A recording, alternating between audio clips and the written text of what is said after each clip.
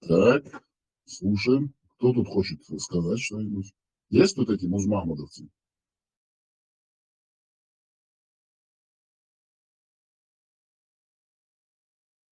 Мы ждем музмахмедовцев. Смотрите, сейчас они заскочат. Если они не заходят, мы эту тему не обсуждаем. Ну, смотрите, сейчас они повестку дня устанавливать будут они. У нас Сегодня другая. свободный микрофон. Сегодня Аллах Акбер.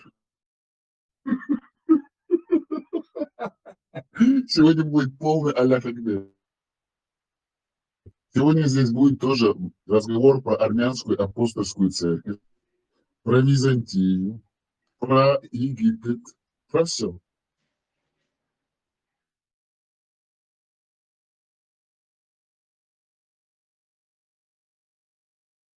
Смотрите, если у вас есть что сказать, мы вас слушаем. Есть возможность сегодня говорить. Потому что сейчас зайдут эти музмахмедовцы и начнут свою тему, как обычно.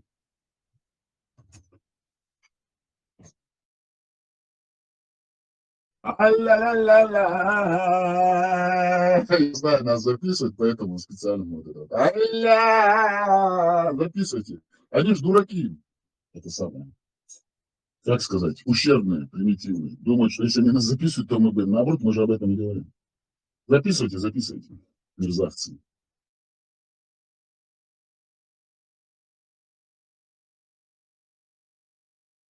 Тут хочет что сказать, пожалуйста, говорите.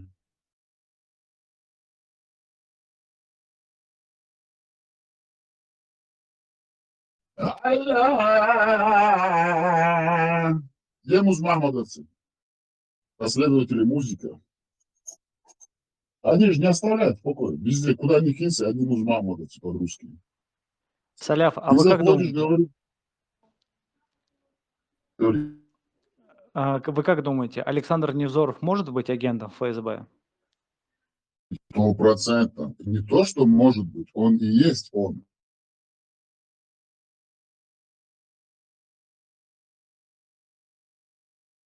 А что, у вас были сомнения?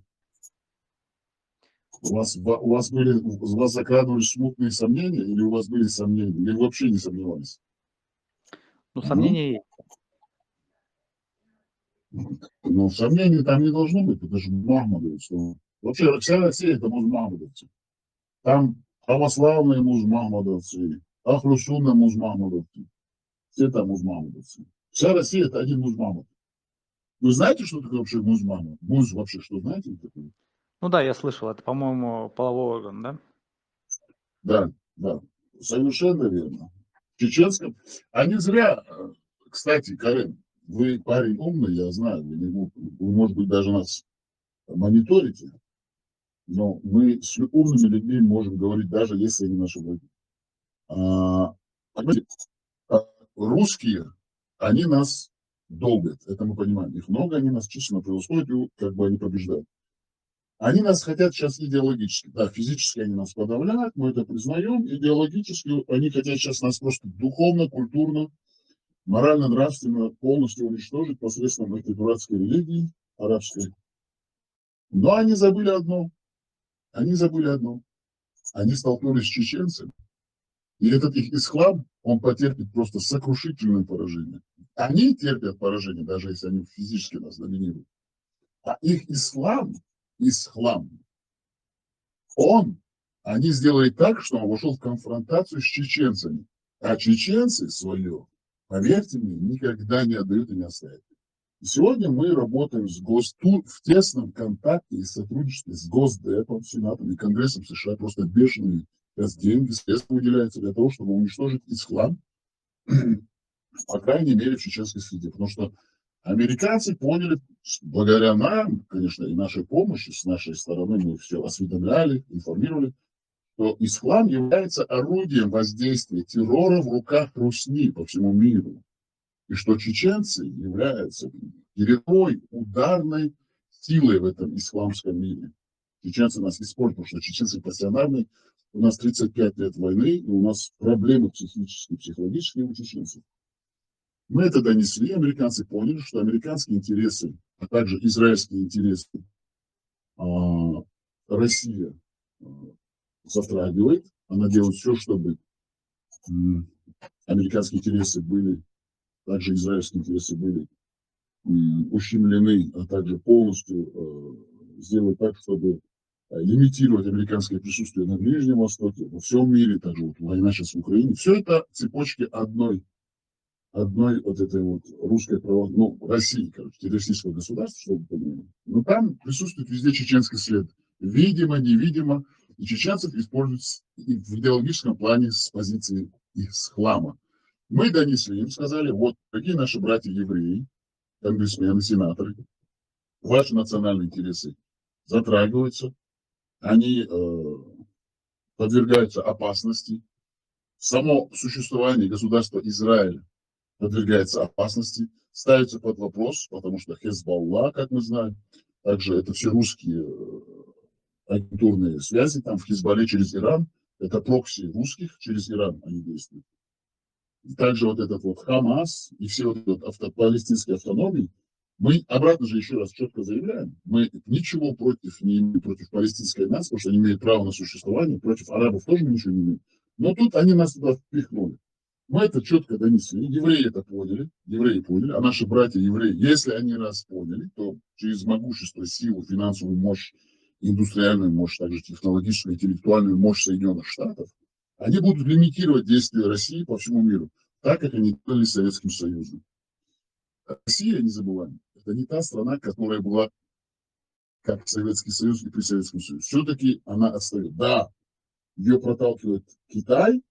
Китай все-таки является мощной державой, но Китай диктатура. И диктатуры никогда не смогут победить свободный мир. Это исторические процессы.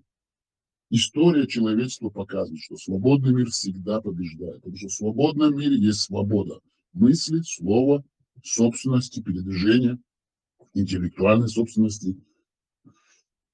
И люди жертвуют собой, осознавая четко, на что они идут. Если надо, конечно же. Конечно же, все, чтобы не жертвовать. Китай является тоталитарной диктаторской страной, авторитарной. И поэтому Китай не сможет противостоять свободному миру. А свободный мир это все-таки такие страны, как индустриально развитые страны демократические, устоявшиеся, как говорится, демократии Западной Европы, Соединенные Штаты Америки, Канада, Австралия. Никому не нужны сейчас конфликты. Мир не такой, чтобы там искать конфликты, но, к сожалению, вызовы брошены, вызовы приняты. Наши братья-евреи с нами работают в тесном контакте, они это осознали. Соединенные Штаты поняли, что если чеченскую карту не выбить из рук русни, русского террористического образования, то у них будут проблемы по всему миру. Потому что у них уже были на территории Соединенных Штатов взрывы такие, как в Бостоне, так называемые чеченцы, но они сами этнические даргинцы. Но прошла информация, как будто это были чеченцы. Потом во Франции учителю вот эту голову отрезал идиот, русский православный Ахрусунчик, который сразу же позвонил в Россию, как мы знаем, по установленным контактам, он связывался со своим куратором из России. Потом был сирийский вот этот вот фактор, где туда массово забрасывались с территории российского террористического образования, выдавая выдавая загранпаспорта чеченцам этническим в Сирии. Потом они развязали конфликт, сейчас вот в Украине напали, они на Украину, там тоже они используют чеченскую карту. Они объявили джихад, священный джихад. Война между двумя так называемыми светскими странами, Украина и Россия. И они умудрились, понимаете, они сами дискредитировали свою религию. И вот тут мы выступаем, чеченцы, они не поняли, с кем они имеют дело Россия. Да, это великая, мощная держава, но они знают, что чеченцы свое не отдают. И тут они сделали так, что чеченские интересы вошли в конфликт с этим исламом. И ислам из чеченского общества, из чеченской нации, он будет изжит, вырван с корнями. Все. Исламу конец, он будет умерщвлен в своем зародыше. Больше никогда они не смогут чеченцев использовать по религиозному фактору. Исламу не место среди чеченцев. Чеченцам уже стыдно говорить, я мусульманин, потому что мы им раскрываем глаза и говорим, если ты мусульманин, то ты кверху зад задний приводный. Ты латентный педераст. Потому что все в религии ислам крутится, вертится про промежности, возле промежности. Их пророка арабского Музмамада, разбойника, мракобеса, сказочника, насильника, маньяка, растлителя малолетних детей. И главное, это все документально. Они сами арабы а также его жены сами документально на основе своих показаний именно, они же современники, рассказов, они задокументировали в своих хадисах и в своем священном Коране. Никто не сможет нам противодействовать, потому что правда на нашей стороне. Мы читаем только их суры и их аяты, а также их хадисы. Все. Россия повергнута. В этом плане, в идеологическом, религиозном, Россия никогда больше, никогда не сможет задействовать религиозную карту, потому что мы сделаем все, чтобы чеченцы вернулись на Нохчева. Все. Все от нас зависит. И уже результаты есть. Очень большие результаты. Ни Какие у один вас чеченец. прогнозы, какие Да, сроки у вас чтоб для полного возвращения в Нохчало? буквально через 2 года вы увидите. Просто даже сейчас ни один чеченец, который сюда выходит, он не может с открытой совестью сказать, что он мусульманин. Потому что он знает, что мы его сделаем, мы ему расскажем правду, и ему будет стыдно ходить и говорить, что он заднеприводный голубой гей латте пизда. Потому что это против чеченской натуры и против чеченского вообще самого мышления, мировоззрения. Понимаете? Вот в чем вопрос. Так что Россия в этом плане проиграла, ислам повергнут, он выкорчеван. Сейчас чуть осталось немножко, поднажмем и все. Вопрос с этим будет решен. А Россия, она все равно проиграет. Тут нет никаких сомнений. Россия просто проиграет эту войну. В Украине она воюет не с Украиной, она воюет с цивилизованным миром. Это война мира, это война с добра, зла, это война мира против войны. Или Россия будет повержена, в какой-либо форме это не было, или западный мир будет платить очень огромную цену. Западный мир вызов принял, наши союзники ближайшие, евреи тоже это осознали, Америка работает с нами в тесном контакте. В любом случае, по любому исходу Россия проиграет. Она обречена на поражение. Вот и все. Если хотите что-то добавить, пожалуйста, нас слушайте. А зачем это надо Америке? Потому что Америка свободная страна, ей Америке нужна стабильность. Америка не может бросить свободные нации, народности, которые стремятся к свободе. Потому что принцип Соединенных Штатов Америки и само существование Соединенных Штатов Америки зиждется на праве и на свободе. Все люди со всего мира, исторически, которые хотели свободу, они уезжали в Соединенные Штаты. Эта страна создана людьми, которые ратовали, грезили и хотели свободы. Понимаете, вот в чем заключается. Это принцип, основной принцип Соединенных Штатов Америки.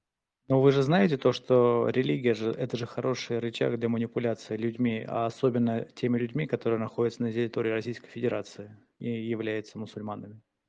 Мы же, И для нас не волнует религия ислам сам по себе. Пускай кто хочет в это верить, даже вы можете верить, мы вам не запрещаем. Но в чеченском обществе исламу больше не место. Это факт.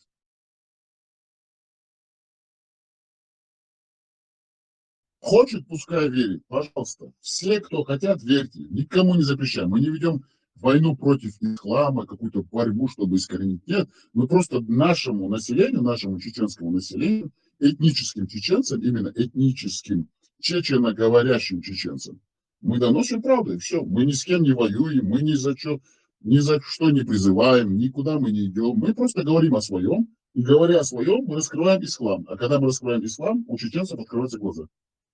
Все, это очень просто. Это как дважды два. Это просто такая простая истина, понимаете? Просто у нас раньше не было возможности.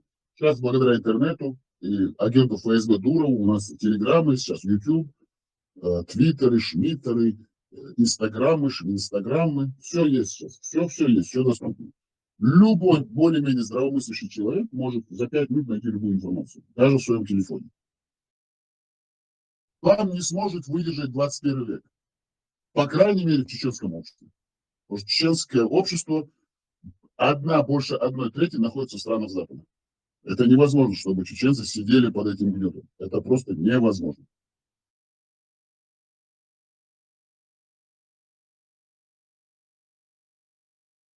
Говорите, Карен, говорите, мы слушаем вас. Мы слушаем вас ради Аллаха. Говорите. Кстати, это же не здорово. Как-то в своем выступлении сказал, что был у нас один чеченец, достоин Лобазанов Руслан. К сожалению, мы его потеряли. И вот этот Невзоров, который поддержал этому Лобазанову, да, а Лобазанов кем был, чеченцы знают. Вот этот Невзоров, я так понял, он пытался там туда, побежал, там, убежище, там, не знаю, вот это Невзоров, это козел натуральный. Козел натуральный. Как и все русские, чмыри. Я вот это скажу. Он такой же чмо, как и все русские, чмыри.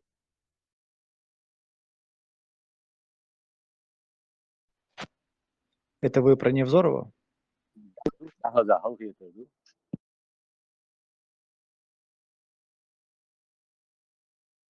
Да, Да, не да, что только Невзоров. про Невзорова, и про всех русских, можно сказать, которые, ну, понятно, да?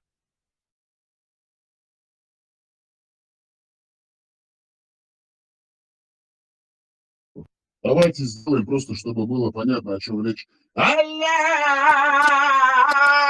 Акбар! Как вам такое? У нас одновременно серьезная политическая передача, программа «Прямой эфир». Также у нас юмористическая, комическая, клоунская, сатирическая. Вот все, что ваша душа пожелает. Могли снимать на кому? Это я, собственно, персона. Как вы думаете, вы вообще вам не то? О, пришли братья мусульмане. Алхамдулилляхи Раббил Алямин. Кстати, Карен, как вам вообще нравится у нас вообще в гостях? Вы уже не в гостях, а у себя дома. Как вам здесь? Да, Нормально? и вы уже, да, Вообще что-нибудь познавательное бывает для вас? практически родны для меня. Конечно, много познавательного. Например, что вот одно хотя бы сделать такое, вот это я не знал, но здесь я это узнал с Питера. Хоть одно вот что-нибудь, одно что-нибудь такое вот напомните нам. Или скажите, расскажите. Ну вот видео я увидел, то омерзительное, да, я такого не мог себе предположить, что такое может быть в вашем канале. Ну это да, это мы, понимаете, нам объявляют, если войну, мы отвечаем еще больше. Посягнули на честь, они посягнули на честь, эти мерзавцы, которые работают на ФСБ, там, ГРУ, СВР, это все мерзавцы, которые сюда заходят, это все агенты, штатные, нештатные, они сами того не подозревают, курируются теми людьми, которые курируют те, и через третьих лиц они здесь проводят свою политику. Они посягнули на честь наших спикеров. А если кто-то посягает на честь наших спикеров, не на честь там вашего покорного слуги, нет, вы же знаете, то, что мне говорят, я все понимаю. Говорят, ты голубой, я говорю, да, я голубой. Ты педераст, я говорю, да, я педераст. Лишь бы свое сказать. Но они посягнули на честь наших спикеров. А кто посягает на честь наших гостей, так как мы чеченцы? А я томанда, это значит томанда. Том, это значит удовольствие, да, отец. Я отец удовольствия, что все те, кто сюда заходит, они мои гости личные. Я отвечаю за их честь. Я должен сделать так, чтобы они все культурно, благородно, красиво, хорошо провели свое время. Вот как вы. Если кто-то посягает даже на вашу честь, мы отвечаем еще в 100 раз больше. Мы будем отвечать еще жестче и жестче и жестче. Если они поднимают планку, мы поднимаем выше. Если они еще сильнее, мы еще сильнее будем бить по ним. Мы не отступим. Если они хотят культурно дебатировать, пожалуйста, тоже мы можем. С любыми оппонентами, даже идеологическими, или врагами кровными, мы можем говорить, но чтобы это было благородно и достойно. Вот эти вот мерзкие удары мы не пропустим. Впахать мы себе не позволим. Хватит.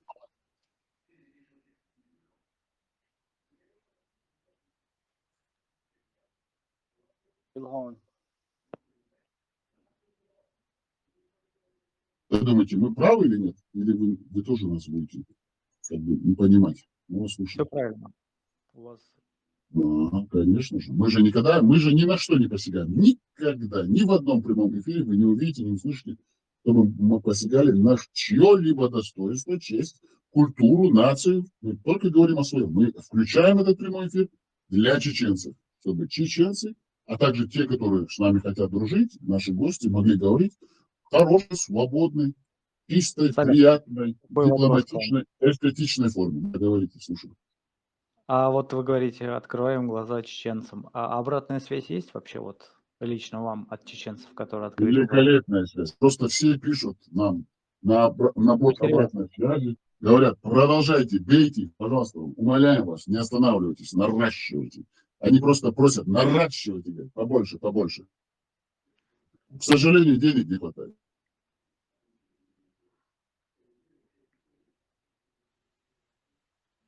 Психоделика, кстати, к нам присоединился. Наш брат во Христе.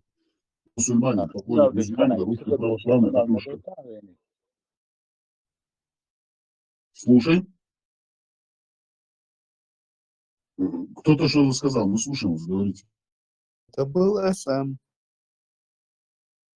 Кто-то что-то сказал. Сэм, вы что-то сказали, пожалуйста. У нас в гостях к нам присоединился. Да. Психоделика, Лейнигу, он уже исправляется психоделика. После этого видео он понял, что он не туда попал. Он хочет выйти из этого замкнутого круга. Он хочет спасти свою задницу, как говорится. Он больше не хочет, чтобы его имели. Так, у нас в гостях СМ, Альфа, Лехак, все окей, say the star, sir, this is sir, international star, психоделика, Ширлэм, освободись от рабства, Аларак, Зейл, Аберзелем, Хамади, Клоу Шваб, Энгбегост, Собор, Шафи, Карен, так далее, так далее. Давайте, смотрите, дорогие друзья, у нас сегодня очень хороший, прекрасный эфир. Мы будем зачитывать информацию, чтобы выносить просто в пух и прах и разносить этот ислам. Рассказываем сказки, арабские сказки, а также сказки Мюзмямада, чтобы влажные мечты, похотливые, развратные мечты Мюзмямада, а также все сказки Мюзмямада, чтобы завладеть властью или там обмануть своих же арабов, бедуинов, кстати. Это же его арабы, это же не наши арабы. Так, упоминание, давайте, самый интересный момент, что Коран – это священная книга, понимаете ли?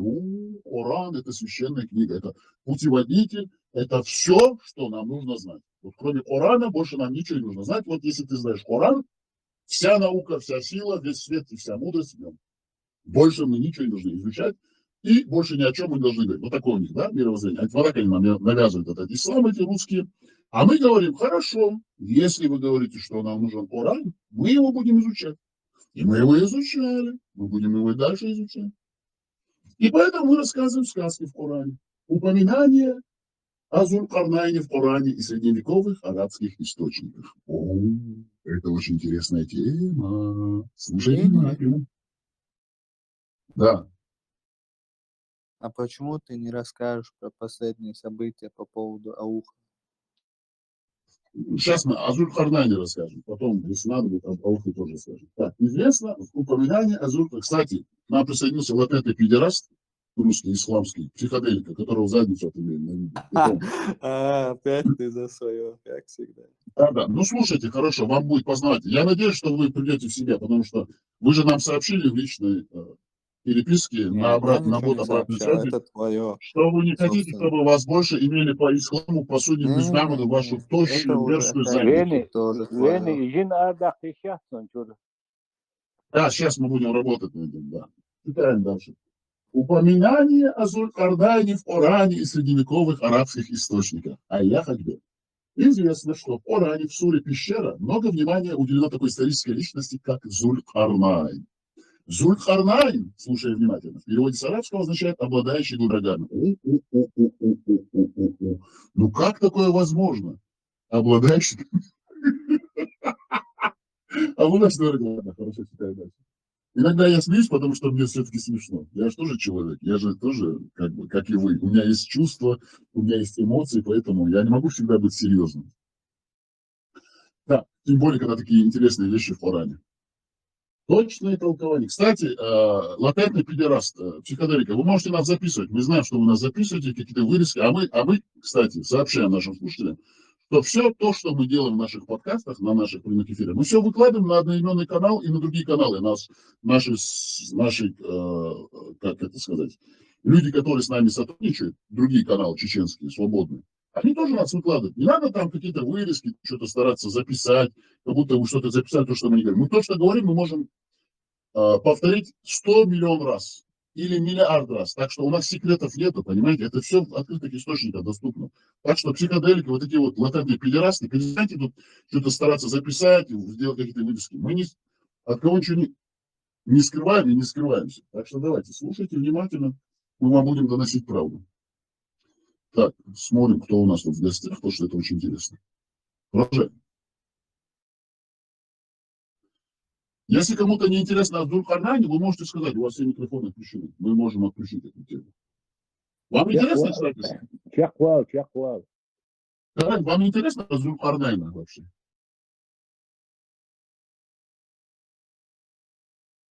Вас интересует Зулхарнайн?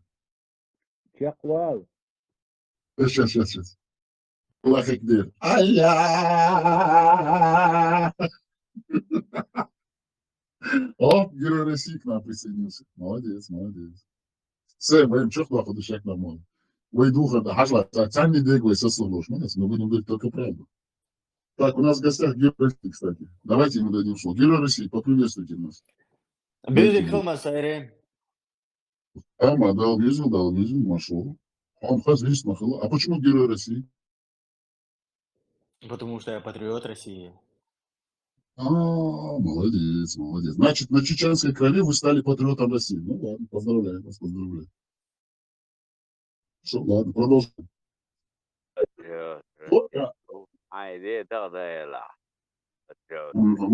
Да, амин. Мы можем сказать только Амон-Ра, амин и так далее. Кстати, у нас в гостях герой России, чеченоговорящий герой России. Русский под русский или под русской перхоть, как мы говорим. Ну ничего страшного. Кстати, вы мусульманин, герой России? Несомненно. 100%. Хорошо, значит, суннитского толка шафиитского масхаба. Хорошо, значит, вам сейчас много нового интересного вы услышите от нас. Вы знаете, что вы в секте Музмамада находитесь? Вот, именно суннитской вот этой. Я не понял, о чем ты.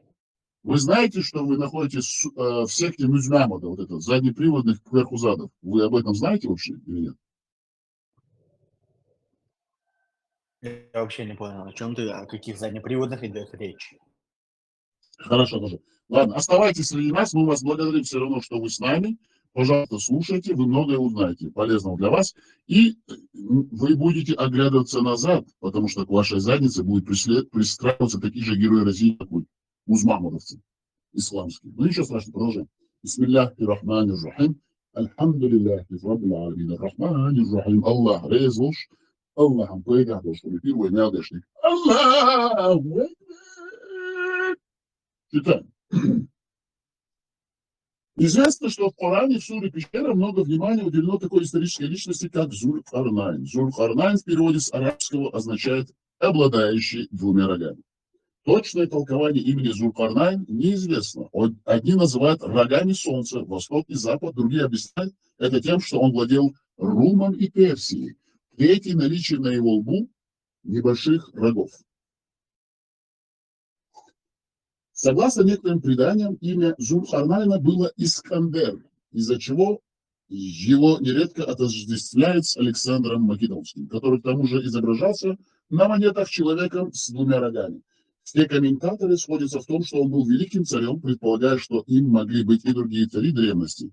Некоторые историки, Хуртуби, Ат-Табари, Ибн Асир, извиняюсь, прошу прощения, утверждали, что Зуль-Харнайн жил во времена пророка Мюзмахмада, нет, не Мюзмахмада, а другого пророка, Ибрагима, а значит Авраама. Мир ему и даже совершил вместе с ним паломничество в Мекку. Следует заметить, что Зуль-Харнайн упоминается не только в Коране, но и в предыдущем небесном писании Торе. Заостряем ваше внимание, о нем пишется в Торе. А как мы знаем, Мюзмахмад являлся вором и именно он был не то что вором, а именно он воровал именно интеллектуальную собственность. Вот это как бы сегодня сказать, вот плагиатством занимался. Вот, правильное выражение, он был плагиатом сильнейшим. Поэтому он с Торы все это и взял. В Небесном Писании в Торе.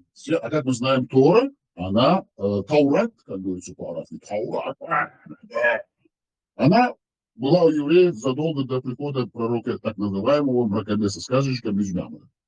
Связь между двумя этими источниками заключается в том, что согласно хадисам, повествующим о ниспослании 83-го аята суры «Пещера», они спрашивают тебя о Зуль-Карнайне. Этот вопрос задали посланнику Аллаха Мухаммаду, мир ему и благословение, иудеи или курайшиты, подстрекаемые иудеями.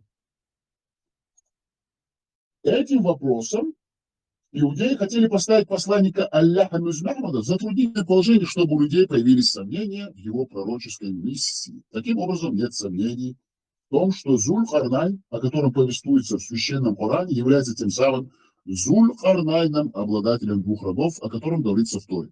Особенности, которыми описан он в двух небесных писаниях, во многом совпадают. Сегодня традиционная историческая наука подвергается переосмыслению. И Коран, как бесспорный исторический источник, конечно же, он является все-таки историческим источником, мы это не отвергаем, помогает историкам в этом процессе. Самое интересное, что после жизни пророка Мухаммада, мир ему и благословение, в средние века, сведения, изложенные в священной книге мусульман, получили свое дальнейшее подтверждение. Существуют средневековые арабские источники, которые признаются всем современным научным миром как неопровержимые. Обратимся же к дальнейшей истории вопроса, изложенной в арабских источниках, примерно в 844-846 годах от Рождества Христова, владевший 30 языками книжник Талам ат-Тарджиман Талмач по поручению багдадского халифа Васика отправился в долгое путешествие на восток.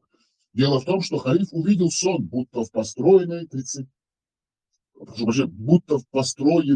Зуль-Карнайном стене образовался проход. Поскольку стена эта была возведена, чтобы надежно запереть до скончания веков злые, агрессивные, многочисленные, слушайте внимательно, народы Гог и Магог, а тут мы делаем аналогию с Великой Китайской стеной. Понимаете, да, о чем речь? Они все это выдумывали сказки. Там же китайцы построили эту стену.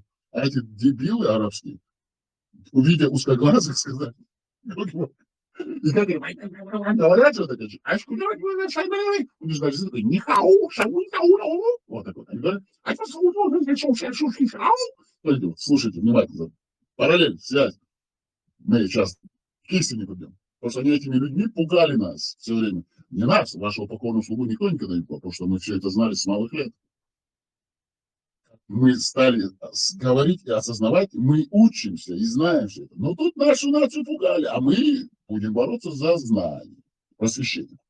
Злые, агрессивные и многочисленные народы Гог и Магог, это значит Яджудж и Маджудж. Ну это же смешно, ну понимаете, да, это смешно. Понимаете, сейчас вот аналогия, китайская стена, Гог и Магог, и тут Яджудж и Маджудж. Халиф не на шутку встревожился и повелел Саламу срочно отправиться к стене, чтобы проверить, как с ней обстоят дела и есть ли угроза вторжения. Понимаете, да, вот эти арабские бедуины, музмахмадовцы, пошли туда к стене, увидели там узкоглазых и сказали, о, как хорошо, что это есть стена. Значит, за этой стеной есть вот эти народы, Яджуджи, Маджуджи, Гоги, Магоги. Их очень много, а да, их было очень много, потому что Китай это вообще мировая цивилизация. Они вообще древнее всех древнейших. И они на ту стену, которую построили китайцы, они начали типа проверять, чтобы оттуда те к ним не пришли. Тогда как китайцы строили эту стену, чтобы такие мудаки, как они, педерасты кверхузады, заднеприводные, воры, бракобесы, а также сказочники, к ним не приходили наоборот. Понимаете, как они перевернули историю? Ну хорошо, дальше читаем. Яджудж Маджудж, халиф не на шутку встревожился и повелел Саламу срочно отправить. Придают значимость своей арабской цивилизации. Понимаете?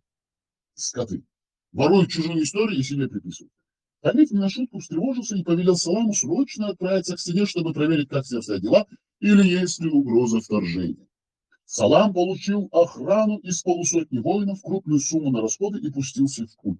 Миновав царство аланов, предков нынешних, они говорят, осетин, но мы знаем, что осетин – это ираноязычная народность, которая во время иранской, вот этой сасанистской, персидской конкисты, завоевания новых земель, просочилась через Дарьял и заняла этот Дарьяльский проход, единственный в то время именно через Кавказский хребет, посередине.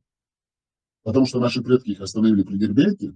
Дальше это, ни персы, ни арабы не смогли пройти. Но они тут пришли, эти осетины. Не осетины, а иранцы, сасанид. Потом их назвали осетины. Миновав царство, значит, это иранская народность, персы. Понимаете, о чем речь? Ну, мы связь делаем историческую, чтобы было ясно. Обратно же напоминаем всем нашим слушателям, у нас нет никаких претензий ни к осетинам, ни иранцам, ни персам, ни сасанидам, ни туркам-сельджукам, ни этим османам, никому нас не претензий. Мы просто рассказываем историю, как есть.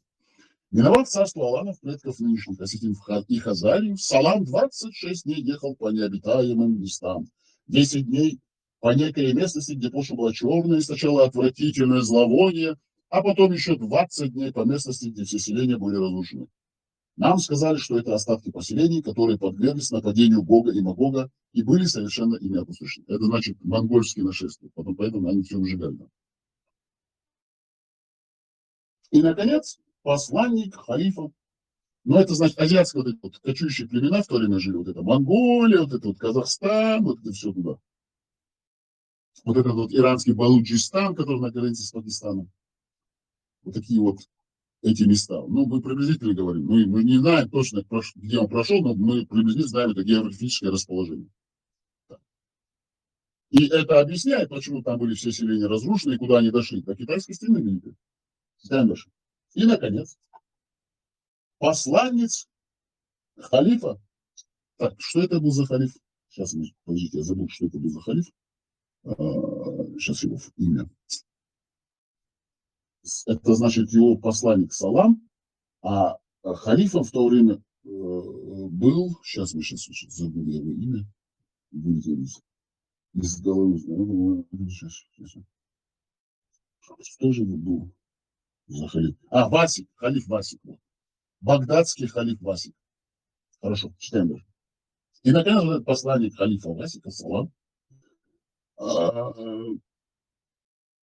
И, наконец, посланец халифа достиг укрепленных районов поблизости от горных цепей, на одной из которых находится стена. Там мы нашли людей, говорящих на арабском и персидском языках. Нормально, это все объясняет то, что Персия, это же была все-таки до Индии и до Китая, поэтому нормально, что там люди, говорящие на персидском языке, и, конечно же, на арабском, потому что арабы же это бедуины, они же на блюдах перевели шелковый путь.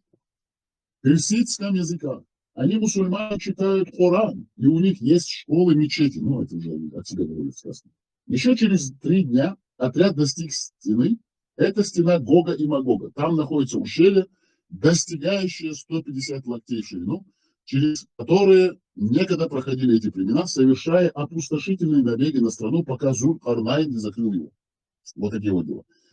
Это объясняется, потому что Александр Македонский является величайшим полководцем, и он завоевал Персию, и Переднюю, и Ближнюю Азию, вообще все он завоевал.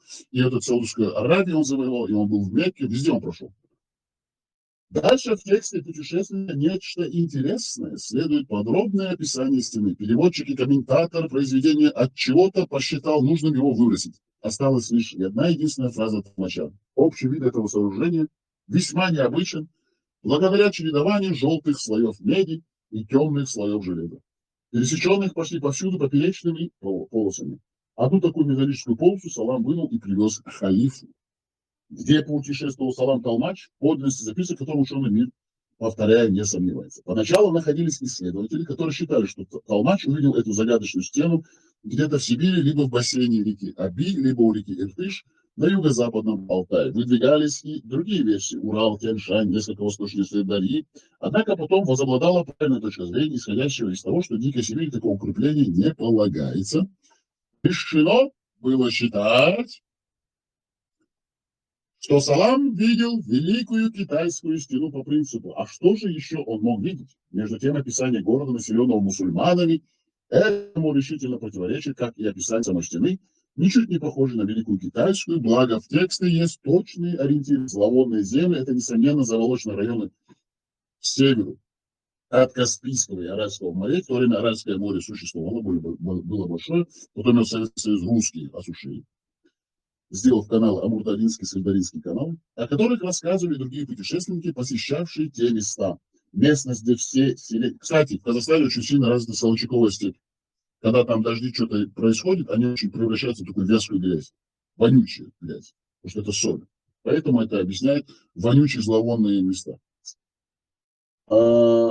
Посещавшие те места, местность, где все селения разрушены, это с огромной долей вероятности земли западных уйгуров, подвергшиеся опустошительному нашествию кыргызского каганата, где же здесь китайцы, и причем тут они? Стена из меди и железа, замыкающая горный проход шириной 150 локтей. И чуть не похоже на Великую Китайскую. Почему публикатор текста, известный немецкий географ, Хенник, опустил самое интересное подробное описание стены? Зададимся вопросом, почему? Неужели хотел что-то скрыть? Ну, там же начинаются эти гипотезы, но мы-то знаем, о чем речь. Так, давайте, знаете, что тогда сделаем, дорогие друзья? Я знаю, что вы все такие благоверные мусульмане. Пока я вам даю минуту, пожалуйста, кто хочет что-то сказать. И мы посмотрим описание китайской стены. Восход на китайской стены. Кто хочет добавить, что-то добавлять. Вене добавить да умдатер и герой России окорочка и глазус, да, вистлита минута. А еще раз. Пожалуйста, у него микрофон включен, говорит.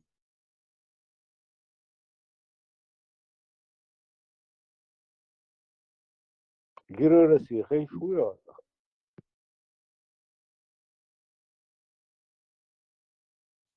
ودير صوم خير خذوا زيادة. Действительно, герой России, вы. ورزوج مدويا.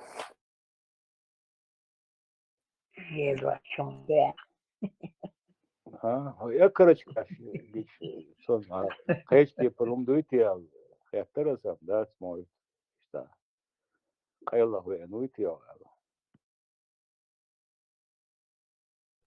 царь худик бог бинаун, дарья.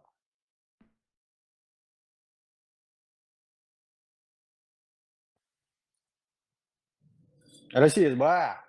Бах, шаману, он, герой России, кия, стешиор, он, царь моря, уко.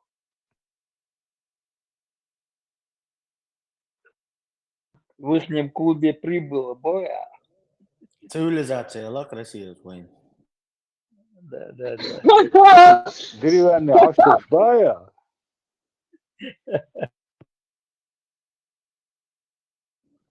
Деревянный хуя, ячейк. Цивилизация, водопровод, канализация, технологии, ну, Потом белок. Давай. институт, машин, шкемнаш, гезе, шарик. Давай. أتأح أوج شندبوخ أشتخنك أوج شندبوخ إنت канализатин أوج شندبوخ بيشح يحقالا Беша, я юрта, херду юрта. Каждый дом подвести шмаяцы. В городах городская канализация. главное городской хилчан Явно, неявно, годуться разом. Запускай Отца одноразово. претензии. претензии дерью претензии очень Герой России. Отходите, говорит, запускайте одноразово, боже, видишь? Через одноразово у нас. Одноразово. герой России خلج أوكرانيا عويعة أكثر عويعة Шарик, воквиш, мулат. Ты чё? نحو герой России патриот России مويعة عندها в первых рядах смогу Ханс Эллов, с чего ты взял? Ханс Эллов, первый раз. Да, дорогие друзья. России Масагуло, да. В первых рядах, герой России Масагуло. Герой России собрали. Подождите, дорогие друзья. Можно я задам вопрос? Да, он Салям, можно я задам вопрос? Да, задавайте, но мы сейчас продолжим, потом зададите. Один вопрос, пожалуйста. Герой России МГО, Дершвуо. What? Бесполезно. Давайте, пускай он с нами сидит, ничего страшного, сейчас он поймет, чего он герой. Смотрите, давайте тогда, вот мы информацию зачитаем про китайскую стену, чтобы было понятно, что это совпадает, а потом мы суры и аят из Корана зачитаем. Описание. Стена проходит по Северному Китаю на протяжении 8851,1 километров, а на участке Бадарин располагается в непосредственной близости от Пекина. Это длина среднего сооружения эпохи династии Мин, причем сюда входит 6259 километров, Собственно, стен 359 километров, рвов 2232 километра естественных защитных рубежей в виде холмов и рек. Длина стены со всеми ответвлениями составляет 21 196 километров. Толщина Великой Китайской стены составляет 5,6 метров в верхней части и не превышает 7 метров в нижней части, а высота в среднем от 6 до 8 метров максимально достигает 16 метров. Правильно, 6-8. Там было сделано так, чтобы китайская кавалерия по ней проходила. Я по памяти сейчас изучал ее когда-то. 6 всадников должны были пройти по китайской стене проскакать. Сооружение простирается вдоль горной цепи. Я могу ошибаться, это по памяти говорю. Сооружение простирается вдоль горной цепи Иньшань, огибая все отроги, преодолевая... Видите, горная цепь, вот оттуда они пошли. Огибая все отроги, преодолевая как высокие подъемы, так и весьма значительные ущелья. На протяжении многих столетий стена меняла свои названия. Изначально она называлась барьером, разгулом или крепостью. Позднее стена обрела более поэтичные названия, такие как пурпурная граница и земляной дракон. Тут очень интересно сейчас. Прочитай. А стена, конечно, разлагается. Очень много времени прошло.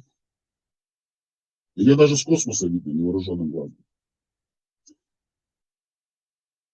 Вот такие вот, и именно она вот в горной цепи, горная гряда, очень все соответствует и совпадает с тем, что сделал Зуль-Харнайн, а также вот этот вот салам, которого послал Васик, багдадский халиф. Так, это мы как бы уже закрепили. Кстати, информация сброшена в ленту нашего канала в печатном формате. Если хотите, пожалуйста, можете пройти, прочитать.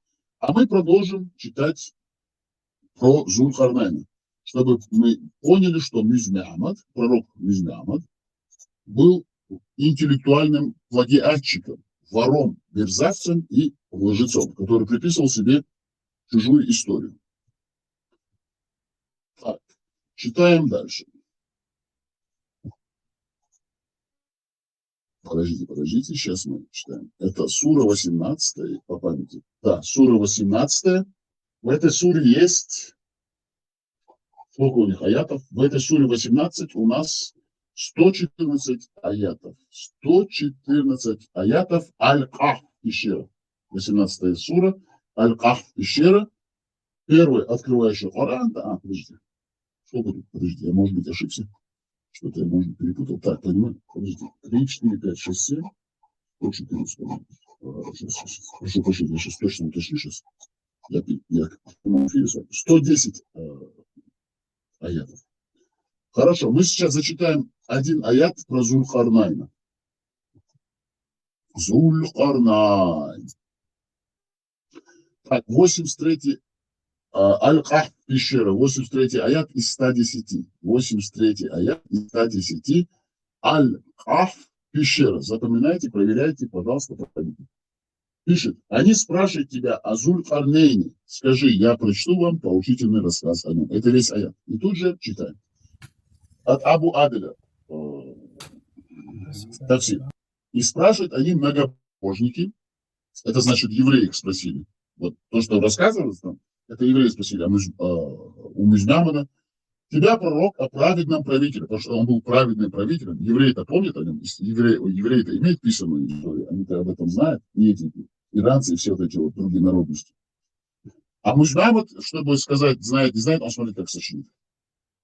О праведном правителе Зуль-Харнайне. Скажи им, я прочитаю вам о нем упоминание, расскажу о нем. Все, больше там ничего нет. Второй тавсир от Ас-Саади, толкование. Они спрашивают тебя о Зуль-Харнайне, скажи, я прочту вам поучительный рассказ о нем.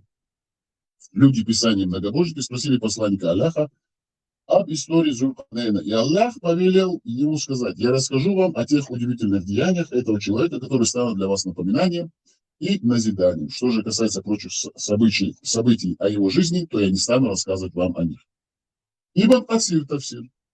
Всевышний говорит своему пророку, да благословит его Аллах и приветствует. Они спрашивают тебя, о Мюзмямад, о Зуль-Харнайне, о его истории. Как об этом было сообщено раньше в 5 аяте. Там есть 5 аят. Мы читаем. Неверные Мекки отправились к людям Писания. Люди Писания — это христиане, которые обитали в нынешнем Иерусалиме, в Медине. Кстати, в Медине тоже в то время были уже христиане и иудеи. И поэтому Мухаммад в своем Коране, в своих сказках, вот этих аятов, которые он сам сочинял, с помощью Хадиджи, наверное, там тоже в начале, а потом уже сам начал сочинять. Хадиджа тоже очень хитрая была женщина. Люди Писания. Отправить люди Писания, спросить у них, как испытать пророка Аллаха, Мухаммада, да благословит его Аллах и приветствует, те сказали им, спросите его о обитателях пещеры, о Зуль-Карнайне и о духе.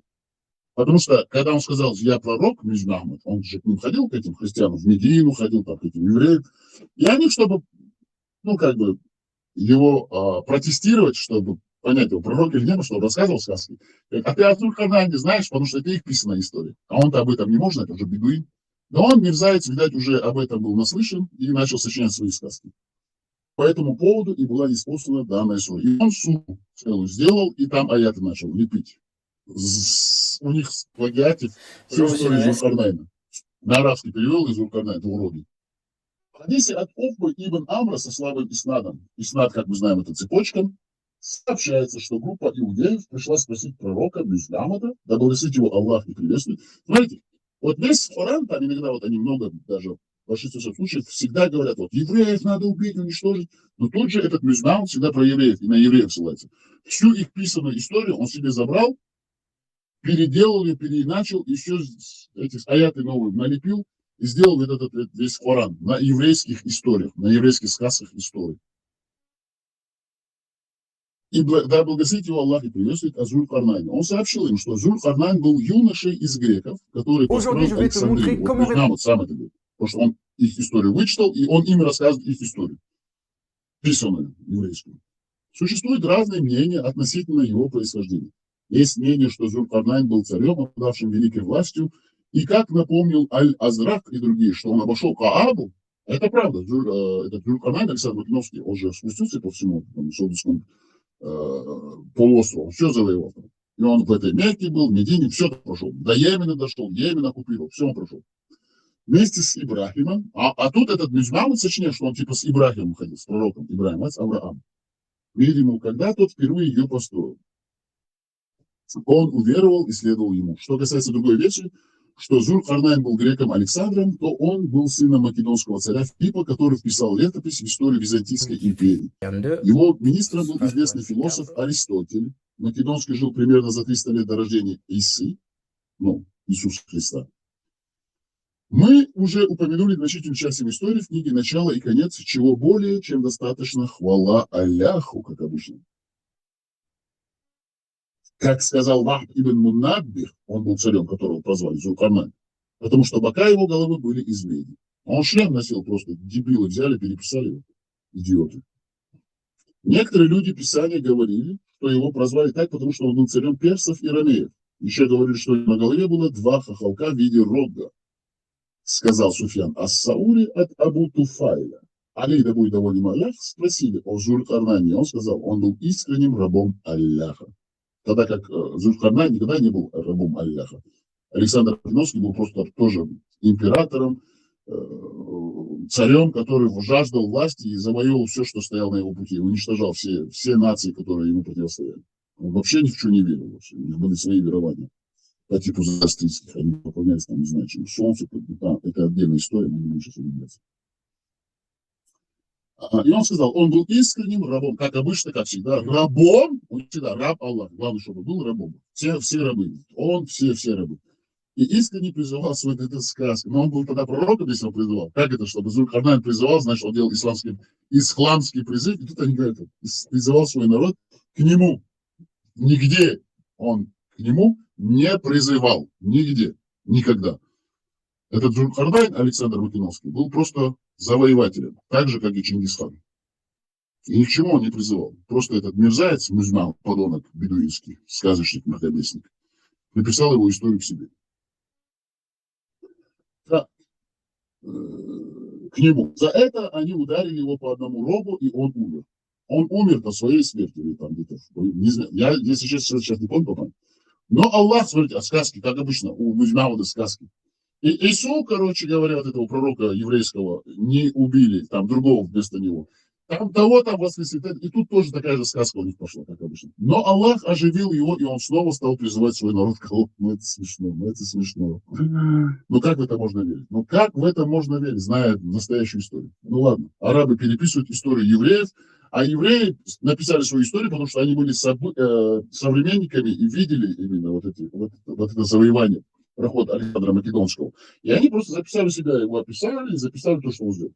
А этот мерзавец, мудак конченый, взял их историю, своровал и переписал к себе, и сделал так, как будто к нему Аллах, истукан вот этот черный камень арабский, идол смерти, тьмы, мракобесия, типа он ему спустил аяты. И он просто их историю переделал к себе и сказал, к нему он призывал, к Аллаху. Да нигде он никогда ни к чему не призывал. Что они рассказывают сказки?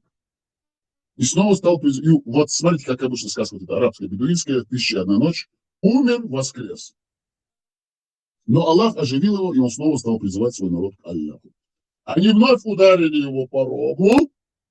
Ну, представляете, сколько раз можно бить по этим рогам. И он умер. И его прозвали двурогий. Вот и все. Говорят, что его называют двурогим, потому что он достиг, прошу прощения, потому что он достиг 2 краев земли. Да, он достиг, на самом деле, это он пошел на восток и на запад, но он не ходил на север.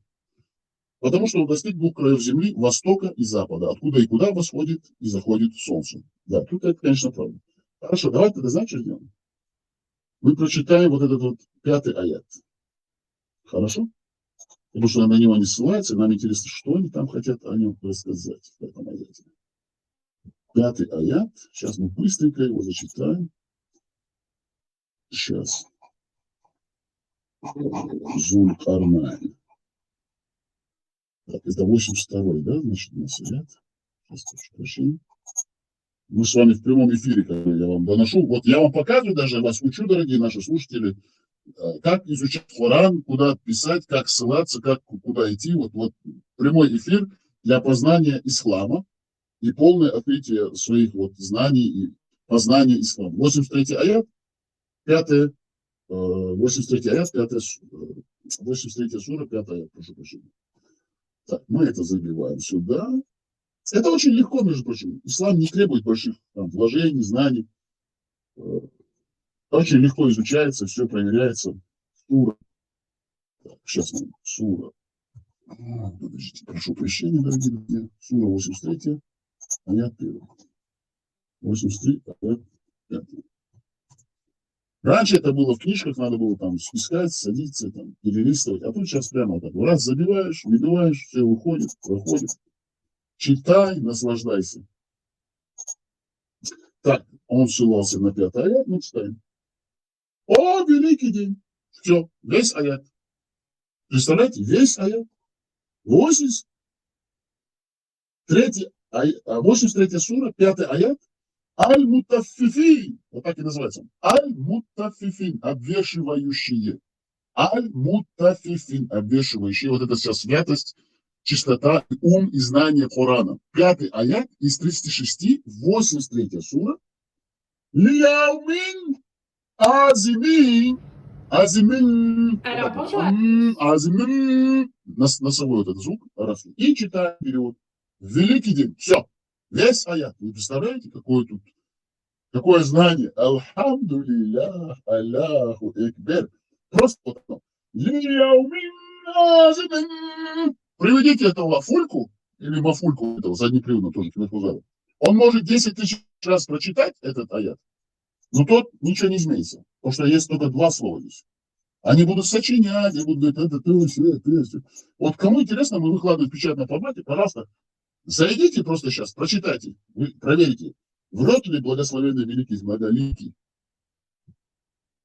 всемудрый, всезнающий, салят или нет. Вы можете проверить в прямом эфире. Мы же не скрываем, наоборот, хотим донести весь этот ислам до наших широких чеченских масс. 2 слова. Лиямин, азимин. Великий день, весь аят. Так, тафсир, хорошо. Абу Али начинает тафсирить. Для одного великого дня в день суда. Все. Больше нет тафсира. Ас-Саади. Он взял, просто повторил. Великий день. Все. Тоже. Больше ничего не будет. А Ибн Касир пошел чуть дальше. Смотрите. Великий день. Смысл аята. Разве эти люди не боятся воскрешения? Когда они предстанут перед тем, кто знает все скрытое и тайное. Великий день ужаса и страха, когда обвешивающий войдет в пылающий огонь. Все. Ну что тут? Нужны ли здесь другие комментарии? Я думаю, комментарии излишни. Ах, ну как так можно? Всю жизнь вот так вот наших предков обманывать. Русские пришли со своими татарскими, этими аварскими, татарскими, кумыкскими муллами. Обманули нас всех, в рабство загнали, вот это вот исламское. Физически нас уничтожили и сделали из нас дебилов. Ну как так можно? Ну что ты будешь? Так не стыдно даже иногда будет, что так они себя дали облапошить. Так, 83. Как так можно? Просто не стыдно. Несерьезно, очень стыдно. Сура 83. Как же это все-таки пошло и мерзко? Как можно эту книгу взять и сделать путеводителем для жизни, вот именно, примером, как сказать, источником знаний? Ну это просто идиотизм. Ну это просто идиотизм. Ну как так можно? Сейчас, подождите, сейчас мы зачитаем. 83. Смотрите, вот суры, аяты. 83 именно аль-муттафифин, обвешивающие там, сколько там аятов, сейчас посмотрим, сейчас 36 аятов. 36 аятов. А Зуль-Карнайне говорится, сура 18, аль-Кахф пещера, да, сура 18, 6 мы зачитаем, сура 18. И посмотрим, сколько там этих вот, сура 18, сколько там этих аятов. Так, сейчас. Так, берем, просто копируем, вставляем, читаем на любых языках. Все тут есть. Бояться не надо. Абсолютно бояться не надо. Так, сколько тут аятов? Сура 18, аль-Кахф пещера. Тут у нас, сейчас, я смотрю с вами в прямом эфире изучаем Коран. Коран для чайников, как говорится. 8.6 пока я вижу здесь сейчас. О, да тут их знаете сколько? 110 аятов. 110 аятов 18 суре. Это все тут рассказки про Зуль-Карнайне. А вот, смотрите. Давайте, я просто я быстро так пробегал глазами. Толкователи Корана говорили, что Зуль-Карнайн покинул восточные земли и отправился на север. Он дошел до места по обеим сторонам, которые находились в горных хребты. Кстати, это 18 сура, 93 аят. Горные хребты, которые были хорошо известны в те далекие времена. Эти горные хребты упирались в моря, а между ними обитали племена Яджудж и Маджудж. Ну как это можно принимать всерьез? За этими хребтами проживал народ, который почти не понимал иноземную речь. Конечно, они будут понимать арабский язык, на китайском. Они отличались от остальных людей не только языком, но и образом мышления и качествами. Однако Всевышний Аллах научил Зуль-Карнайна понимать их речь и образ мышления. Он обратился к этому народу.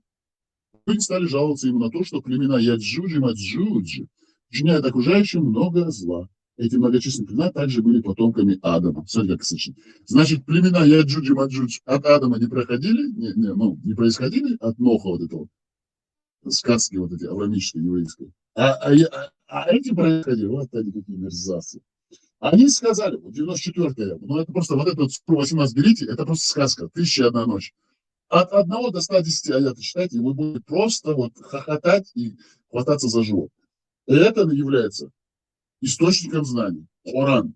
Священная книга мусульман. Понимаете? До искончания света, до искончания вот этого всего человечества этот Коран никогда не изменится. Он просто, Мухаммад своими сказками увековечил сказки аврамические, но их переделал, сделал так, как будто ему Аллах прислал. И на все века укрепил их в Коране. Вот такой наш сказочник Мухаммад. Да, кстати, кто мне не верит, зайдите в любую мечеть и скажите этим исламским, русским православным, ФСБшным муллам и другим муллам, вот этим салафитам, вот это все каналы Ниса, Шмиса, вот эти все специалисты по исламу, фульки, мульки, шмульки. Пожалуйста, расскажите нам про суру 18, все эти 110 аятов, раскройте их нам. Это является путеводителем, да, Коран, как это сказать, инструкция к жизни, по жизни вот, для мусульман, да, все в Коране, вот, смотрите, читаем, 18 сура, 94 аят. Они сказали: о, Зуль-Карнайн, Яджудж и Маджудж, Гог и Магог распространяют на земле нечестие. Быть может, мы уплатим тебе дань, чтобы ты установил между нами и ними преграду. Сочиняет сказку. Китайцы построили свою великую китайскую страну, а эти мудозвоны, мудаки кверхузады заднеприводные, арабские, сочиняют, что это сделал Зулькарнейн.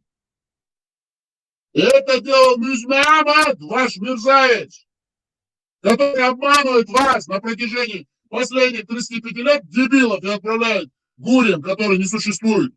Из-за этих мудозвонов, кверхузадов, заднеприводных, мы потеряли свою родину, свое государство, свою нацию, свою культуру. И вы будете заходить на рассказы сказки. Это является источником знаний. Величайшая книга. Мюзмеамад. Мерзавцы, лжецы. Обманывал, всю жизнь он обманывал. Чужую историю переделал, к себе приписал. И вас, дебилов, учил, типа, доносил вам правду. А его, типа, правду, музмамадовскую, русские православные, эти ахлюсунна имамы, которых нам прислала Россия, царская Россия прислала, они этот ислам лучше вас знают, эти русские. Их ФСБшные, эти все мулы. Они рассказывают эти сказки, сидите тут, верите. Мюзмеамад. Гурьева. Какие гурья? Еще и птица. Вы что, больные, что ли? Зачитываю снова.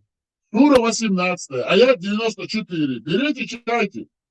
Они сказали: о, Зулькарнейн!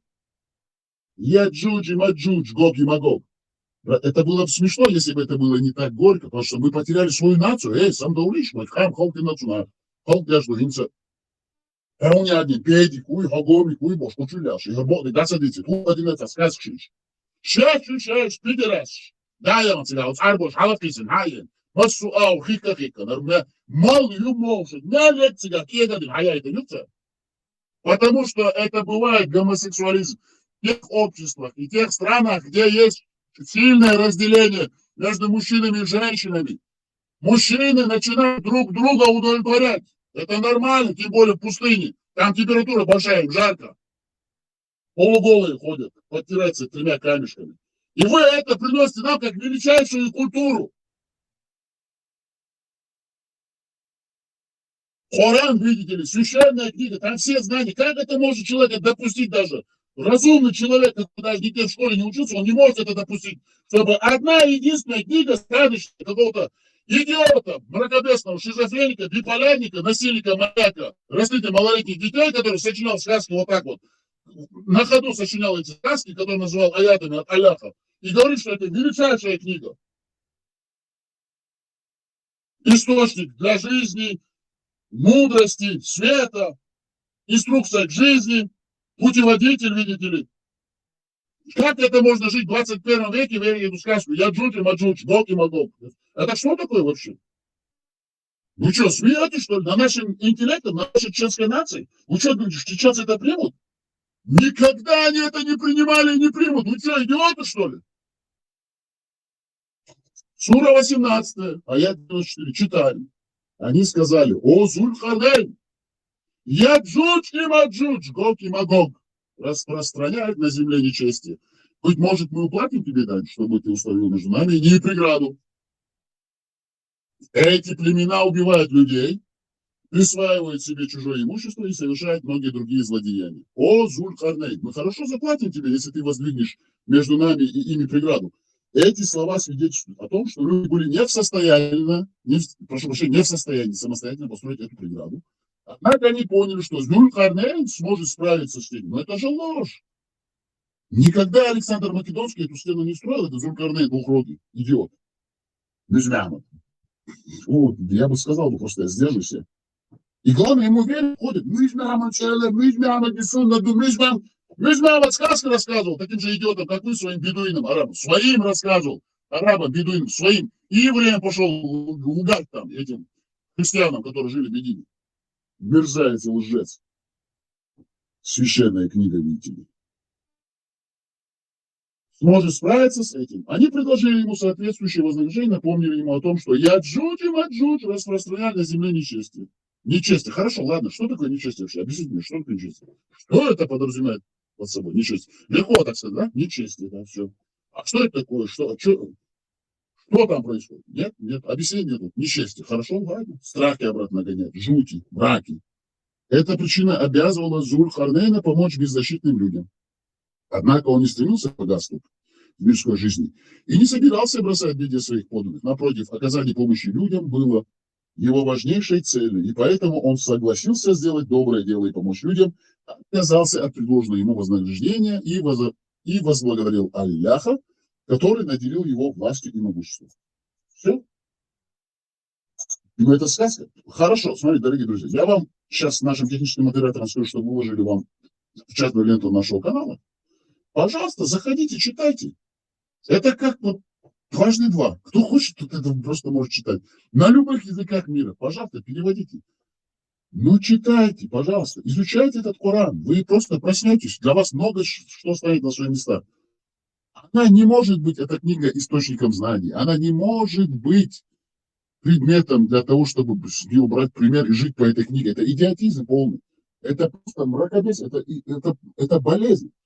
Это психологическое расстройство. Одно другому не соответствует, одно другому противоречит. Хорошо, я больше читать не буду сегодня, потому что мы ограничены во времени. Я сейчас дам возможность нашим участникам, слушателям поговорить минут 30, а потом мы должны будем завершить наш прямой эфир. Кто хочет что добавить, пожалуйста, говорите. Я вам всем даю слово. Вени, вот самым нам масапети, от моря до моря, салям шахира. А? От моря до моря горы, салам шахира. Да. Ну, и Китайские стены, тигама бачи море, сани. ну, посмотрите, там вот закинули в печатный канал этого, там есть горы именно, вот где на границе вот Индия, вот этот вот Балуджистан, Афганистан и до Китая. Эти ущелья горные. Пожалуйста, посмотрите, вы увидите. Просто если он идет от Средиземного моря, от Красного моря, он уходит на Индийский океан и проходит возле Аральского, а также Каспийского моря.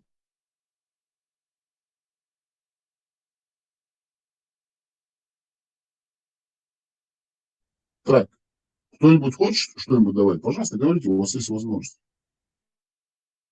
Это же свет всех знаний здесь, ну, то, что зачитывали. Это источник, как это, путеводитель, инструкция для жизни. Кто может дать Яджудж и Маджудж современному человеку вообще? Что это такое? Герои России Дихар. Да, кстати, герои, это буряты, тувинцы, да, я так понял? В гостях боевой чеченский ворон со скандинавским окрасом, Криксраун, Зуб, Фриман, Булат, ваш брат Ахи, Абаргзелом, АПМ, МГБ, кого тут только нету. Вольф, это значит, это самое. Арчи, да, хорошо. Так, этот вообще нецензурный парень. Но мы зачитаем его ник, это значит, он сам Киек Альп. У нас в гостях Киек Альп, кстати, зачитываем, мы не стесняемся. Если он выбрал себе такой ник, значит, он и есть Киек Альп. Это в переводе чеченского проход анус. Так. Кстати, как вы лодку назовете, так она и поплывет. Если ты Киек Альп, вся жизнь у тебя будет как у Киек Альпа. Запомните это раз и навсегда. Герой России Бог. И Бог, дух. Нет, тут один другой есть. Ну, вы рассмешили. Да, что, а у чеченцев с юмором все нормально. Юмора у вас, короче говоря, как говорится, не отнимешь. Тут другое это самое Киегор. А ты герой России, этот изымца Киегор, говорит, да, по жизни. Архица Киегор, куза. Щи его ж даже, алса в глота мукы. Пол бела Киегор, шияться, но в чему отвечу, Киегор, лыж.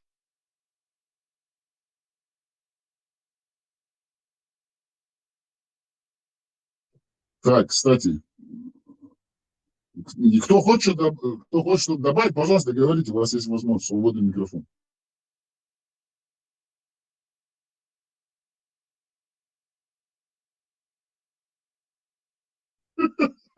Вот я сейчас вам просто говорю, да, я читаю вот это обратно перечет, для себя так смешно, когда я читаю это Коран сура. Я вам серьезно говорю, когда я читаю этот Коран, я тупею. Я становлюсь глупым. Чем больше я читаю, тем тупее я становлюсь. Смотрите, сура 18. Там были секундочку. Там горы от моря до моря. Вирішмен, да? Смотрите, вы вообще. Это не, они, надо понимать географию, чтобы понимать. Вот если взять Каспийское, я говорю, Средиземное море, когда ты ведешь на восток, ты доходишь до Афганистана, вот этот Китай, вот это вот Тяньшань, уйгурский, вот этот Синьцзянский автономный округ, там же есть же горы. А там уже и китайская стена, поэтому так надо смотреть. Кавказ это не имеет отношения к этому. Сура 18, аят 97, все-таки я вам прочитаю. Сура 18, аят 97. Читаю, слушай. Они, племена Яджудж и Маджудж, не смогли забраться на нее и не смогли пробить. Ну, просто мне так смешно, знаете почему? Потому что это же китайцы ее построили. Они так сочиняют здесь, вот этот Музмама так сочинял, что как будто...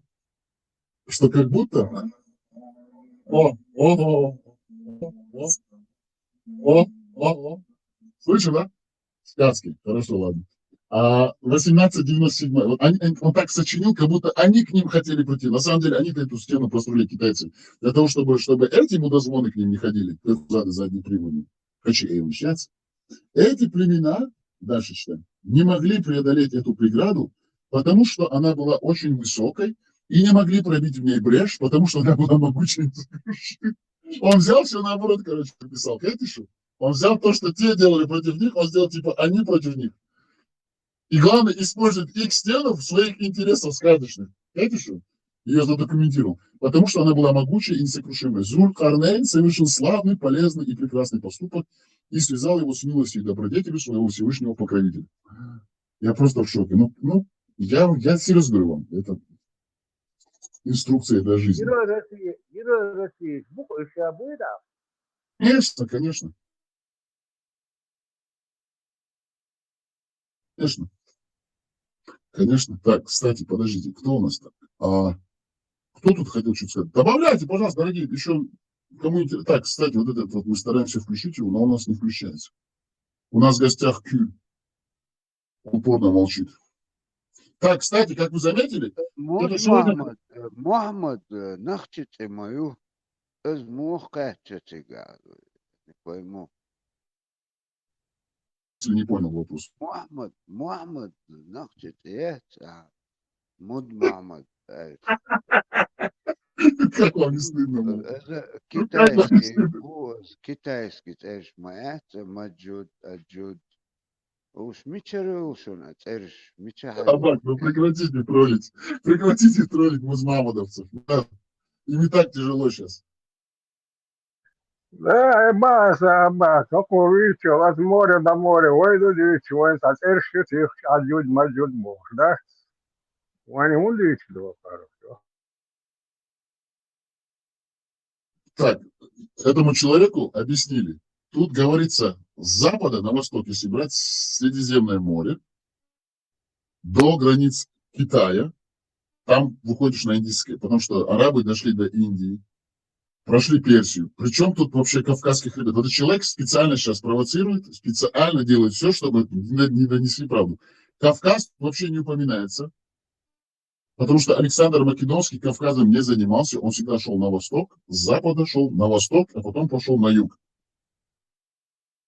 И он дошел до китайской стены. А Музмамад, ваш лидер, которого вы уважаете, арабский сказочник, мракобес, мерзавец подлый, взял всю историю, переписал еврейскую и им рассказал по новой. Потому что евреи ему задали вопрос. Ты знаешь про Зулькарнейна? Его оскорблять, моби, нахчи уоз, молиться, нахчи уоз. Ну, вот ногчи, я не понимаю, милуй ногчи. Цик давахан, ау, цер давахан, иштахан сан эрбер, давахан цига. Просто там вырос. Царь говорит. Кто говорите, Аббак? Я не понимаю, вы о чем говорите вообще? Музмамад, вот, шабашки вохан, там застрял, и циги, Шабашка. Смотри, давайте я зачитаю вам сейчас Суру 18, аят 99. Сура 18, аят 99. Так вы поймете, кто такой Музмам и как он на шабашку попал.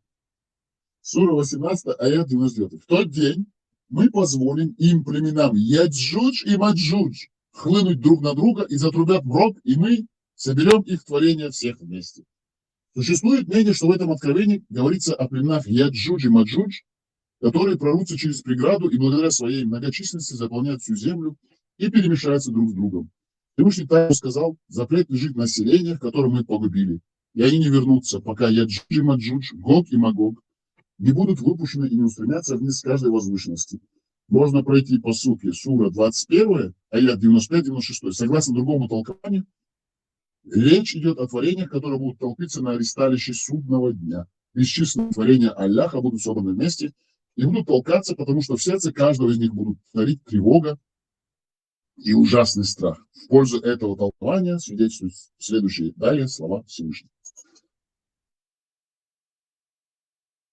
Кстати, мы переходим сразу на суру 21, аят 95 и 112. И тут написано: запрет лежит на селениях, которые мы погубили, и они не вернутся. И установлен запрет на любом селении, на обитателей селения, которые мы погубили за их неверие и злодеяние, чтобы они не вернулись обратно в этот мир, чтобы покаяться в неверии и своих злодеяниях.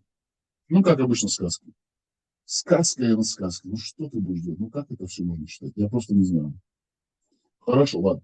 Короче, Гог и Магог, Яджудж и Маджудж, они сделали все. Вот эта вся сура, 18, это они переписали историю Александра Македонского и вписали до скончания человеческого рода в Коран. Вы понимаете, что он сделал? Он просто идиот, этот Мюзманов. Он просто идиот. Тот, кто знает историю, он будет это читать и смеяться, и говорить: ну что это за идиот и сказочник, этот Мюзманов? Как он мог приписать себе чужую историю? И тут сидят ему, поэтому они говорят: не ходите в школу, изучайте Коран. Потому что если ты будешь изучать историю, ты будешь знать, о чем речь. Поэтому все вот эти вот исламские, вот эти вот русские православные афросунамулы, они ущербные, глупые, недоразвитые. И все те хафизы, которые ходят в вот эти вот учебные заведения, так называемые медресей, хаджаш, мюжеш, которые становятся хафизом, они учат это 25 лет одну книгу, вот это вот. Конечно, они не будут понимать вообще, о чем речь. Они даже не знают, что Земля круглая, потому что тут говорят, что Земля плоская. Идиоты. Как ты можешь с таким человеком потом говорить? Конечно, он тебя отрубит голову, он тебя зарежет. Что и нужно русским. Поэтому они нас загонят в вот этот исламский мир, исламский, мусульманский, вот этот арабский мир. Поэтому все такие глупые и тупые. Так, кстати, если кого-то есть добавить, добавляйте, я слушаю.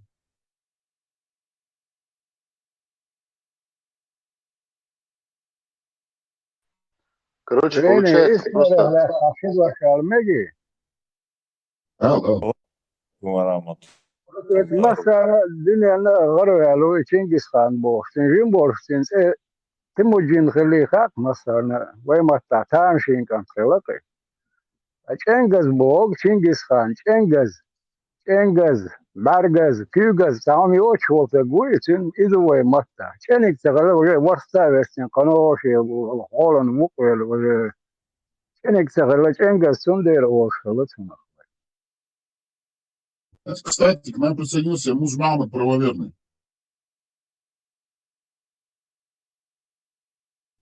Салам алейкум. Валейкум салям. Валейкум салам. Мне сказать, это слышь, Винчи, на прошлом стриме сказал, Коран это чтение, что я не знаю ислам, о чем, ну, про меня ты сказал, что я не знаю, что такое ислам. И ты сказал, что Аль-Коран, я не знаю, я не понимаю, что такое. Ты спросил меня, включил микрофон. Ты слышишь, ты ни хрена чего знаешь? Аль-Коран это чтение, читай, ты сказал читай.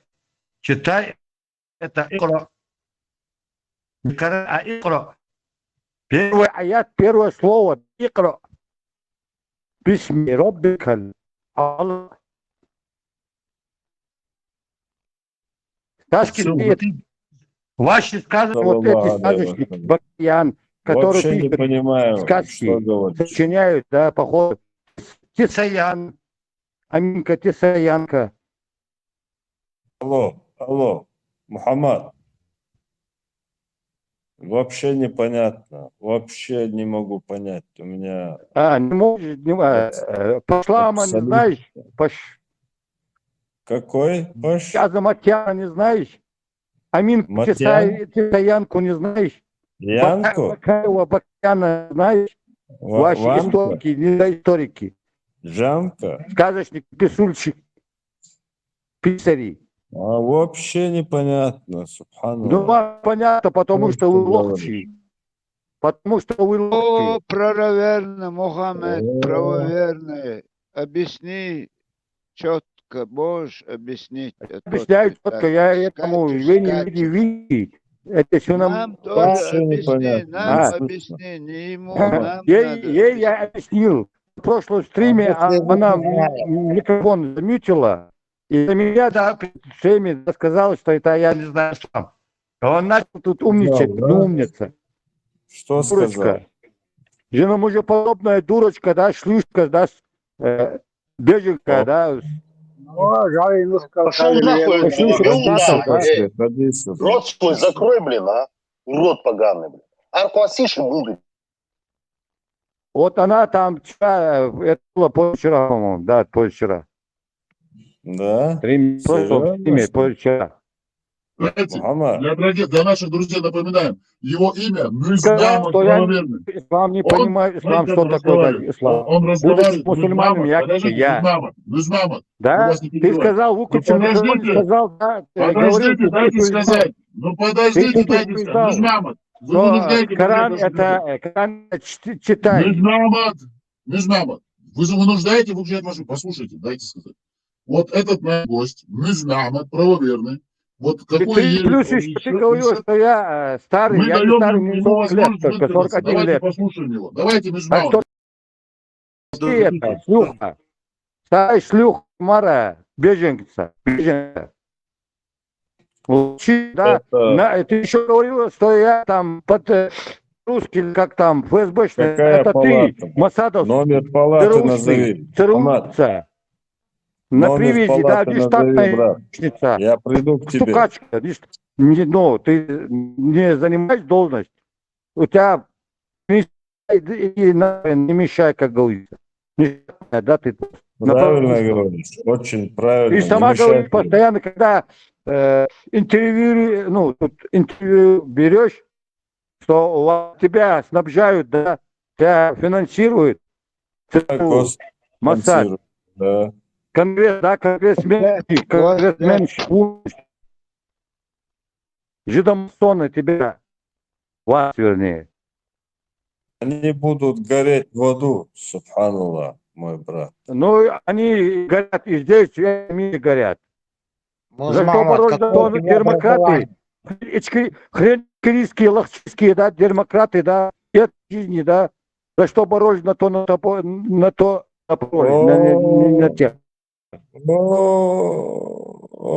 Серьезно, что ли? Не демократы, а демократы, дерьмо, от слова дерьмо, говно. Какой у тебя далил, какой у тебя мощный далил,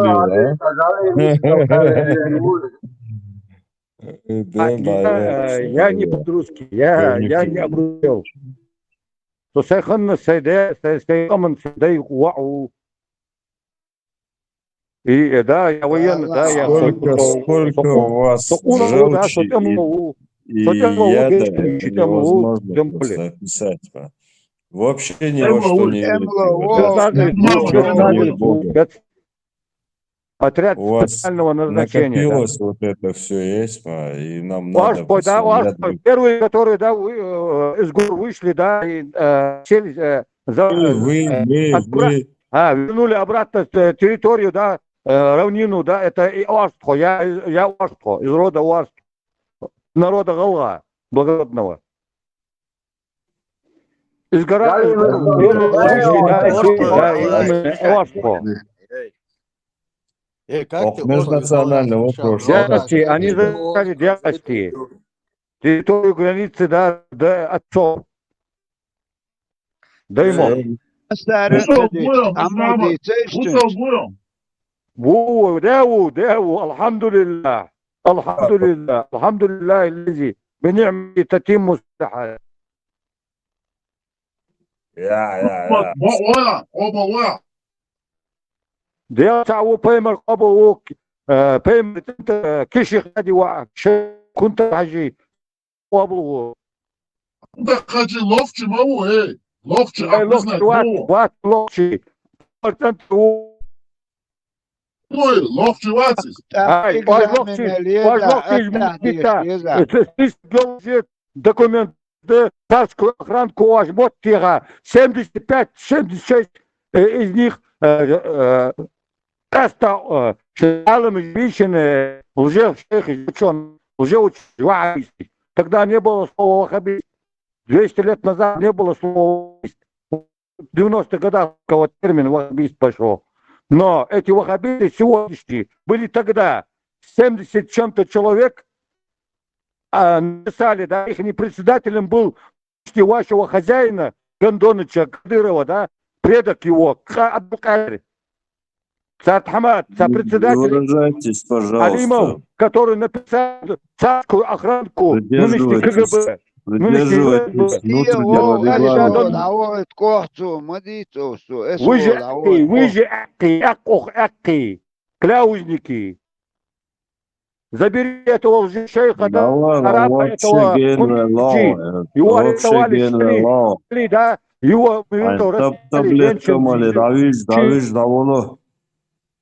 Вы же поголовные, да, стукачи, мы,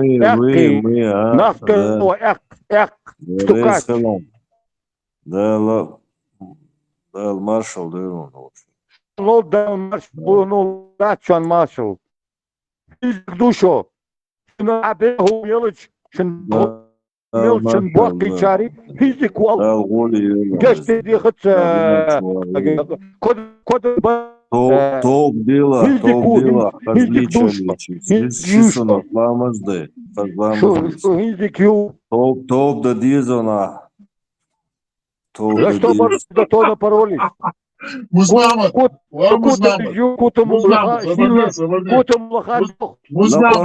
запоролись,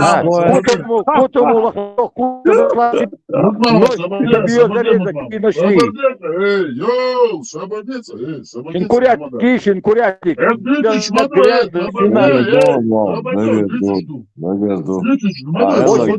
Кутамыш, хоси юртыр кутамыш. Музмамат, собордеться, не выражаться, пожалуйста. Музмамат, бо бусо бу музмамат, обал во, тиши хаж бо ва, тиши хаж лофти вац, обал му. حاجي دال قلي توصل لوختي тем более عربي على حبيبين 250 лет назад, когда ваххабиты, Сауд захватил Хиджаз, да, где там проживали потоки курайшиты, хашимиты. 250 лет назад, 700.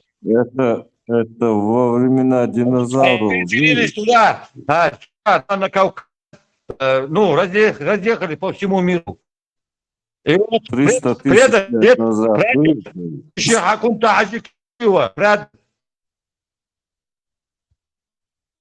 Через Дагестан, через Дербент, сперва они жили в нынешней территории Дагестана, через Дербент. Потом поселили Илос-хан-Юрт.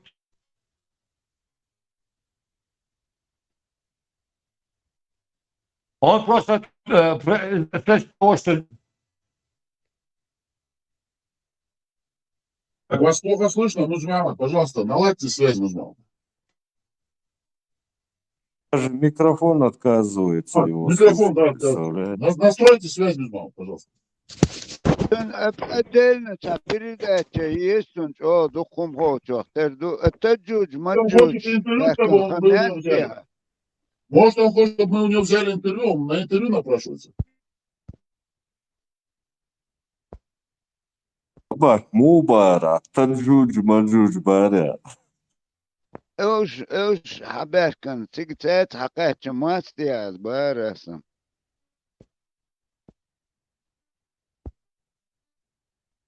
Berç moğu, berç var.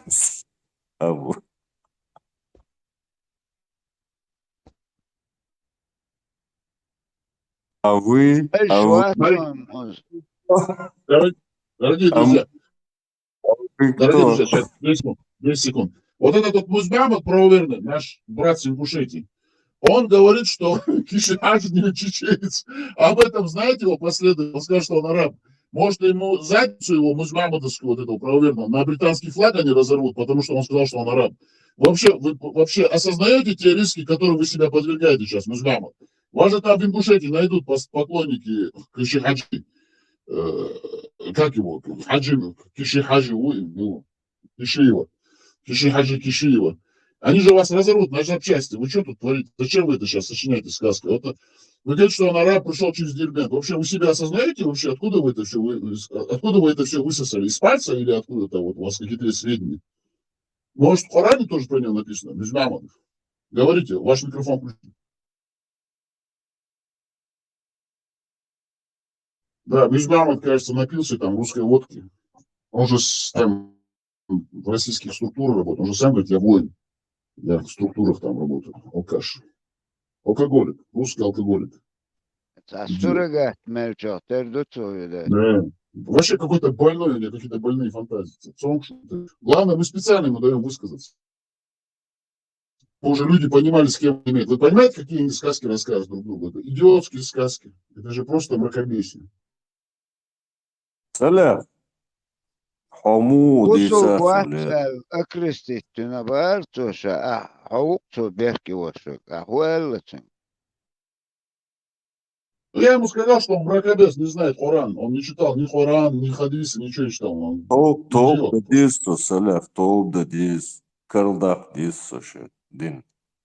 Он Ну, как ошибку здесь, совершил. Да, он подскользнулся, и пал в грязь лицом был. Кстати, вы заметили, Молодец. сегодня психоделики Божьего нету, Молодец. что-то они уже они оскорбились и Они оскандалились. Что-то сегодня нету. оскорбились они, Салям, оскорбились. Он не салаф, он салофил, любитель сала. Смотри, ты же, этот же твой канал, ты здесь главный админ. Разблокируй, чтобы я мог Мамад, скинуть. отныне ты Текстовый здесь чат. Я главный. скину родословную Кунта Хаджи, вплоть до пророка Мухаммада, родословную. Разблокируй, да. Дай возможность, да, чтобы я мог писать или кинуть. Вы же не любите, да, опровержение, да, у вас же... Вы не قمال دشموه разблокируйтник, قمال دشموه قموه я говорю, не микрофон, микрофон у меня разблокирован, да, размещен, открыт. Чтоб я текстовый чат, текстовый, где скидывают информацию, где пишут, где ролики скидывают, где... Музмамад, слушайте, ну научите слушать. Музмамад, может вам ключи от квартиры, где деньги лежат, дать?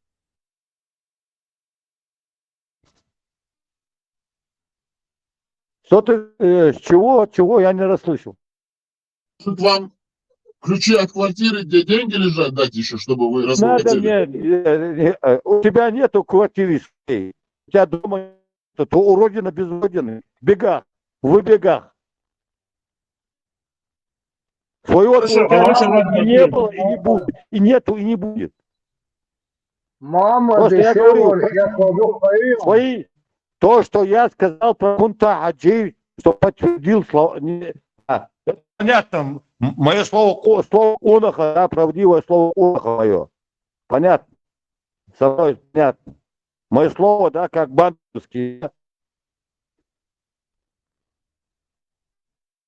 это, разблокирую, сейчас я посмотрю. Если разблокировал, я скину, да, родословную. Он не был чеченцем. Он из потомства пророка Мухаммада, саллаллаху алейхи вассалам. Дегр, саллаллаху алейхи вассалам, примера, саллаллаху алейхи вассалам.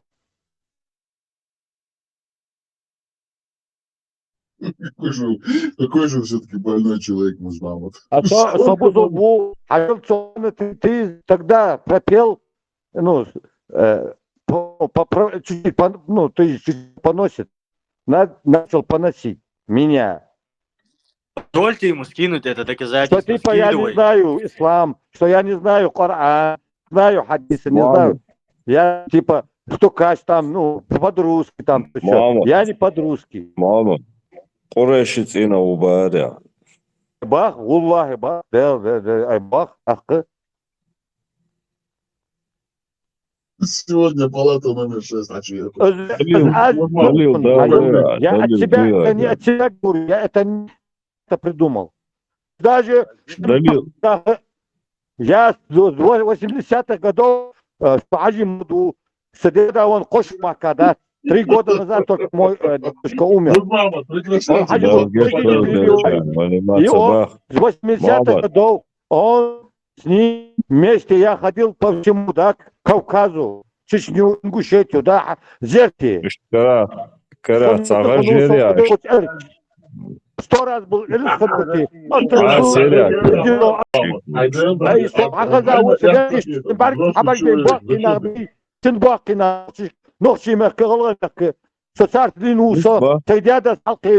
Меня воспитал, меня как бы... Хаймакул мозгиш засалят я умадацу. Хаймакул даца.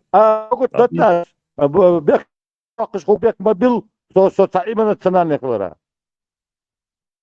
Ца бехкиом дац. Хоть просто я это не тебе, вот этот величий, оскорбляет меня, ну, лжет, наговаривает.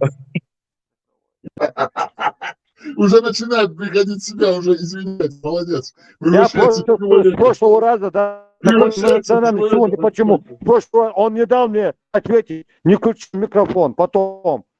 Да, хорошо, пускай он так сказал, да, но дай возможность ответить. Он не дал. А вот сегодня сходу, да, вот сразу именно тотально вот так. Мама,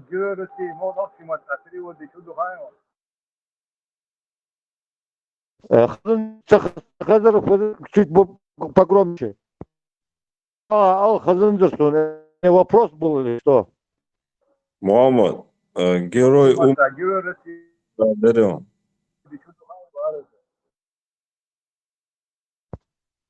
Какой герой? Не понял я. Вышел Мелдыш, у вас двое. Асам герой умы посмертно Хиляр Дарем.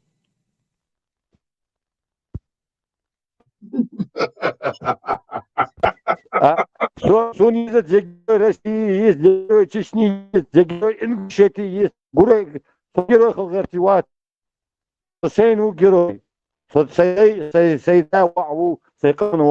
Музмамад, я прошу прощения, ну хватит уже, наверное, ну вам всем, по существу, давай. Я живу и дышу и делаю, ну, не ради регалий, чинов и остального.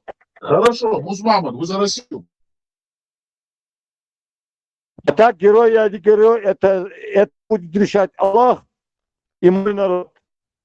Хорошо, вы за Россию, Музмамад, или нет? Нет, я не я за свой народ. Я мочился в тире ваххабитов, террористов, убийц, А какой ваш народ? демократов. Объясните, какой у вас народ? Какой ваш народ? И тех. И Шарапин тоже их мочился. Которые, да, подкладывали фугасы. Я их 2 раза как минимум. Моя группа, я со своей группой ловил. Которые, да, фугасы подкладывали, да, взрывали. Музмамад, успокойтесь. Какой ваш народ? До зубов вооруженными. Я вам задаю вопрос, пожалуйста, ответьте. Вам же микрофон же не выключают, да, что он говорит? Какой ваш народ? Вы говорите, я народ там, я против России. Какой ваш народ? Объясните нам. Вот, как раз, да, слышь ты, салафил, вашего ЦРУшного вот этого ваххабита, этого Хаттаба, вот Хаттаба, бесноватого, бесцельного террориста номер 2, ГРУшника, ФСБшника номер 2, абхазского батальона. Скажите, какой ваш народ? Вы не слышите. Вам дают же говорить. Пожалуйста, ответьте на вопрос. Какой у вас народ? Вы же против России. Не слышал вопрос. Говорите членораздельно и внятно. Хорошо, но Какая вы, у тебя вы национальность? сказали, я против России, вы сказали. Какой вы сказали? За свой народ. Вам вопрос А кто задаю. сказал, что я Какой против вопрос? России? А? Сами сказали, я против России. Я не сказал, я не говорю, что против России. А кто сказал? Выходит вы за Россию? А кто сказал, что я против России? А? Запись идет. Да пускай, да, было, придумал. Пытайся провоцировать, не провоцировать. Я против всех террористов, государственных террористов. Против всех. Какой бы ни нации, какой бы термина он не был. Америка, не Америка, Украина. Засал он, Мамут. засал. Anglo-Saxon muhit Anglo-Saxon on, Мамут. Лондон, Гондон, без разницы. Англосаксонский, да, Ми-6, Моссад. Muhit on, Мамут. А в высшем руководстве ФСБ, российская спецслужба ФСБ Лубянки, да, который находится на Лубянке, в Москве, служит, да, управление, в высшем управлении. Высшие должности чиновники, да, это Моссад и ЦРУшники. Фактажи. Факта все есть. Ты загугли генерал Ивашов, русский, российский генерал, советский генерал Ивашов. Он тебя Лично подробно загугли, он там постоянно, у него там столько роликов, он военный. Мамут. Лично возил он и генерал Ивашов, лично возил. Кто? А вы что, генерал вы, Ивашов вы, Левашов вы, вы? Лично близко знакомый Лоус, а так общался, да. Общаться, да, шо, высунуть? Мы встречались, да, на встречах, ну. Да, я опять Это известно, да, все знают. Год назад, полгода, да, где-то 2-3 месяца. Хабат Москвы, Хабат Берлазар. Главный Хабат гражданин Америки. Гражданин Америки Берлазар. Главный Хабат Москвы. Заключил договор с гвардией. Сотрудничестве. Тебе нужен там заправляет два жида. Главное это понятно, да? А второй Хинштейн, Езид Хинштейн. Не слышишь. Господи помилуй, Господи помилуй, Господи помилуй. Аузу биллахи минаш шайтанир раджим. Бисмиллахир рахманир рахим. Кул аузу бираббил фалaq. Min шарри ма халaq. Ва мин шарри ghasiqin иза вaqab. Ва мин шарри нафасат фил уqad. Ва мин шарри хаsidin иза hasad. Аллаху акбар.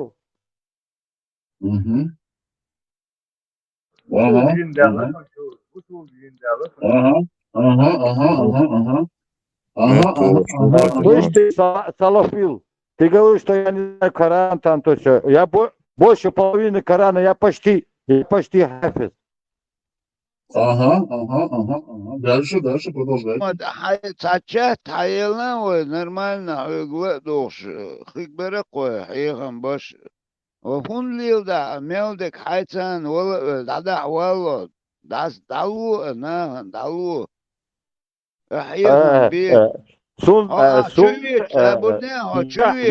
Иша, подожди, Иша. Дересл 0,01% مكادات. الله الله أكبر الله أكبر أشهد أن لا إله إلا الله Слышь, Колосюк, давай свою оду. Давай, давай свою оду. Ты это не твое, давай свое. Я тебе напомню, расскажу. Я тебе напомню, напомню. Давай,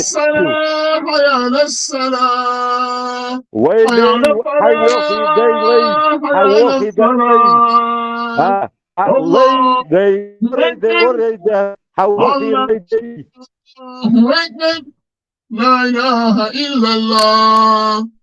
O imam korkma. Satviš malo. Šeit nu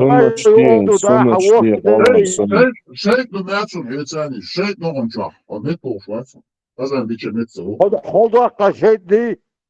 А шейди да имеется такое лично. Да вот талент скет халтуш кирзо халатуш бикоп вот это рус. Иблис в шоке от тебя. Давай, икамат. Твоя трусость и подлость, да, и от твоей тупости.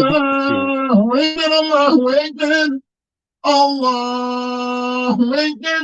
Allahu Ekber. من الشيطان الرجيم بسم الله الرحمن الرحيم قل أعوذ برب الناس ملك الناس إله الناس من شر وسواس الخناس الذي يوسوس في صدور الناس من الجنة والناس من الجنة والناس من الجنة والناس الله أكبر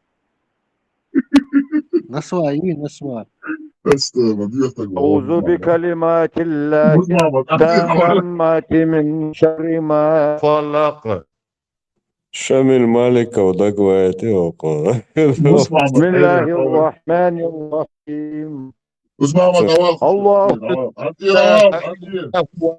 القيوم لا تأخذه سنة ولا السماوات وما في الأرض الذي يشفع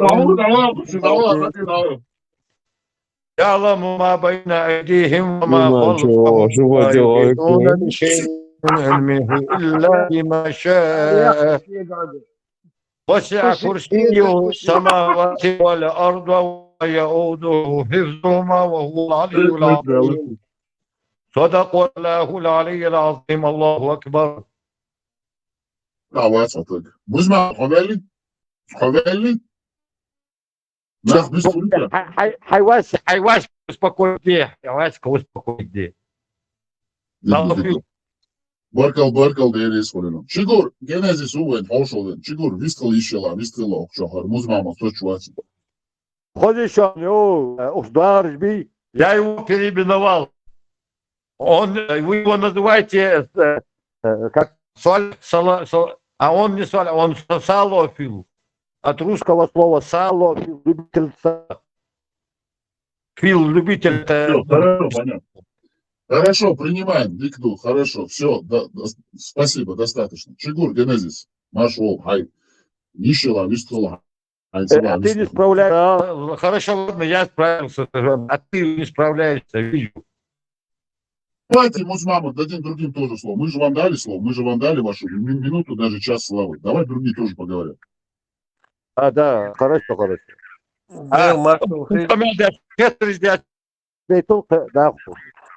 Маша Овен.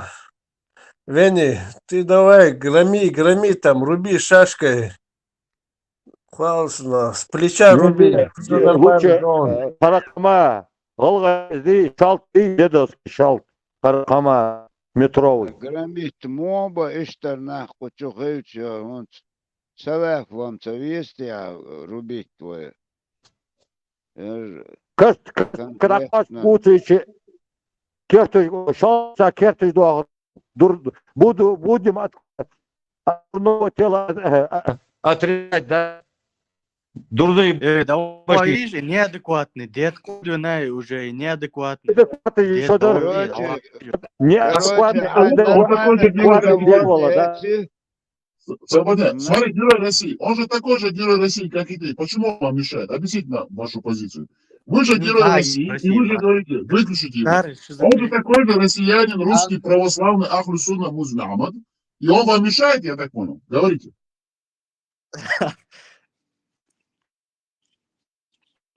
Это герой России, вот, это неадекватный придурок вообще. Это на дурдоме аж торгуется, что-то там с телефона, чуть-чуть. Там в России все вы такие, дурдома. Все россияне русские такие. Вот вы зачем вам это надо? Зачем вы хотите стать таким, одним из них, герой России? Я не хочу стать одним из них. Мусмамадовец вообще сам по сути своей. Вы признаете сунну Мусмамада, Коран, вот это все, Алляха, черного истукана каменного арабского? Признаю Коран, сунну, исследую. Хорошо. Давайте я вам сейчас зачитаю одну суру и аят. Я посмотрю, вы признаете или нет. Вы будете признавать все или вы частично признаете? Коран, сунну признаю, что... Полностью все признаете, да? Хорошо, хорошо. Смотрите. Хорошо. Хорошо.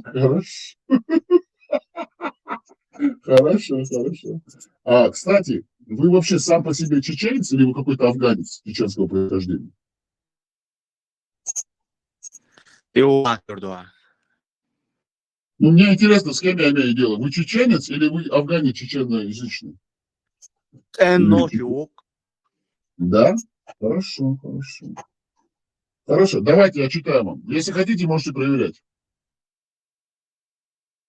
Их будут обходить вечно юные отроки. Взглянув на них, ты примешь их за рассыпанный жемчуг. Это сура и аят из Корана, сура 76, аят 19.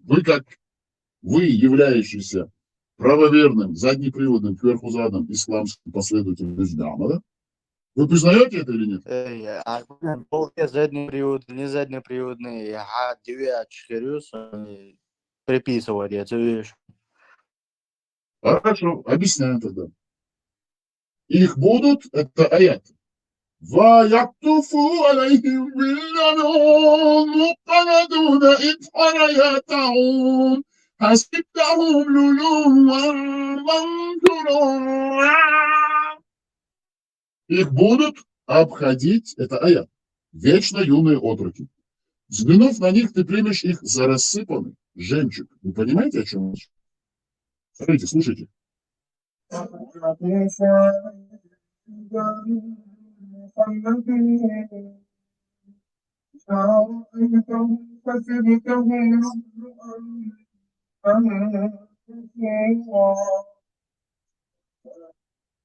это на арабском, чтобы не было сомнений. Их будут, еще раз повторяю, вы же говорите, я понимаю, что их будут обходить вечно юные отроки. Взглянув на них, ты примешь их за рассыпанный жемчуг. Тавсир приводим. Их будут обходить, их прислуживая им вечно юные отроки. И они такие, что если ты увидишь их, то из-за их красоты ты подумаешь, что они подобны рассыпанному жемчугу. Это Абу Адель. Толкование от отца. Их будут обходить вечно. Их будут обходить вечно юные отроки. Взглянув на них, ты примешь их за рассыпанный жемчуг. Вечно юные отроки, сотворенные из рая, будут обходить праведников с яствами и напитками. Эти отроки не изменяются в облике и не стареют. Они настолько прекрасны, что праведники, такие как вы, герои России, будут сравнивать их с рассыпанным жемчугом. Воистину они будут испытывать совершенное наслаждение. Даже отроки, которые прислуживают им, прекрасны настолько, что один взгляд на них доставляет удовольствие. Они входят в их жилище, не причиняя неудобств их обитателям, и приносят все, что они просят, и что желают их души. Это толкование от Ас-Саади. Ибн Касир. Толкование от Ибн Касира. Слава Аллаху. Их будут обходить вечно юные отроки. Взглянув на них, ты примешь их за рассыпанный жемчуг. Обитателям рая будут прислуживать райские юноши, которые никогда не состарятся и останутся вечно молодыми. Взглянув на них, на их свежие лица, красивый цвет кожи, одежды и украшения, ты примешь их за рассыпанный жемчуг. То есть, когда ты видишь их прислуживающими и выполняющими необходимые дела, то из-за их многочисленности прекрасных лиц, благородного вида, одежды и украшений, ты примешь их за рассыпанный жемчуг. Это самое лучшее сравнение, потому как нет ничего приятнее для глаз, чем любоваться рассыпанным жемчугом в красивом месте. Каттада сказал, у каждого обитателя рая будет 1000 слуг, и каждый из них будет заниматься своим делом. Вы это все понимаете? ну, перевод, ниш, я этим за. Это не я перевожу, это слова из Корана. Смотрите, вот мы выкладываем, наши технические модераторы выкладывают печатный формат нашего канала. Пожалуйста, пройдите по ссылке, там на арабском написано, тафсиры на арабском, все на арабском. Проверяйте на русском, на любых языках. Значит, вот эти 1000 мальчиков, вам для чего нужно, чтобы на них смотреть, наслаждаться, чтобы они вам доставляли удовольствие, чтобы они вам прислуживали? Вот. Интересно просто, вы это вообще осознаете, о чем речь? вообще это занаust. 76 аят, 19, 76 сура, прошу прощения. Что означает, дешниш означает, туда цагается, Понимаю, поэтому я же не хочу его сразу шокировать, я хочу потихоньку, чтобы он осознавал.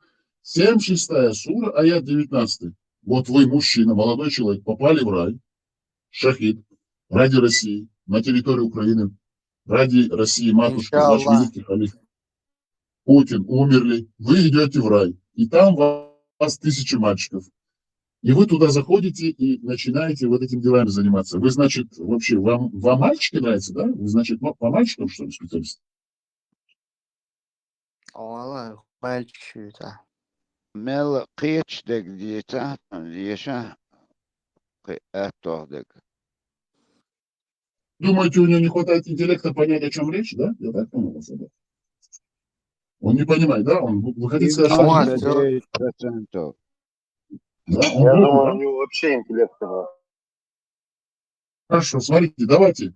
Герой России. Вас вот так назвать, Герой России? Или как-то вот назвать вас? Может, Мамадом тоже может быть. Куда там задним приводом? Багандолди. Ну, хорошо, успокойся. Не злитесь, пожалуйста, не надо ругаться. Сунна от Пермизи. Книга 36, описание рая. Хадисы от 2523 до 2572. 15 глава о рынке в раю. Аллах Акбер. Кстати, для наших слушателей, тоже наши технические модераторы выкладывают в печатный формат нашего канала. Пожалуйста, заходите, там на арабском написано, и слева на русском. Читайте. Герой России, читайте. Вашу задницу там так разорут, что вам мало не покажется. 2549 хадис. Сообщается от Саида ибн аль-Мусайаба о том, что он встретил Абу Хурейру, знаменитого заднеприводного прислужника вашего пророка Мухаммада, Кверхузада заднеприводного. Да будет доволен им Аллах. И он, да будет доволен им Аллах, сказал: я прошу Аллаха, чтобы он воссоединил нас с тобой на райском рынке. Саид сказал: в нем в раю есть рынок? Абу Хурейра ответил: да. Посланник Аллаха сообщил мне о том, что когда обитатели рая войдут туда, они поселятся там благодаря своим деяниям, после чего им будет разрешено во времени, равном дню пятницы, посетить своего Господа. Вы представляете, что там творится? Хорошо, продолжаем. 2550 хадис. Сообщается от Али, да будет доволен им Аллах, который сказал: посланник Аллаха, Мухаммад, саллаллаху алейхи вассалям, сказал: поистине в раю есть рынок, на котором нет ни купли, ни продажи, а только образы мужчин и женщин. И когда мужчина пожелает, это уже в то время у них было это сообщество, и вот эти вот все трансвеститы, все вот эти вот дела там он совершил. И когда мужчина пожелает какой-либо из этих образов, он войдет в него. Абу Айса от-Тирмизи сказал: я, честно сказать, мне даже стыдно это же читать, сколько можно это читать. Так, Герой России. Вот, да. Вот, кстати, Герой России, вам не кажется, что вы рискуете своей задницей, когда вы попадете в этот рай за Россию? Вас там разорут же на части, вы же молодой, зачем вам это надо? Вообще опасно. Герой России, что вы на это скажете? А? Герой России, вам ваша задница дорогая или нет? Как вы думаете? Вам это надо, чтобы вас арабы там разрывали на запчасти, на части? Вам себя не жалко? А? Герой России, глупец. Глупец. Аллах Акбер.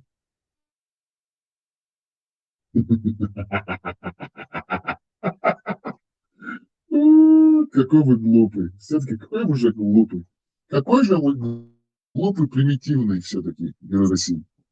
Ущербный человек просто. Мне вас жалко, потому что вы говорите на честном языке, Обезьян, поэтому хэш я вам- улица. Эй, Да, говорите. обезьяна. Говорите. Да, Хэш, говорите, говорите. Да, я тебе уже говорите. несколько раз сказал за своей клакой, которую ты ртом называешь, следить. Хэш, обезьяна, модер. Да, хорошо. Следующий. Хуба, мальчик. Я говорю, дурак. вам не жалко свою задницу? Вас там разрывать на части будут в раю. Тебе свою задницу не жалко, свою жирную задницу тебе не жалко. Хорошо, да.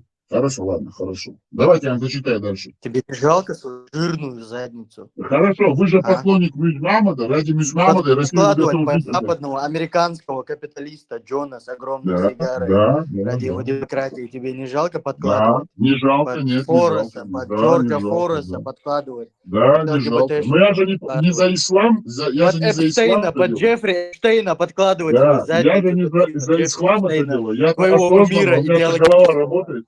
Да. А? Давайте я вам зачитаю. Джеффри Давайте я вам Эпштейн. зачитаю про ислам. Подождите, про ислам. Успокойтесь, не нервничайте. Да какой-то больной, это его Джеффри друзья Эпштейн, гомосексуалисты. американский политик самого высокого ранга, педофильский вечеринки устраивает на острове. Эйнштейн политик? Подождите, герой Он России. кумир Уха Эйнштейн это политик? идеологический. Эйнштейн это политик? Джеффри Эпштейн. Да, политик, он был связан со всеми политиками. Финансист, верно.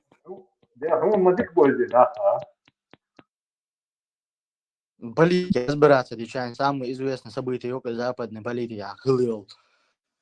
Отвечаю западный истеблишмент. Ну, ёпта. Гостам пищев, Давайте послушайте, герой России, успокойтесь. Герой России, успокойтесь, послушайте, давайте успокойтесь. Мы же вам микрофон не выключаем, да, поэтому слушайте, научитесь слушать. Давайте послушайте.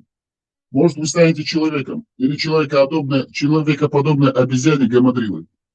Так, ислам и гомосексуальные отношения для вас. Вы же поклонник Мюзмамада, и вы исламист, русский православный Ахлюсуна. Потому что вы являетесь рабом России. А Россия является русской православной исламской шариатской страной со своими скрепами.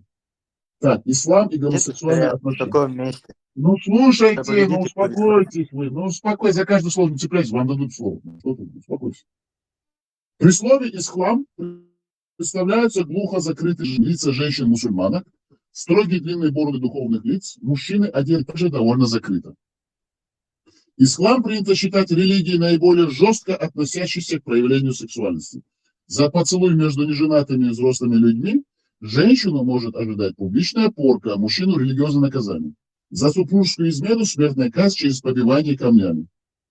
Все мы привыкли слышать о казнях гомосексуалистов в исламском мире. И это действительно так. Но с другой стороны, под густой паранжой исламского мира скрывается извращенный мир изощренных сексуальных удовольствий. Официально ислам порицает гомосексуальные отношения между двумя мужчинами. За это полагается смертная казнь. Но все лица, формально принадлежащие к мужскому полу, но не имеющие нужды в женщине, могут быть объектом сексуального желания мужчины. В первую очередь это евнухи, то есть кастраты или скопцы. Рабы или пленники, лишенные тестикул хирургическим путем. Чернокожие рабы из Африки в арабском мире практически поголовно подвергались кастрации.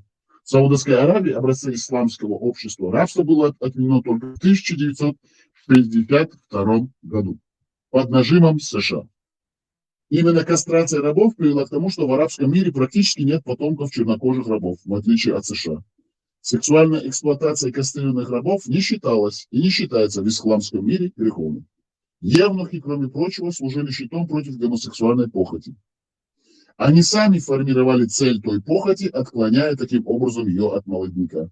Они описаны как женственные и послушные ночью в кровати и мужественные и воинственные днем в компании.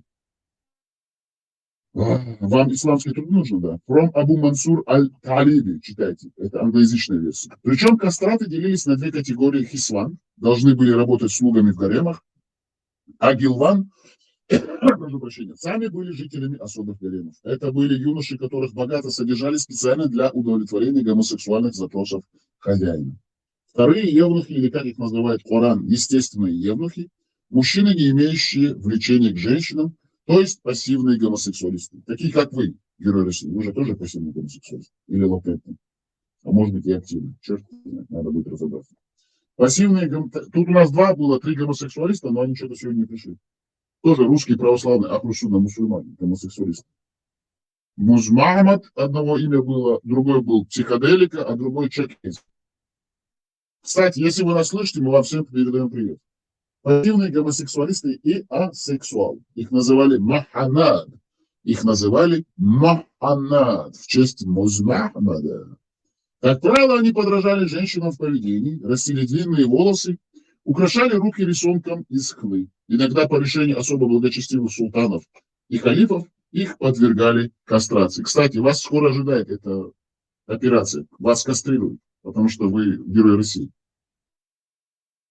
Кстати, ваш султан – это Эрдоган, а халиф – это Владимир Путин. Так что вас ждет эта участь. Вас кастрируют, если вас уже не кастрируют.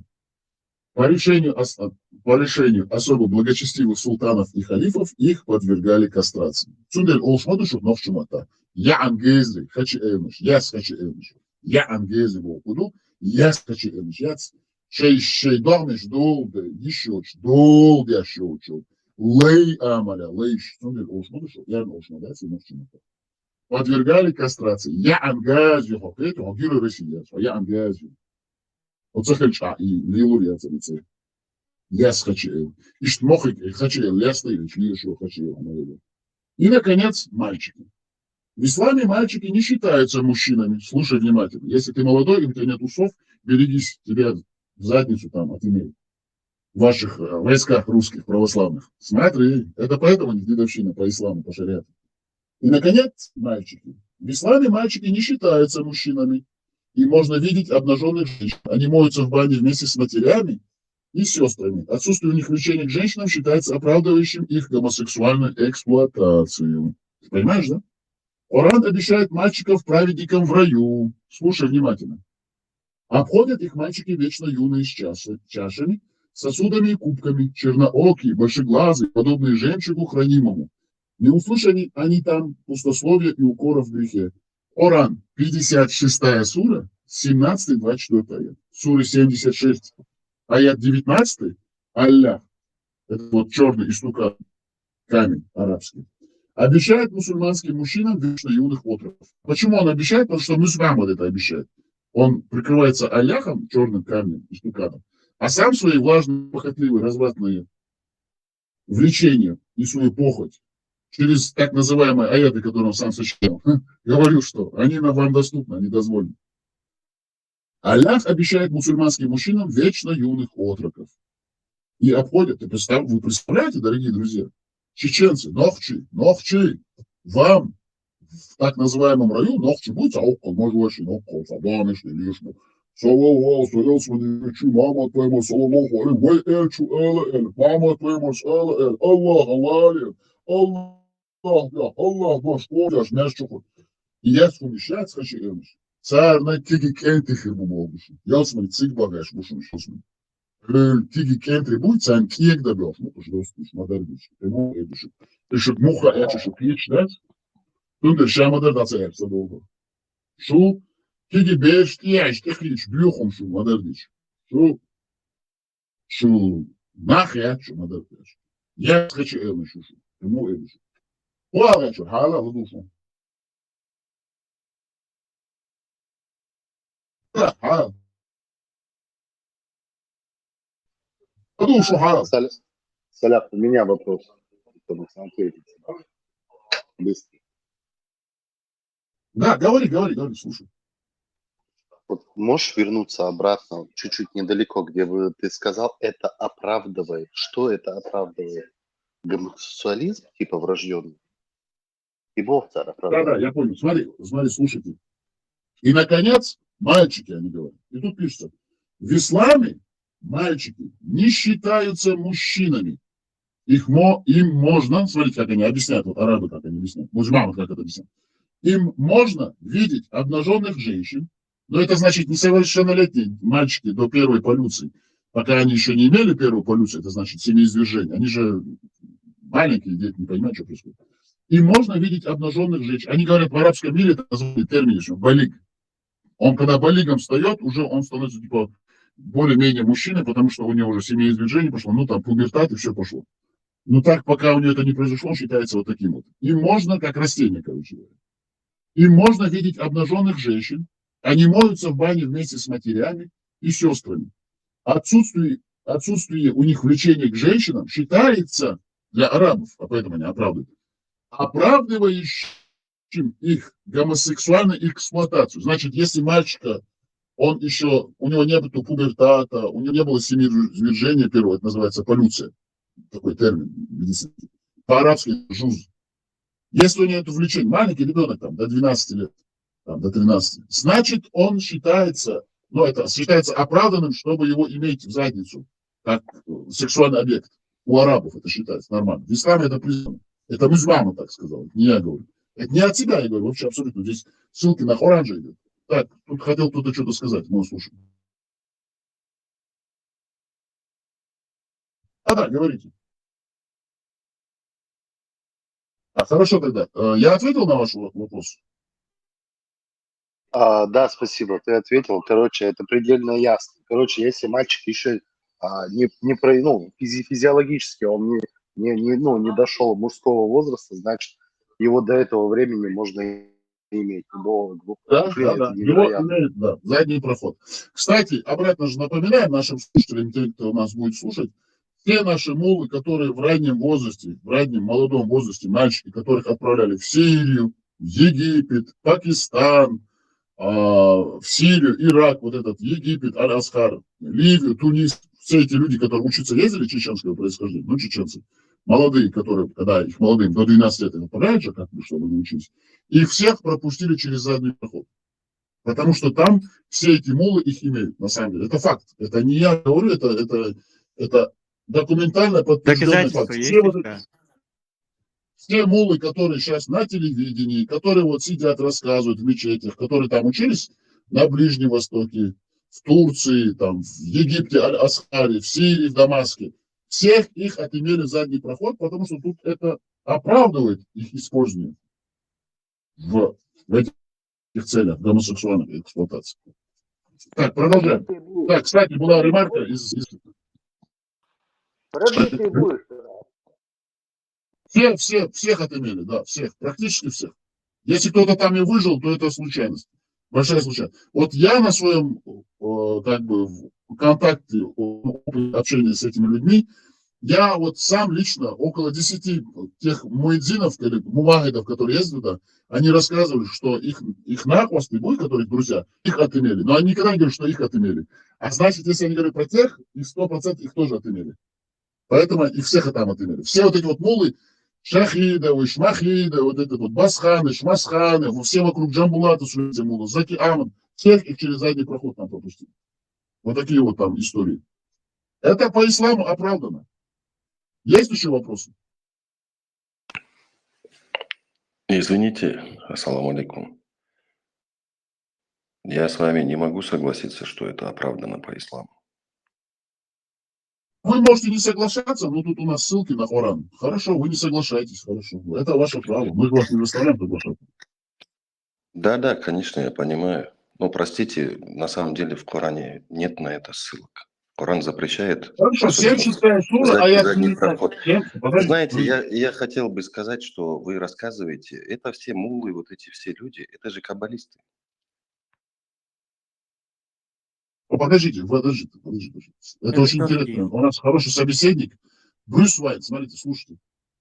Сура 76, аят 19. Просто возьмите, заберите метод и прочитайте нам вот сами.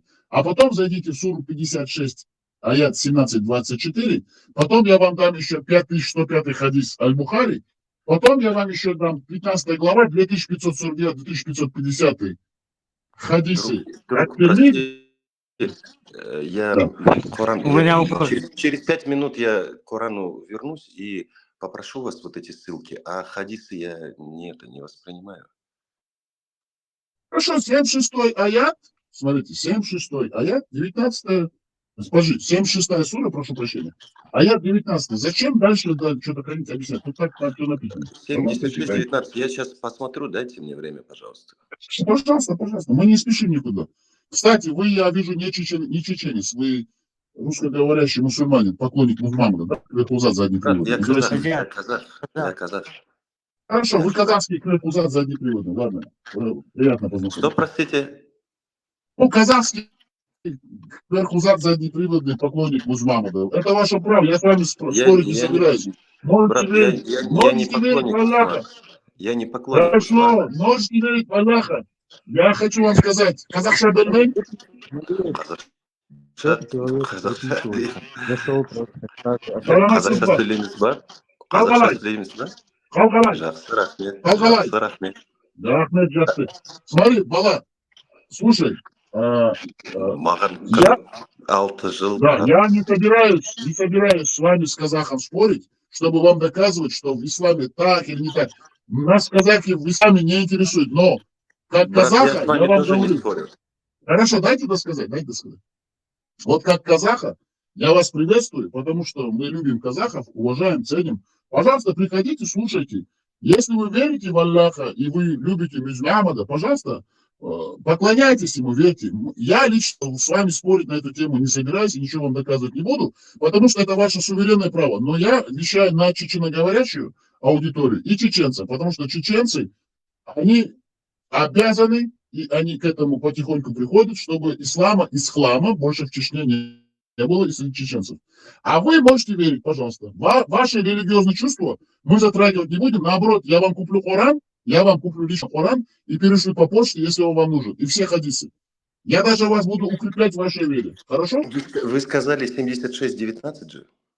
Да, просто не мешайте, я вас только об одном попрошу. Не мешайте нам работать с чеченской публикой. А слушать вы можете, пожалуйста. Хорошо? Нет, вы мне сказали 76-19, да? Да, сура 76, аят 19, пожалуйста. Ага, я посмотрел его, но там такого нет. Ну, ничего страшного, если нет, так нет. Ладно, я могу продолжить? Да, конечно. Все. Вы же наш брат-казах, мы вас любим. Нет, брат, я вас тоже люблю, я вас всех тоже. Что там еще, как там было? Я вас забыл. Я как-то сказать, много общался. Говорите дальше. Да, вы нам разрешаете, да, чтобы мы как бы среди чеченцев обсуждали ислам? А так вы можете верить. Мы претензий не предъявляем к мусульманам. Да, конечно, брат. В Коране же говорится, нету, что и в кого хотите. да, лишь бы он ислам среди чеченцев его не было. Остальное вы делаете все, что хотите, пожалуйста, мы вам разрешаем. Мы даже вас поддержим. И даже если надо, я вам профинансирую мечеть. Альхамдулиллахи раббил аламин. Читай дальше. Братан, знаешь что, профинансируй лучше нам это поездку на скрытые континенты. Что сделаем? Запишите. Вот обратной связи напишите, мы вам деньги выделим с Газдепа, хорошо? Я продолжу, можно? Продолжаю, хорошо? С вашего разрешения. Так, в суре 70, так, подожди. Коран обещает мальчиков праведникам в раю. Обходят их мальчики вечно юные с чашами, сосудами и кубками, черноокие, большеглазые, подобные жемчугу хранимому. Не услышат они там пустословия и укора в грехе. Коран, сура 56, аят 17-24. Кто хочет, может записать, проверить. В суре 76, аят 19, Аллах обещает мусульманским мужчинам вечно юных отроков. И обходят их отроки вечные. Когда увидишь их, сочтешь за рассыпанный жемчуг. Жемчужина в арабской поэзии символ сексуальной красоты. Потому сравнение мальчиков, утешающих праведников из храма, в раю жемчугом – это поэтический прием, обозначающий их предназначенность к удовлетворению сексуальных желаний. Вопрос этики из храма в отношении несовершеннолетних мальчиков звучит, собственно, так. Сексуальные отношения мужчин с мальчиками ислам рассматривает не как сексуальное преступление, а как игру. Как это сказано в следующем достоверном хадисе. Аль-Бухари, а это Сахих. Абу Джафар сказал, кто касается того, кто играл с мальчиком и имел с ним сексуальные отношения, тот не может жениться на матери мальчика. Сахих Бухари, книга о браке, раздел 25, законные и незаконные женщины для брака, перевод Аиши Беуи, то есть для мужчины, имевшего сексуальные отношения с мальчиком, самым страшным наказанием является всего лишь запрет жениться на матери или сестре мальчика. Кстати, напоминаю нашим слушателям, эта книга на русском языке ее нет, ее надо читать в англоязычной версии, в другой версии иностранной, потому что русский... Не понял. Вопрос не понял. Nenić megi nenica. Да, ненец имеется в виду, но ненец хрича, кантанты колдищац, кантанты колдищац хрича, ненец хрича. Смотрите, там очень интересно сейчас, вы услышите. Так, то есть Сахих Бухари, книга о браке, раздел 25, законы и незаконные женщины. В русском переводе этого нету, потому что русские не дают этому просочиться в русское пространство информационное. Перевод Айши Бивли. То есть для мужчины, имевшего сексуальные отношения с мальчиком, самым страшным наказанием является всего лишь запрет жениться на матери или сестре мальчика. Значит, если ты маленького мальчика изнасиловал, ввел ему задний проход в свой член, вот так вот, в анус, ты его изнасиловал, то наказания нету в исламе, потому что он безусый мальчик, у него не было полюций, и это считается игрой в арабском мире, а именно в исламе и по сунне Мухаммада. Единственное, чем ты рискуешь, то ты не можешь заниматься сексом с его матерью, потому что она тебе уже становится запретной по исламу. Так, читаем дальше.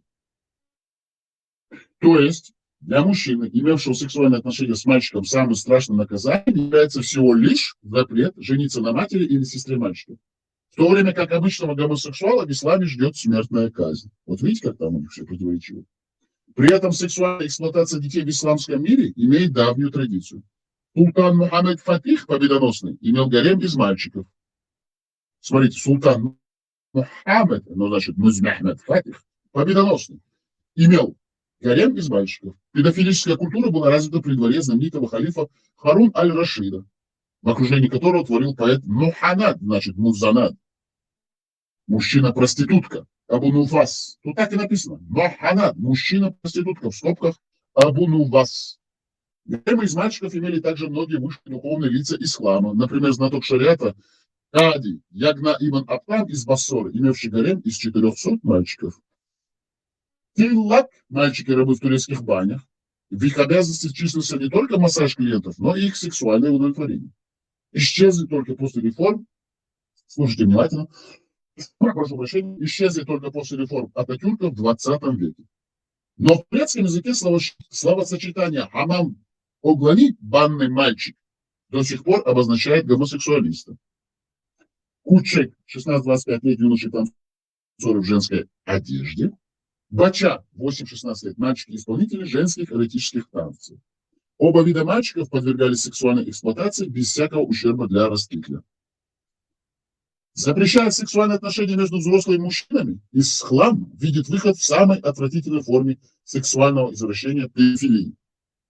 Конечно, это справка от редакции. Если тебе запрещена женщина, то ты начинаешь желать удовлетворить свои сексуальные потребности. И поэтому на кого ты нападаешь? На мальчика. Потому что ты оправдываешь насилие над мальчиком тем, что типа у него нету усов, бороды, как говорил Мухаммад, и тем, что Мухаммад насиловал маленьких мальчиков. И это они сказали и назвали игрой с мальчиками. Это не является сексом. Это просто игра. Вот такая вот арабская история Мухаммада. Так, читаем дальше. Запрещая сексуальные отношения между взрослыми мужчинами, ислам видит выход в самой отвратительной форме сексуального извращения педофилии.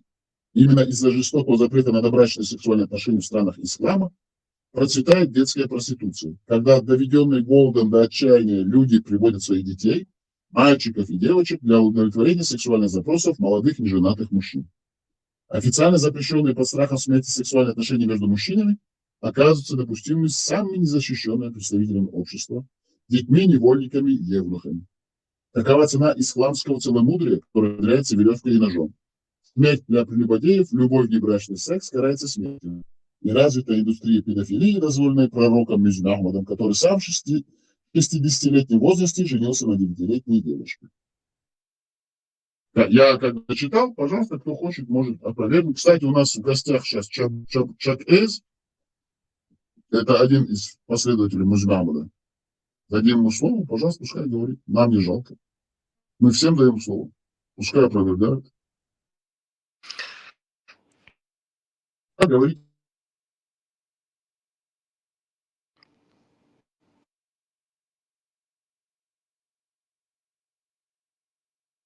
Кстати, наш друг с Казахстана, Брюс Уайн. Как вы сюда попали? Просто интересно, зачем? Как вы сюда? Зачем? Что вас сюда привело? Ссылка в чате у Йоханнеса. А кто Я такой не- Йоханнес? Он блогер в Телеграме. Ну и не только в Телеграме. Он с Казахстана? Он живет в Германии. И он такой популярный блогер. Он сам Да, сказал, да, я вижу, кто это, да, понимаю, да. Он немец в взрослый такой Германии, да? человек. Взрослый человек. Да, немец с Казахстана, да, типа? Да. Вот я у Как него... ты сказал, канал называется? Немецкий, вот этого Йоханнеса. Да. Ну, у него там ФБДЗ, ЯУ, что-то такое. Вот это сотрудничество, что-то Германии и Центральной Азии, как-то так. Если здесь у вас есть, Да, нашел. чат, я могу... Зеленая, а вот Зеленое, да, зеленое такое. и в чате ты увидел ссылку. А, все, нашел. Рияду Солихин скинул ее. Да, кстати, напоминаю нашим Если участникам, мешаю, я слушателям, могу уйти, ребята. да, просто напоминаем нашим участникам, слушателям канала, мы войну против ислама такую тотальную не ведем, абсолютно нам ислам, как сам ислам нам не мешает, ни Музмамад, ни все вот эти вот дела, но в чеченской среде мы доносим информацию, это для нас очень важно. Чтобы было ясно, например, если к нам приходят наши казахские или там киргизские, или таджикские, или английские, французские друзья-мусульмане, мы их чувства не задеваем, пожалуйста, верьте. Но для чеченцев мы объясняем досконально, фундаментально и на молекулярном уровне все как есть. Поэтому наше вещание направлено на чеченцев, и мы войну с исламом не ведем, но мы говорим о своем, о чеченском, чтобы было ясно. Так что ваши чувства мы не будем задевать, можете слушать, и можете добавлять, там, обсуждать. Мои чувства вы не задеваете. Вы антитеррор, да? Нет, антитеррор это совсем другой спикер. Это его брат. А если хотите, я брат, да. Кстати, но вы этот Каделька, я так понял, да? Вы поменяли ник? Что, простите? Я обращался к Ною. Это, вы поменяли ник, Ной? Да? Вы психоделика? Нет. Вы тоже поклонник Музмамада, кверхузад задний приводный? Герой России, угора. Какой же ты придурок. Хорошо, ладно, подождите. Вы верите в Аллаха? Просто я вопрос задаю. Вы можете говорить или нет? Или вы уже там сидите как бы? Вы же мальчик, вами играете или нет? Как? У вас усы выросли? Можете ответить или нет? Или будете Можно молчать? задать вопрос, Брюсе? Да, задавайте вопрос, Аба. Брюс, мне Слушаю вас. интересно, вы можете на двоюродной сестре жениться? Нет, конечно. А вот если на жене брата можете жениться, если брат умер там? Или развелся. Не, или Это же не, как-то... У развелся. нас же есть Мне просто, традиция. я столкнулся с тем, еще при коммунизме, может, и среди казахов тоже есть разные течения, но этот один товарищ, так сказать, сослуживец, у него брат умер, и он поехал жениться, короче, на его жене. Ему дали специально отпуск на это. Есть такое у вас? Да, такое бывает. Все, Это вопрос. по вашим обычаям ваххабиты практикуют? Я не знаю. Но это не надо. Это они раньше нас приняли, мусульман, ислам, поэтому это Разрешите, я скажу, вот я, допустим, сам, я,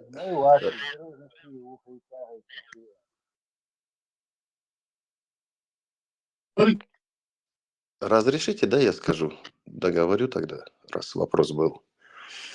Ну, что касается вот этого обычая, ну, у него есть в любом случае и моральные объяснения. Я бы не хотел сейчас прям вдаваться в это, думаю, что не стоит. А вот то, что вы говорите, я ни в коем случае не хочу как-то повлиять там на вас или еще что-то. Я считаю, что вы затрагиваете очень серьезные темы, потому что я противник хадисов, например. То есть я считаю, что в хадисах, ну, может быть, там есть правдивые истории о жизни, о тех вещах, которые нам нужны людям, но их очень-очень мало, там, может быть, несколько процентов из существующих всех, которые достоверные, недостоверные. То есть там совсем, скажем так, из 100% может быть несколько процентов правдивые. А все Ну, ты остальные... коранист, да? Коранист ты, да? Ты Корана веришь, Да, короче. коронит. Нет, нет.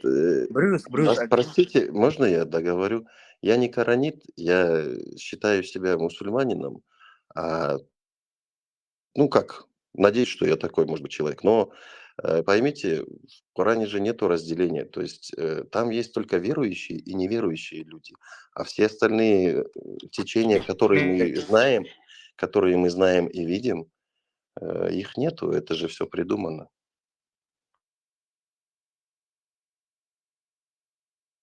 Это не важно. Видишь, Давайте, знаете, да. Брюс, Аббат, один вопрос вам. Аббат, дайте секунду.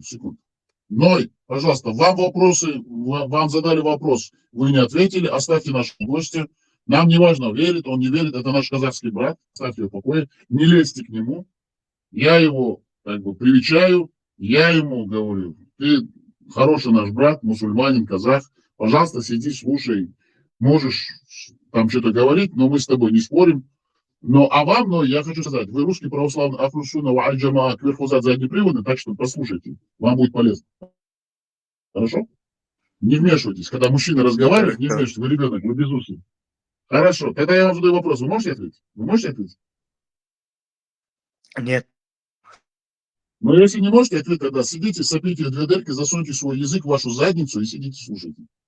Не лезьте, когда мужчина разговаривает. Потому что вы лей хачиэл амал, яс хачиэл лей амаля.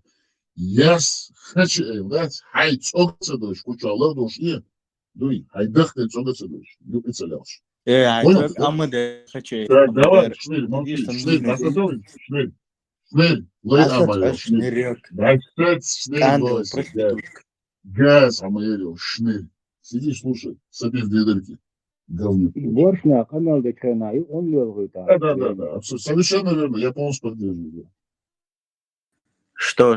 Наши Ангел, проститут? Все, шнырь, смолчите, пожалуйста, попрошу вас. Так, наших гостей мы не трогаем, но мы на чеченоговорящую публику разбираемся среди чеченцев, потому что ислам среди чеченцев мы будем выжигать на корню. Ему не место среди чеченцев, свободных, тем более свободных чеченцев, потому что чеченец, который говорит, я чеченец, ему должно быть стыдно сказать, я мусульманин и поклонник Мюзмямада Кверхузада заднеприводного, который насиловал маленьких девочек и мальчиков. Стыд и срам. Ни один чеченец, здравомыслящий и чеченка, никогда не примет эту грязь, этот разврат. Читаем для особенно одаренных. Сура Ан-Ниса, женщины, 23 аят из 176. Сура 23 аят, прошу прощения, сура Ан-Ниса, 23 аят, сура 4, аят 23. Для вот таких вот кверхузадов заднеприводных, подрусских, кверхузадов заднеприводных, рабов русских, чеченоговорящих, как ноль. Читаем. Вам запретны ваши матери. Смотрите, если бы мне сказали бы, что вам запретны ваши матери, эти арабы насиловали бы, тогда как они уже насиловали своих матерей. Потому что в пустыне есть оазисы. Кроме оазисов, они нигде больше не жили. Бедуины кочевали с одного места на другое, и они насиловали своих матерей. И тут так и написано потом. Написано. Вам запретны ваши матери, ваши дочери, ваши сестры, ваши... Понимаете, если бы это не сказал бы Музнамад, они бы продолжали бы их насиловать. Зачитываю снова. Вам запретны ваши матери, ваши дочери, ваши сестры, ваши тетки со стороны отца, ваши тетки со стороны матери, дочери брата. Просто для информации говорю, просто не могу удержаться. Мюзмямад, свою дочь Фатиму, отдал своему двоюродному брату замуж, продал ее, понимаете, он ее продал за определенную сумму, там это называется. А тот ее использовал как рабыню. И она очень молодом возрасте умерла от непосильного труда. Вот такой был мудак этот ваш музман.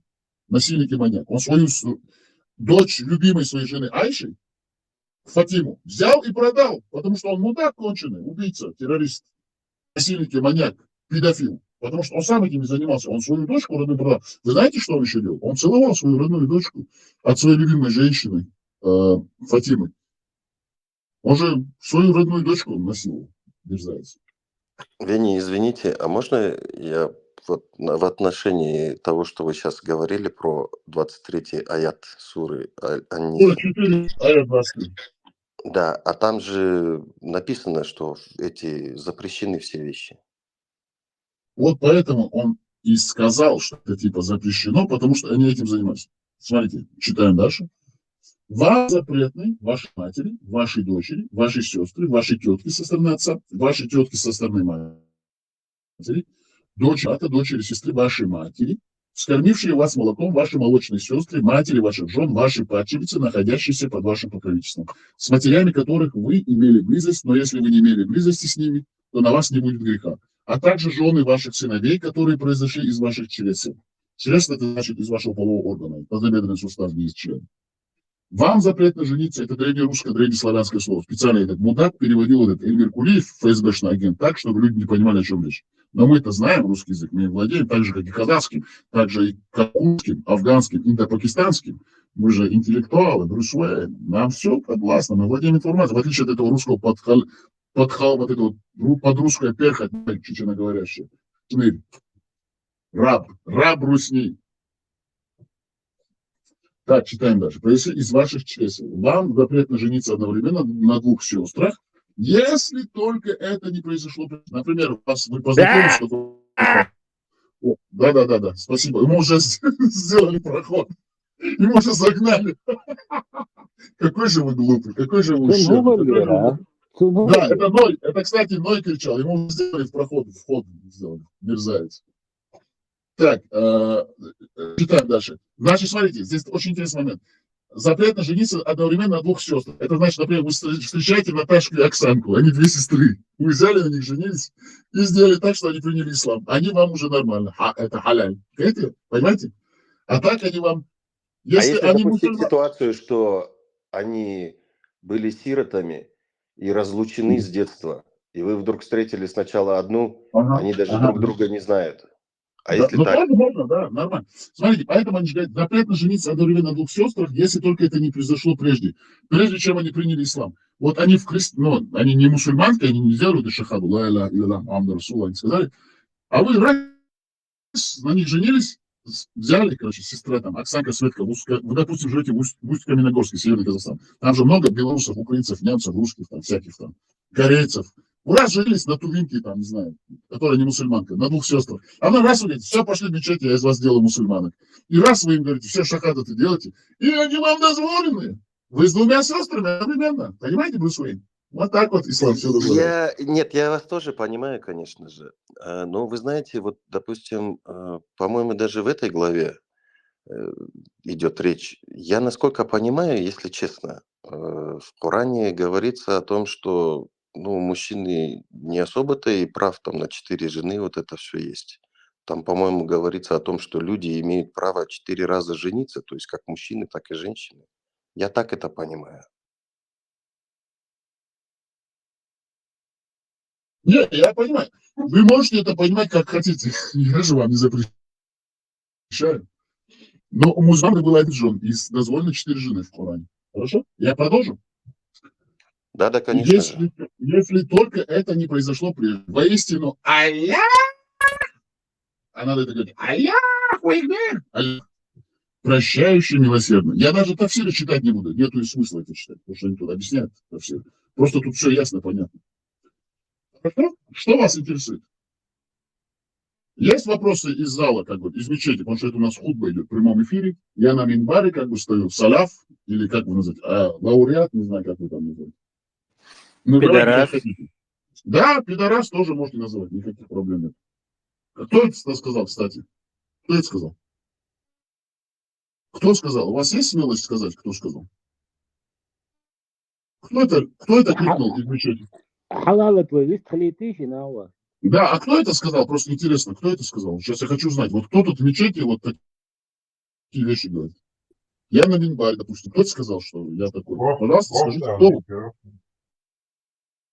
Кто это сказал? Просто скажите, у вас есть смелость сказать, да, я сказал, я же не прячусь, я же говорю здесь.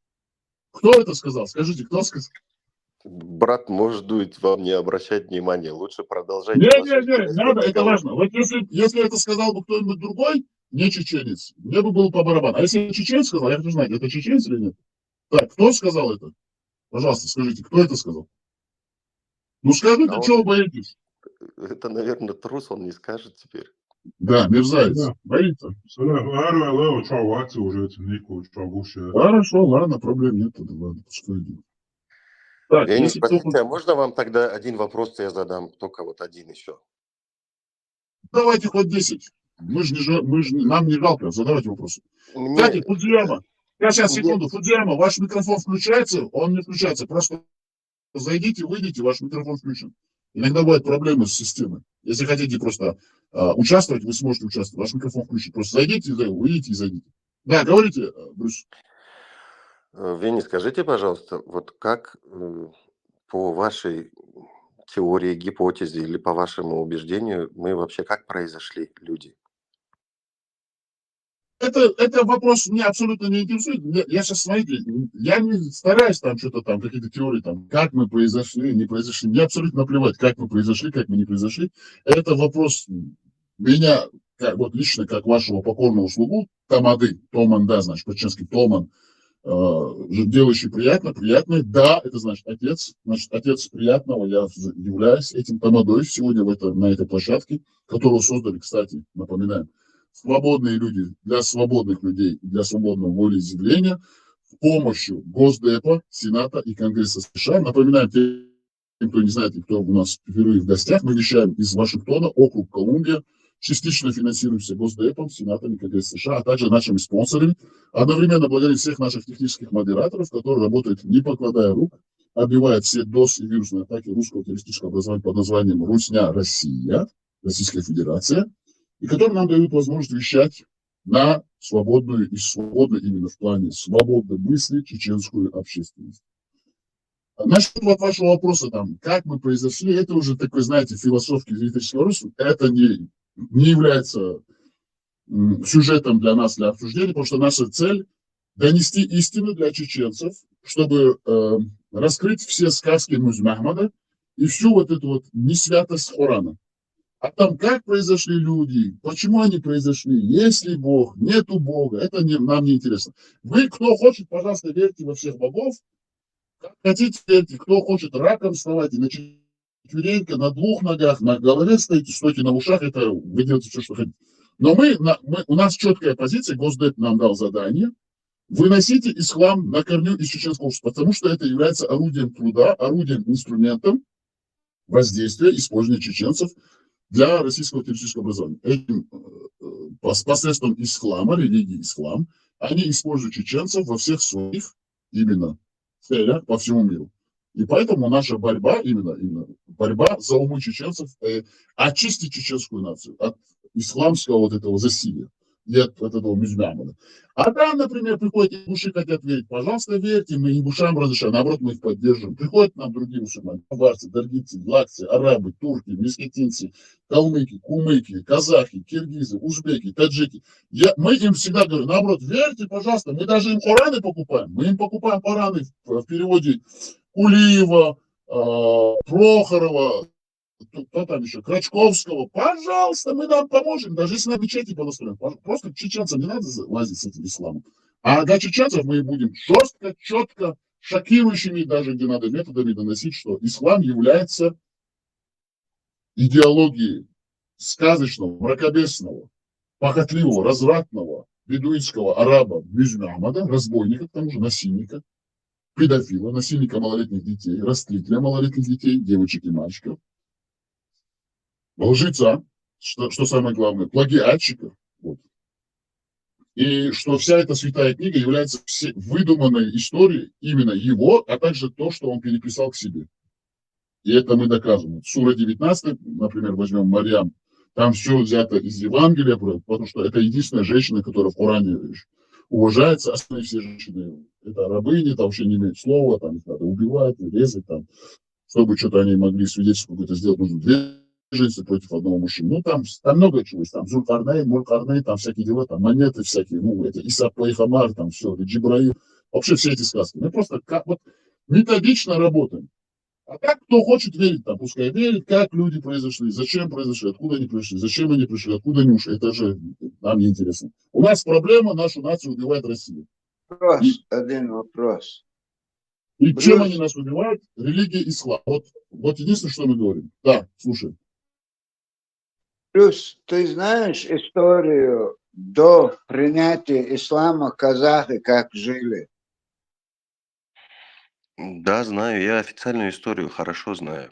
Но я сам конспиролог, и у меня есть альтернативные уже сейчас взгляды на жизнь и на историю, вообще на общую, и вашу, и нашу.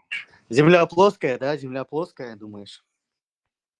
100%. О, пожалуйста, но Кверхузат заднеприводный. Вам слово не давали? Вы являетесь поклонником Мухаммада. Если вы хотите что-то задать вопрос, спросите вашего тамаду.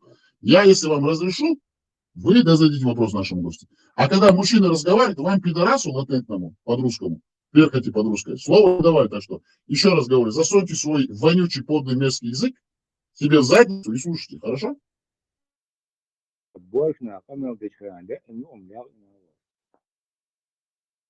Смотрите, для нашего гостя, давайте, для нашего гостя, а также для наших чеченцев, конечно же, и чеченоговорящих рабов Русни, мы зачитаем, чтобы было ясно, о чем речь. Так.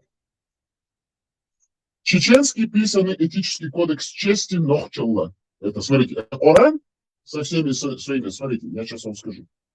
Давайте сразу сделаем эксперимент такой, знаете. Эксперимент такой, знаете, теологический, если хотите. Вени, Нохчала, Нохч, вы же люди Ноха, Ноя. Нохчала – это же устав Ноха. Не, это животное, потомок обезьян. Подойдите, ну, ублюдок, пожалуйста, я вас прошу, русский ублюдок. Не говорите здесь. От русская перхоть, вам слово не давал. Смотрите, я же нашим техническим модераторам не говорю, чтобы вам отключили микрофон. Так что давайте имейте чуть хоть немножко уважения. Мы вас же все-таки не блокируем, потому что вы, хотя являетесь мерзавцем конченым. Мы вам даем слово, поэтому научитесь слушать. Так, Коран разделен на 114 сур, глав и 6236 аятов. Представляете, вот смотрите. Коран – это 114 сур и 6236 аятов, да? Правильно? Правильно. Смотрите, вот в печатный формат наши технические модераторы заводят эту информацию. Пожалуйста, посмотрите. А мы говорим, возвращаемся к чеченскому кодексу Нохчала. Там всего лишь 40 пунктов. И вы можете прочитать вот чеченский писанный кодекс Нохчала и весь Коран. И вы не увидите ничего, что можно противоставить чеченскому кодексу Нохчала. Потому что в Коране только мракобесие, разврат, убийство, ложь. Там сура 55, кажется, 11 аят по памяти. И они хитрили, и Аллах хитрил. Воистину, Аллах является наилучшим хитрецом. Это вы представляете, что такое? Это Аллах хитрится со своими рабами, со своими людьми, которых он создал. Зачем это ему? Это же вообще это взрыв мозга. Как такое можно поверить? Аллах хитрит с людьми. Он что, играет? В игры какие-то с ними сидит, играет? Нет, я не могу здесь согласиться. Я с вами не спорю. Я не хочу с вами спорить. Я просто хочу нашим чеченоговорящим. Вот, именно. Простите, я тоже не специально, я случайно микрофон нажал. Да. Хорошо, ничего страшного, потом вы поговорите. А вот чеченский писанный кодекс 40 пунктов. 40 пунктов. И весь Коран со своими 114 сурами и 6236 аятов, если противопоставить, то чеченский кодекс Нохчалла, там есть все. Для любой нации, вот его показать, любой, вот черный ты, белый, красный, узкоглазый, широкоглазый, там, не знаю, ты эскимос, папуа, с севера, с юга, ты, без разницы кто ты, азиат, европеец, африканец, это подойдет любому, потому что тут равноправие. Смотрите, Хонах – это значит человек, мужчина. Хонах – это в чеченском определении есть хонах, зуд, хонах. Это относится и к мужчине, и к женщине. Поэтому хонах – это значит человек с большой буквы, можно так сказать. Хорошо? Кому непонятно. Хонах – человек, твердо следующий основным принципам кодекса чести. Хонах Аллах. Это значит, все это входит в нохчула. Главной целью и смыслом, смотрите, это первый пункт. Второй пункт – это главной целью и смыслом жизни Хонаха является служение, это наш чеченский национальный кодекс, который прошел через века, через все перипетии истории. И он есть, был, есть и будет на века. Главной целью, второй пункт, и смыслом жизни Хонаха является служение своему народу. Это Кам, это значит народ. Производная от Кам идет Хонах. Своему отечеству Дей Мох, это значит земля отцов. Дей Мох. Дей это отеческая мох земля. Интересы народа и отечества для него всегда выше интереса своего тейпа, рода, фамилии. Ну, тут на русский язык переведем. То есть, если так сказать, тейпа Наган, Агаран, Амефиш, Хатин, Шнаган, Адук и много чему дальше. Я, если что, для чечен говорю, что же все, потому что многие чеченцы русским языком плохо владеют, к сожалению, хотя они являются и кричат тут, что они за Россию, что они русскоязычные рабы, мусульманские, махмадовские поклонники, кверхузаза, непрерывные, но, к сожалению, русским языком они не владеют. И Коран, суры, аят они не читают, потому что они глупые, примитивные ублюдки, и они сидят и слушают ФСБшных мул. Вот, все, что они могут. Но мы им объясняем по-чеченски тоже, потому что мы же ради них стараемся, чтобы их вывести из этого мрака. У нас за них душа болит, в отличие от них, за нас, которых душа не болит. Так, третьим пунктом является высшим проявлением служения Хонаха, является защита отечества. Смотрите, что здесь, к чему здесь можно придраться? Например, любой мусульман-махмадовский поклонник из чеченцев, он зайдет и скажет, так, вот это я не понимаю. Он не может это сказать, потому что тут все это чеченское. Это все происходит от этой земли Чечни, из чеченских гор, из чеченских горных ледников, из чеченских горных лесов, из чеченских горных рек, из наших долин, равнин, из наших ущелий, из наших вот этих вот равнин, которые идут до Дона. Это все наша земля. И до Каспия. Это все идет оттуда. Это наше. Это наш генетический код. Это наше культурное, историческое наследие. Национальная гордость, наше богатство. Это все, что у нас есть. И ни один ублюдок русскоязычный, под русское перха, чеченоговорящий, раб русский, мусульманин он, не мусульманин, махмадовец он, алляховец, кто бы он ни был, он не сможет это отрицать, потому что это все наше. А поставьте Коран. Смотрите, давайте сделаем такой эксперимент. Мы же тут хотим докопаться до истины, правильно? Правильно. Аббат, слышите меня, Аббат? Аббат. Да, смотрите, Аббат, смотрите, мы сейчас вот, вы как у нас старожилы, как бы, я вас уважаю, потому что вы хороший парень, молодой, добрый, честный, порядочный. Русский камазист, вы на русском КамАЗе везде там проехали. Смотрите, если взять первый сура аят, смотрите, это я провожу именно параллель. Сура 1, аят 1. Мы взяли кодекс Нохчалла, а потом мы берем сура 1, аят 1, и мы читаем, что там написано, смотрите. Чтобы было понятно, о чем там говорится, и о чем говорится у нас, у чеченцев. Смотрите. У арабов, которых нам навязали русские, которые нам русские навязали, в конце 17 века они нас исламизируют потихоньку. Первой хитростью, а сейчас уже силой. Смотрите, у чеченцев вот что написано. Первый пункт. Хонах – человек, твердо следующий основным принципам кодекса чести Хонах Аллах. Это любой чеченец уже понимает, о чем речь. А вот если взять арабскую вот эту вот всю историю, подождите. Так. Тут у них написано, сейчас, во имя Аллаха милостивого, милосердного.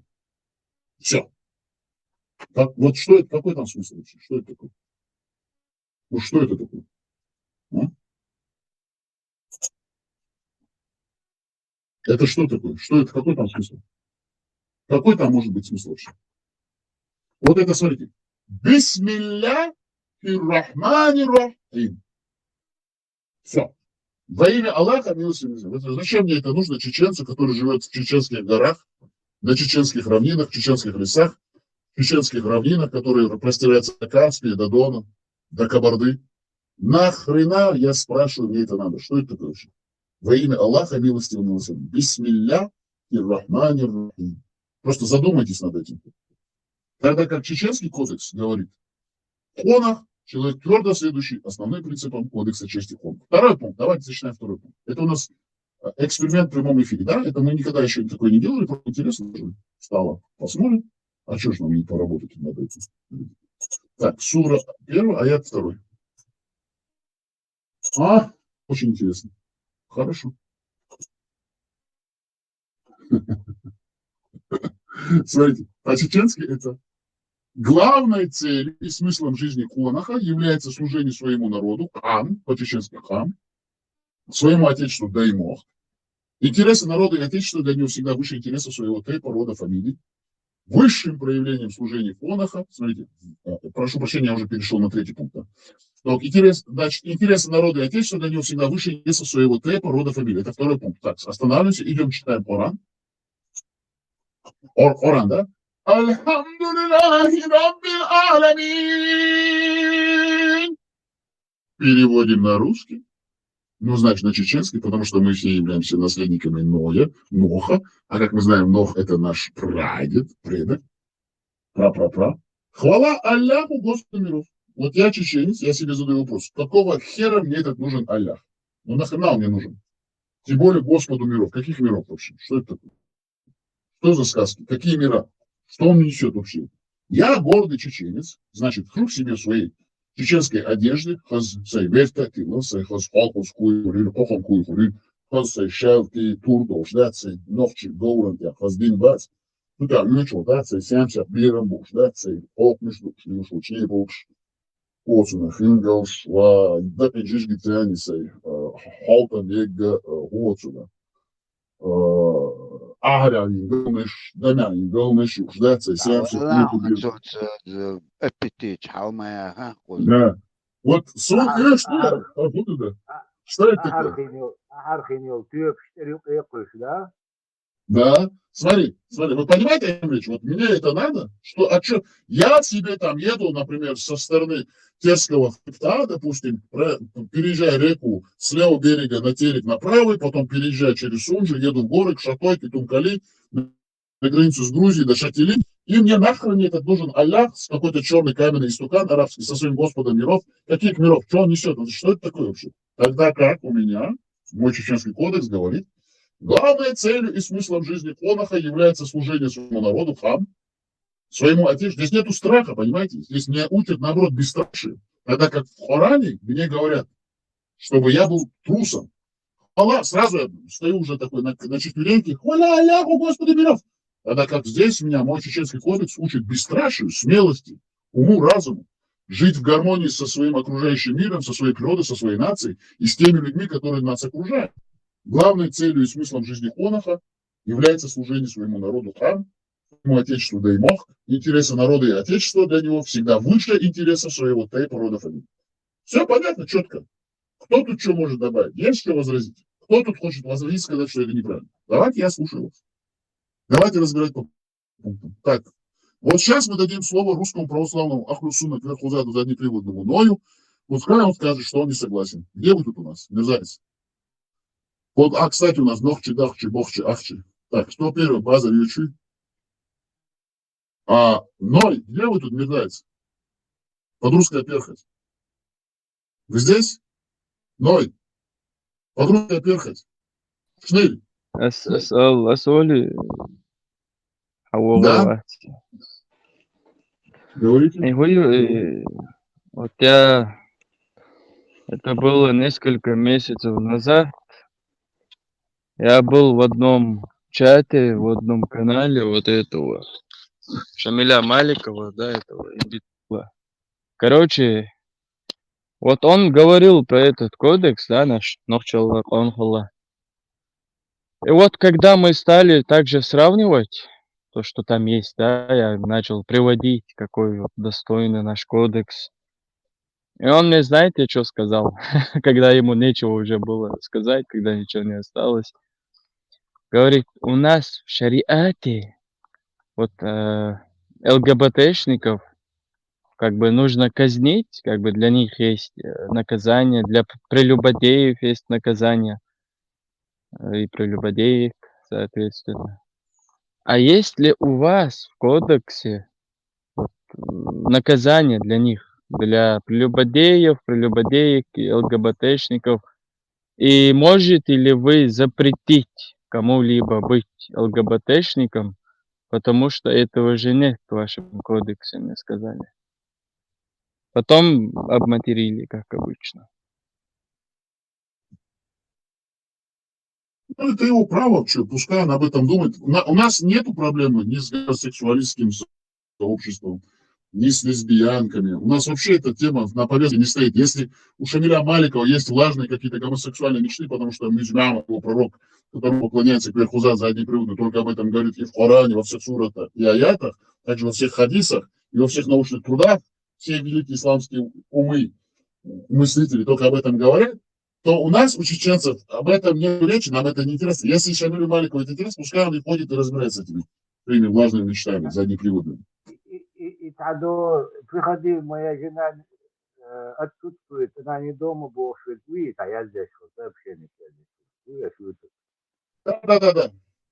Это, да, наш под-русский брат восточный сосед, Ахмасунчик тоже, мерзавец, стыкач. Вы не разрешите, я бы хотел пожелать Да. вам, Нохчи, братскому народу, чтобы вы от российского ига, от Москвы освободились. За вас, наш народ очень сильно поддерживает и всем желает независимости от Москвы. Вот. Что касается, ваших тем, то, что вы обсуждаете, со стороны я вас понимаю, потому что я очень четко знаю вот эти все влияния, всех салафитов и так далее. Я еще раз повторюсь, я категорически противник хадисов, вот этих всех придуманных рассказов. Но я верю, что Коран – это информация действительно от Бога. Я верю в Бога. И знаю, что в Коране говорится о том, что все те вещи, которые вот сегодня вы задевали многие, то есть они не такие. Вы их сравниваете все-таки через призму вот этих хадисов, это влияние каббалистов. Все, которые сидят наверху, вот вы говорили сегодня, что там насилуют у них, в Аль-Асхаре даже там или еще где-то. Я там не был, но я не отрицаю этого. Это я считаю, что вполне возможно. Я вижу, что в Афганистане есть вот эта фигня Бача-Бази там и так далее. Я читаю новости, смотрю. То есть это больные психопаты на самом деле. Вот так. Но я знаю, что они оказывают огромное влияние и в том числе на чеченский народ. Поэтому я желаю вам всем, чтобы вы нашли истину на самом деле. Какая бы она ни была, но чтобы вы ее нашли, пусть небеса вам помогут.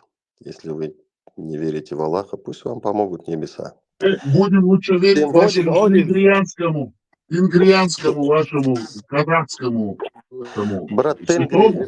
Тенгри – это Аллах. Это то же самое. Я не хочу сейчас в это уделяться. Я хочу вам пожелать всем успехов. Хорошо, подожди. Я вам еще дам слово. Не уходите. Зачем вы уходите? Подождите. Смотрите. Это Коран. Смотрите. Коран. Первая сура, первый аят. Бисмилля ир-Рахманир-Рахим. Во имя Аллаха, милостивого, милосердного. Да, так начинается послание. Подождите, дайте людям послушать. Мы же не для нас двоих, а для всех. Второй аят, первая сура, второй аят. Алхамдулиллахи Раббил Аламин. Хвала Аллаху, Господу миров. Первая сура, третий аят. Ар-Рахманир-Рахим. Милостивому, милосердному. Четвертый аят. Малики Яумиддин. Властелину для воздаяния. Посмотрите, пятый аят. Ияка нa'буду ва ияка наста'ин. Тебе одному мы поклоняемся, и тебе одного молим о помощи. Шестой аят. Первая сура. Все время первая. Ахдина ас-сират аль-мустакима. Веди нас прямым путем. Это был шестой аят. из первой суры, 7 аят и последний из первой суры. صراط الذين أنعمت عليهم غير المغضوب عليهم ولا الضالين. Это я читаю. Вот арабская версия.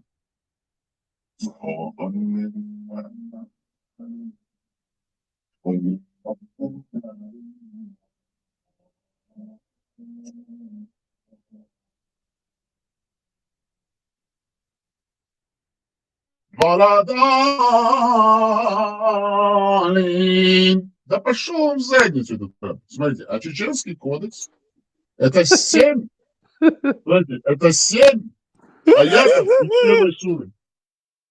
Ну заткнитесь, ну что вы дуркуете? Зачем вы дуркуете?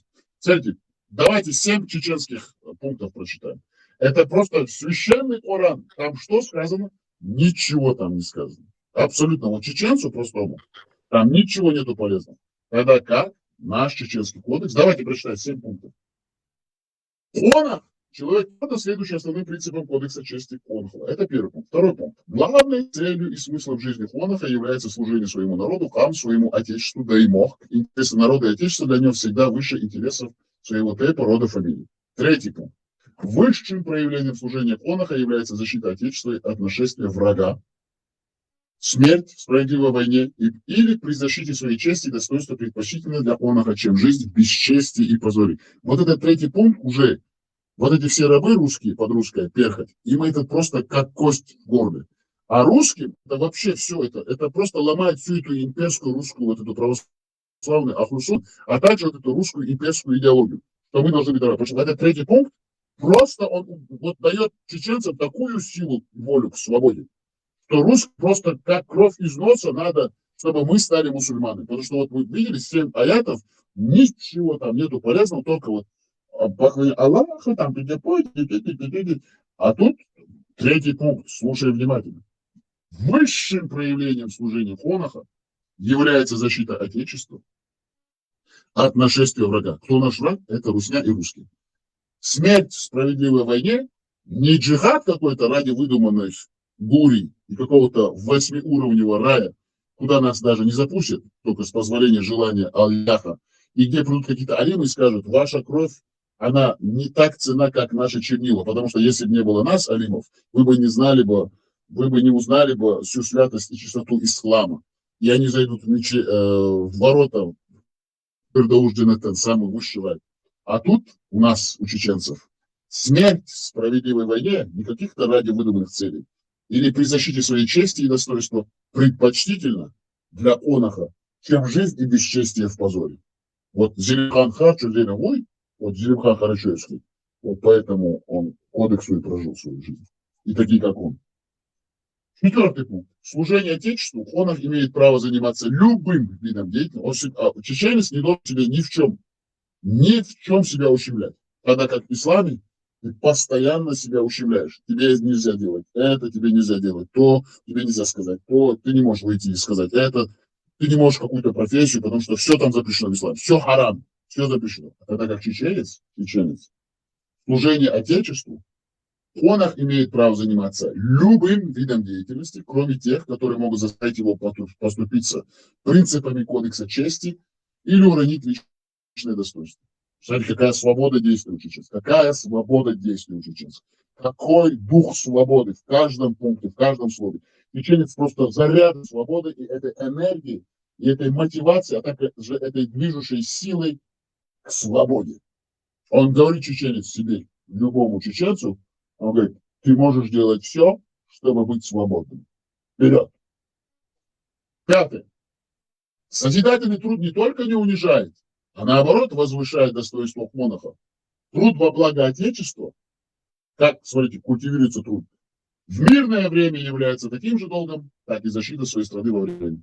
Смотрите, какая мотивация именно, как он героизируется сам труд, само понятие труда у чеченцев.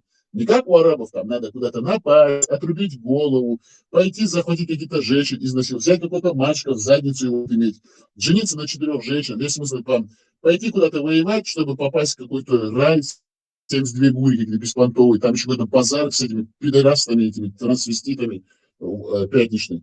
А тут все четко, у чеченцев все четко.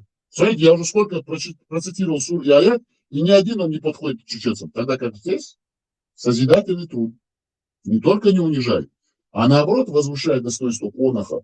Труд во благо Отечества в мирное время является таким же долгом, как и защита своей страны во время войны. Этот кодекс у нас на канале в печатном формате. Пожалуйста, кому интересно, можете зайти посмотреть. Вот так вот. Так что он доступен. Вот видите, почти пол Корана этот один тоже пункт уничтожает просто наглухо. Он дает чеченцу всю свободу. Он обожествляет сам труд. Он его делает священным, святым. Так, 6 пункт. Если honor служит в силу обстоятельств интересам одного человека или группы людей, то в случае, когда они приходят в противоречие с интересами народа, он должен встать на защиту интересов народа. Там четкое разграничение. Или ты с народом, или ты против народа. Смотрите, там нету двоякости. Там сказать, я герой России, я за Россию, я россиянин, я мусульманин, я коранист, я суфист, я наш-бандиец, я не знаю, кто там еще там, разные там, не знаю, без разницы. Тут написано, если honor служит в силу обстоятельств интересам одного человека или группы людей, то в случае, когда они приходят в противоречие с интересами народа, он должен встать на защиту интересов народа. И для того, чтобы не стать клятвопреступником, он не должен присягать. Смотрите, как он говорит, чеченец никому не должен присягать. Он не должен присягать никому, никому, кроме Отечества. Чеченец никогда никому не присягает. Он присягает только своему Отечеству. Вы понимаете? Он никогда не может сказать, служу России. Это невозможно. Значит, он уже практически не чеченец. Он не может сказать, если я живу в Казахстане и добровольно вступил в вооруженные силы Казахстана, допустим, я должен там сказать, служу Казахстану. Да, это нормально, потому что это мое Отечество. Я чеченец. Я как бы за эту страну, эта страна не пришла, я не стою перед выбором или свобода, или рабство. Я сам добровольно поехал туда, в Казахстан. Я живу там среди этих казахов, среди разных других национальностей. Я иду на службу для интереса и блага этого народа. Я добровольно говорю, это государство, я здесь живу, это мое государство, мое отечество. Да, я чеченец, противоречиями своим народом ничего нету. Меня они не хотят сделать рабом. Моя нация не под оккупацией. Да, я пошел служить. Не знаю, кто там, врач ты или там, кто там, космонавт в Казахстане, там, кто там, пограничник, ты, без разницы, полицейский. И кем ты, строитель, черт с ним.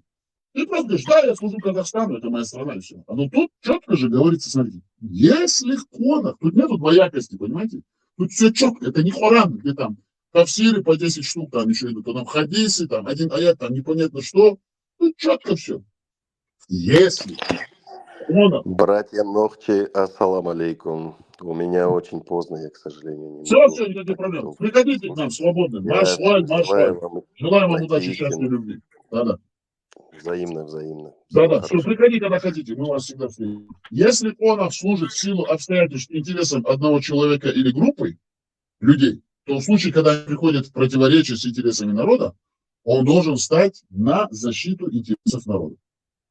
И для того, чтобы не стать клятвопреступником, он не должен присягать никому, кроме Отечества. 7 пункт. Видите, 7 пунктов из Корана взяли, 7 пунктов из Чеченского кодекса. Он должен быть готов к смерти каждое мгновение, ибо нет ничего вечного в этом мире. Он не боится смерти чеченцев, он не боится этого ада, рая, там, этих шайтанов, сатаны, не знаю, что там еще есть, там, какие-то джинны, не знаю, эти гури, шмури, там, огни какие-то адские. Он это не боится, потому что нет в чеченском мировоззрении вообще, в чеченской жизни вообще, и во всем его сущности своей, философском подходе мировоззрения чеченском. Этого всего нет, это не наше, это арабское. Зачем нам бояться чего-то того, чего нету на самом деле? И он говорит, чеченец, гордо под открытой головой, поднятой головой, сразу чистым. Он должен быть готов к смерти, каждое мгновение, ибо нет ничего вечного в этом мире. Он должен помнить о том, что для него есть понятие, которое дороже жизни, отечество, личное достоинство и честь. Но он не должен стремиться к смерти, он говорит одновременно. Он не должен стремиться к смерти. Как мусульмане, которые себе взрывчатку в жопу засовывают и взрываются идут. Какие-то блокпосты, там, не знаю, куда они идут. В мире. Нацию они бросили, они хотят в рай. Мы хотим умереть больше, чем вы хотите жить, потому что нам там будет райский город. Да пошел ты нахер, шлейф ты конченый. Иди нахрен там к своим русским, иди живи в Москве и взрывайся с ними. Нахрен ты в начальской земле. Еще на чешском языке говоришь, шлейф конченый, под-русски. Холоп, перхоть под-русски. Нам эту они идеологию засунули. А чеченец, он не должен бояться смерти, но он не должен стремиться к смерти. Но он не должен стремиться к смерти и без необходимости испытывать судьбу. Так как жизнь, смотрите, слушайте, как важно это, высший дар Всевышнего человека, самый высший дар Всевышнего человека. Чеченец не должен стремиться к смерти. Чеченец должен жить. Какая разница? Это 7 пунктов из Чеченского кодекса. Нохчела. И весь Коран можете перелопатить, перечитать. Вот эти 7 пунктов просто уничтожают этот Коран на корню. И все эти хадисы, все эти исламские ученые, эти вот труды. Я закончил. Кто хочет, может добавить.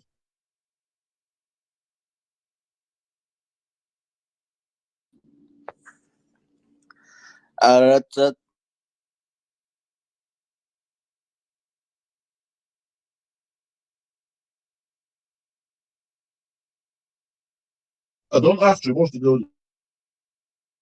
Слушай, я тут услышал, что Ичкерия будет до Дона, ну, земля до Дона будет Ичкерия. Так и будет вместе с Украиной граничить. Чечня, ну, ты сказал, до Дона будет Чечня. Вот, если твой Госдеп решит Российскую Федерацию расчленить, то будем тут с Украиной границу иметь. Кто хочет, что мы ответим? У вас возможность подискутировать с Дон Авчи. Это наш бывший убийца, террорист, маньяк, насильник, который его предки насиловали, убивали наших предков. Блин. Они сделали первую, вторую, третью Кавказскую линию, потом пришли на Терек, потом пришли на Сунжу, потом нас вычленили, вытеснили в горы, но дошли до Ведено, до Дарго, но потом их обратно выгнали чеченцы. Называет себя казаком, но на самом деле беглый каторжник, маньяк, насильник, убийца. Бывший Васиновский. Его зовут Дон Авчи, который представляется сейчас украинцем, типа живет в Киеве, но проталкивает интересы русских. Кто хочет, ему может ответить, пожалуйста. Почему русни? Я наоборот за независимость. Это твой Госдеп не хочет развала Российской Федерации. Ты же на Госдеп работаешь. А они не хотят развала Российской Федерации. Это вы против независимости Ичкерии. А мы в Украине, наоборот, хотим развала Российской Федерации. А ты работаешь на Госдеп, который за то, чтобы их колония Российской Федерации продолжала работать на них как сырьевой придаток. Так же? По факту. Это ваша мысль, да? Ну так это факты, понимаешь? Но они в открытую говорят, что мы не хотим развала Российской Федерации. Так же, как Яшкины, Мудашкины, там, Навальный, Шмальный. Вы же с ними заодно, Госдеп. Вы же не хотите развала Российской Федерации. Это ж факты, они в открытую говорят. У кого есть уши, да услышат. Ну. Это факты. А я хочу, чтобы она развалилась. Или я не прав? Да, Ну, ответьте ему. Кто хочет из чеченцев, можете ответить. Это русский православный Апрушуна Бандит. Я хохол, а не русский. Мы сунжские казаки, мы же хохлы. Вы определитесь, вы русский под-русский холоп, перхоть, откуда-то вы. Нет, я перхоть. Вы откуда? Автобус. Да.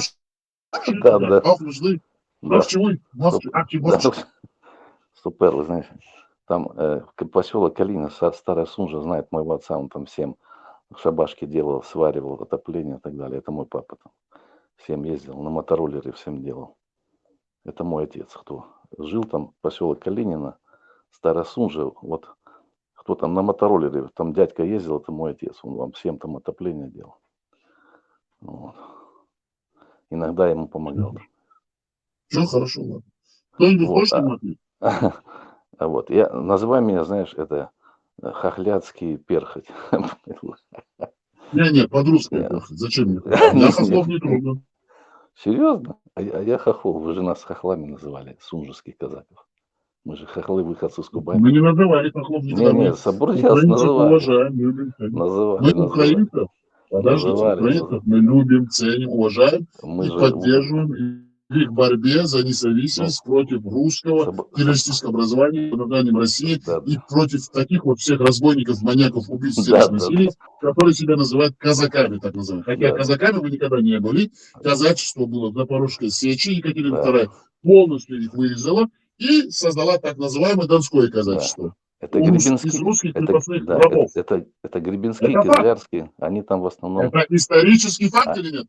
А Я Сунженский хочу, чтобы наши украинские слушатели, которые нас будут слушать, знали, что ваши интересы, так называемые интересы ваши, в информационном поле защищают типа вот такие вот ФСБшные агенты, которые стравливают независимые народы, и наши такие как чеченские и украинские. Правда или нет? Там ты всю методичку зачитал. Ты не путай, это Гребенские, это они не хохлы. Вас никогда, вас, русских, никогда до начала 16 века, тем более, не было вообще на Кавказе северном. А в 17-м вы после того, как Бонапарта, Наполеона с союзниками вы подло, мерзко победили, типа, потому что англичане, конечно же, австрияки, и те итальянцы все напали на него со всех сторон. Вы всю эту мощь и платя деньги европейским генералам, с конца 17 века вы начали нас подло бить в спину чеченцев. Это правда? Это правда, да. Вы никогда не были на Кавказе, никогда не было там казаков, ни терских, ни гребенских, ни кизлярских, никаких, ни сучьих.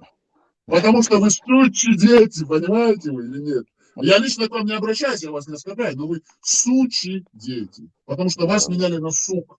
Ваши русские, ваши бояре, которые вас продавали за собаку, за сук, ваших женщин за собак брали, вот меняли.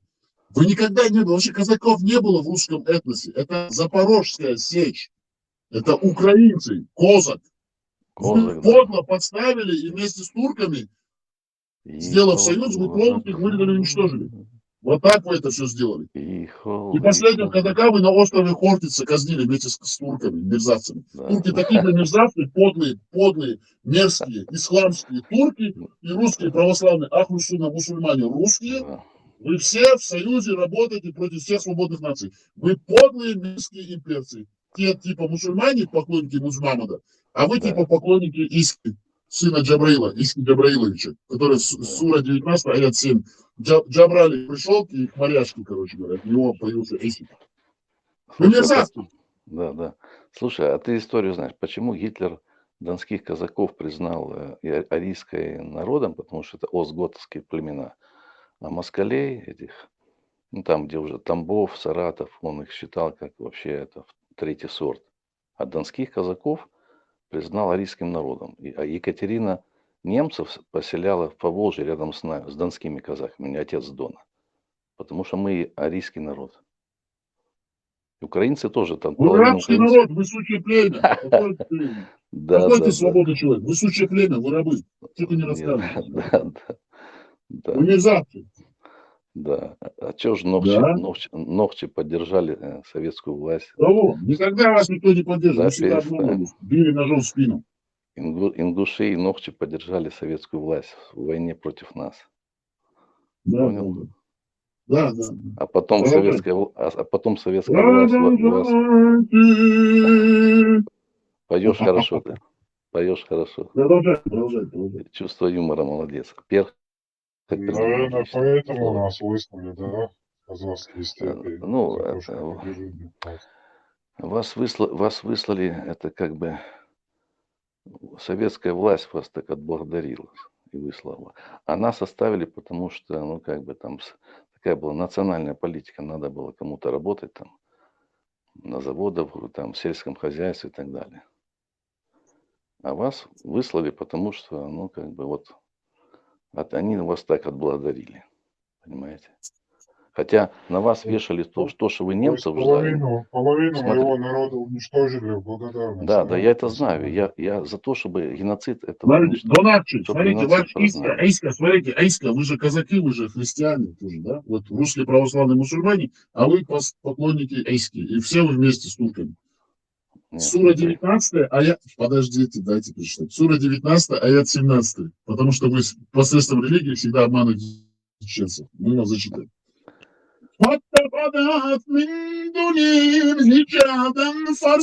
Ладно, буду читать на русском, на чеченском, значит. И укрылась от них за завесой, мы же послали к ней нашего духа Джибрила. И он предстал перед ней в облике прекрасно сложного человека. Значит, Джибрил, Малик Гавриил пришел к Марьяме, Марии, и от него пошел Эйсик. Это одно. Пока вы говорите, я вам сейчас маленькую лекцию подготовлю про казаков. А пока говорите. Так, а на чем мы остановились? Вот твои песни, они перебивают мысль, понимаешь? До Вот ночи. начинаешь петь. Ты вот, тебя потом перекупят арабы, Уничтожение будешь петь. половины народа – это благодарность, да, по-вашему? Не, смотрите, это благодарность в кавычках советской власти. Я за то, чтобы геноцид был признан мировой сообщностью. Но вот этот Веди работает на Госдеп. Госдеп не хочет признавать геноцид чеченцев. Я хочу, чтобы признали геноцид чеченцев. Я хочу, чтобы признали геноцид. Для меня это преступление против народа. Не все чеченцы были за советскую власть. Там, по нашим оценкам, половина или 2/3 ингушей очень Минут много. 5 назад вы утверждали, Я за что то, чтобы... чеченцы и ингуши Смотрите, поддерживали советскую власть, и в это знак факт. благодарности их выслали в казахские степи. Это то, что вы поддерживали в 18-20-е годы, большинство чеченцев, не все, а где-то 2/3 по нашим оценкам, а ингушей 90%. Это факт. Это факт. Ну вот смотрите, вот эта благодарность со всей своей советской властью, там всех, кто это поддерживает, можете вот эту благодарность засунуть себе куда-нибудь поглубже и оставить эту благодарность себе. Нет, это все можно засунуть куда угодно, но это факт, понимаете? Вот, и там те безобразия, которые проходили в Нам начале такие 90-х, благодарности вообще не нужны. Можете их оставить себе и в дальнейшем тоже оставить их себе. ну, потом уже, я понимаю, ваши там генералы Дудаев, Аушев советские генералы, полковники советские, они вас привели к Дон катастрофе. Это Ачхи. тоже советские люди, тоже коммунисты. Дон Коммунисты. Ачхи, вы как-то топорно работаете. Вы, вот эта система 60/40, то есть 60% правды, 40%. В вашем случае это где-то такая там, 95/5 или 90/10. Но она все равно видна. То есть вы очень наш интеллект не уважаете, пытаясь вот так наивно. Но все Смотрите, это видят. Мы живем в 21 веке, искусственный интеллект. Скоро все информации просто переполнены.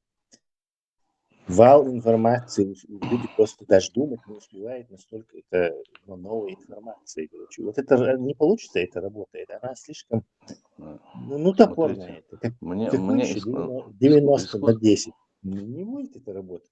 Я понял. Смотрите, искусственный интеллект это все ерунда. И вот есть как бы вот свидетели очевидцев у меня там.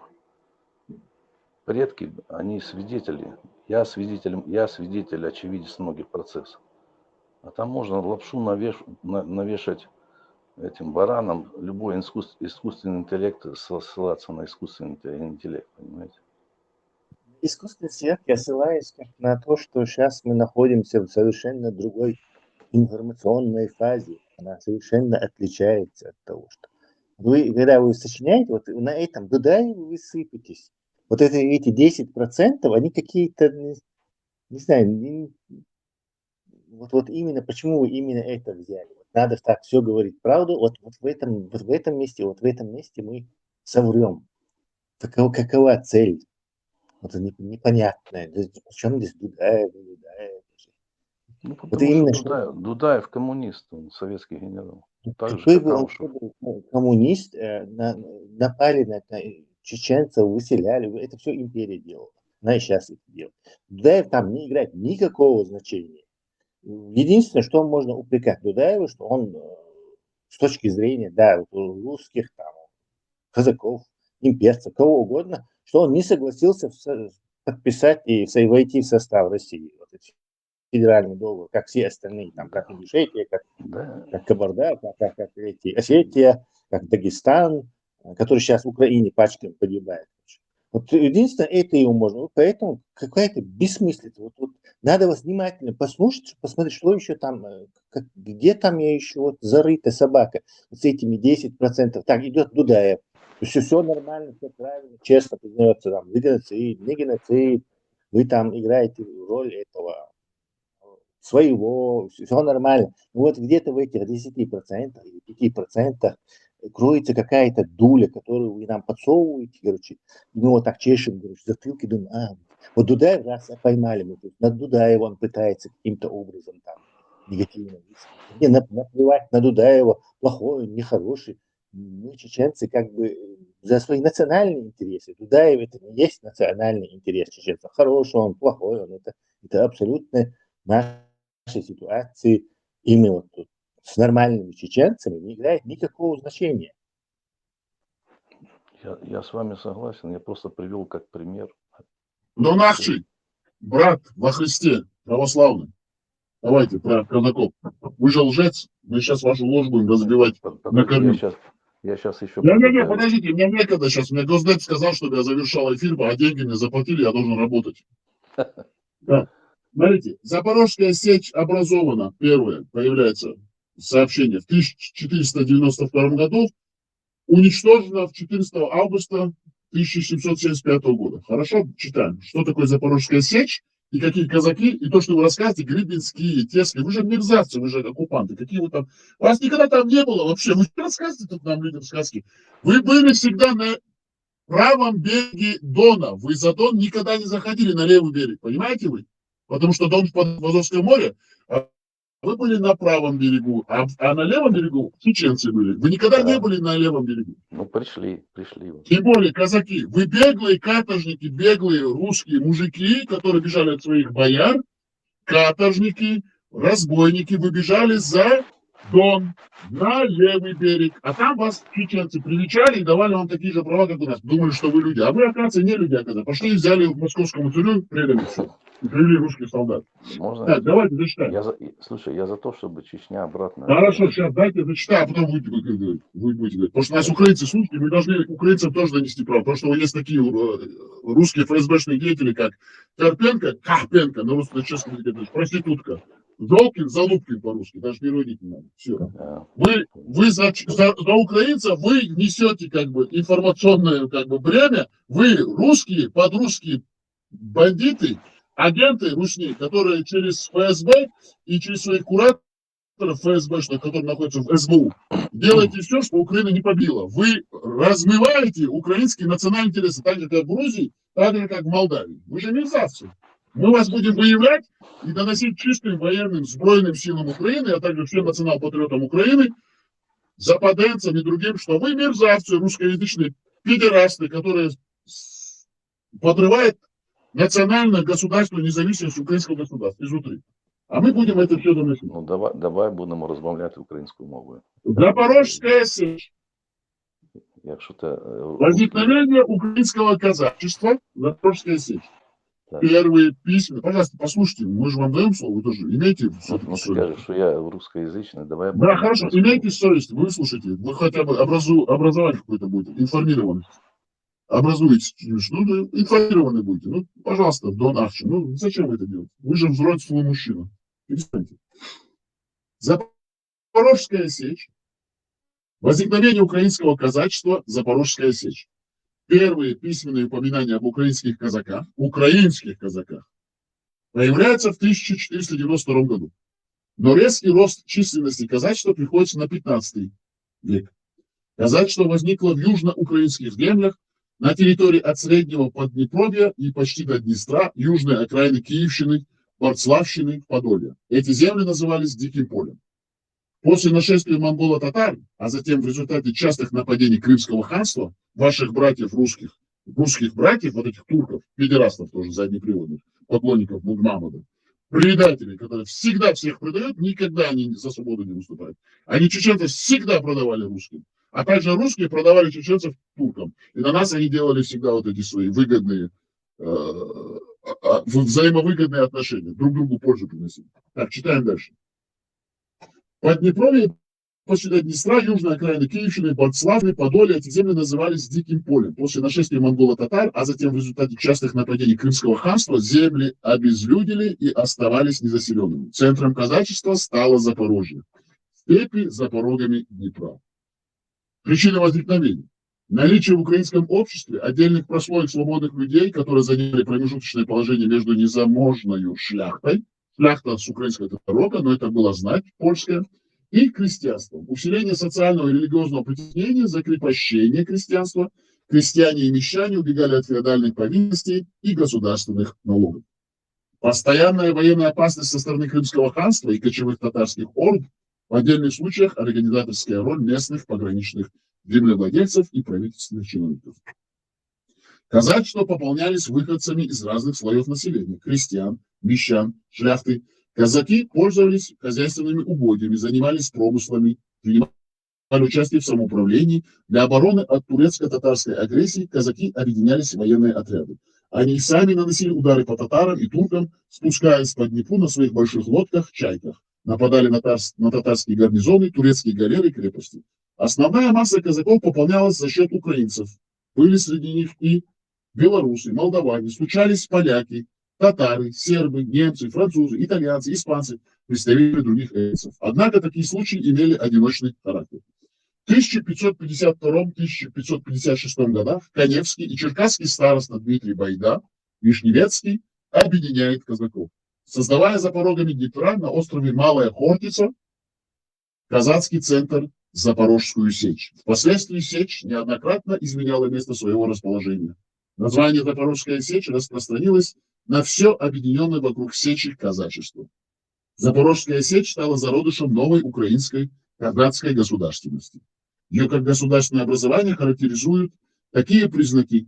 Первое. Так, военный уклад. Сечевые казаки составляли войско Кош. Кош разделялся на военные единицы. Курени, 38 куреней. Поэтому у них называется кошевой. Второе. Территориальное устройство. Территория, которую контролировала сечь, разделялась на паланки. 5-10 паланок во главе с полковниками. Паланковское казачество проживало по хуторам и в местечках. Третья форма правления. Запорожская сечь была казацкой республикой по форме республики. Верховная власть на сечи, они не называли ее республикой, но она как республика была, значит централизована.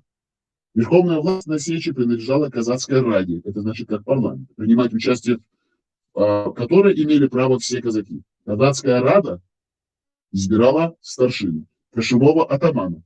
Вы помните то, что мы сказали, кошевой атаман? Гетмана, значит. Писаря, обозного судью, осавулов. Каждый курень выбирал аналогично куренного старшину. Казацкая рада собиралась, как правило, ежегодно 1 января.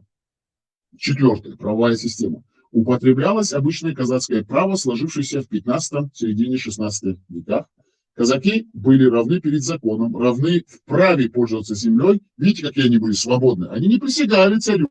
Боже, царя храни. Они были равными во всем между собой. И они выбирали, потому что у них была парламентская система. Свободные казаки выбирали одного из них, свободного казака, для управления их хозяйственными делами. А не как у русских, как Екатерина создала Донское казачество, из вас, рабов, кверхузадов, заднеприводных, педерастов всех, от которых вы от нее бежали, заднеприводные, из вас, рабов, она потом взяла, сказать, что уничтожили там вместе с турками, и создала, типа, русские казаки на службе у царя и у отечества. Боже, царя храни, русские казаки. Какие русские казаки? Вы рабы! У вас не было никогда казачества. Никогда у русских не было казачества.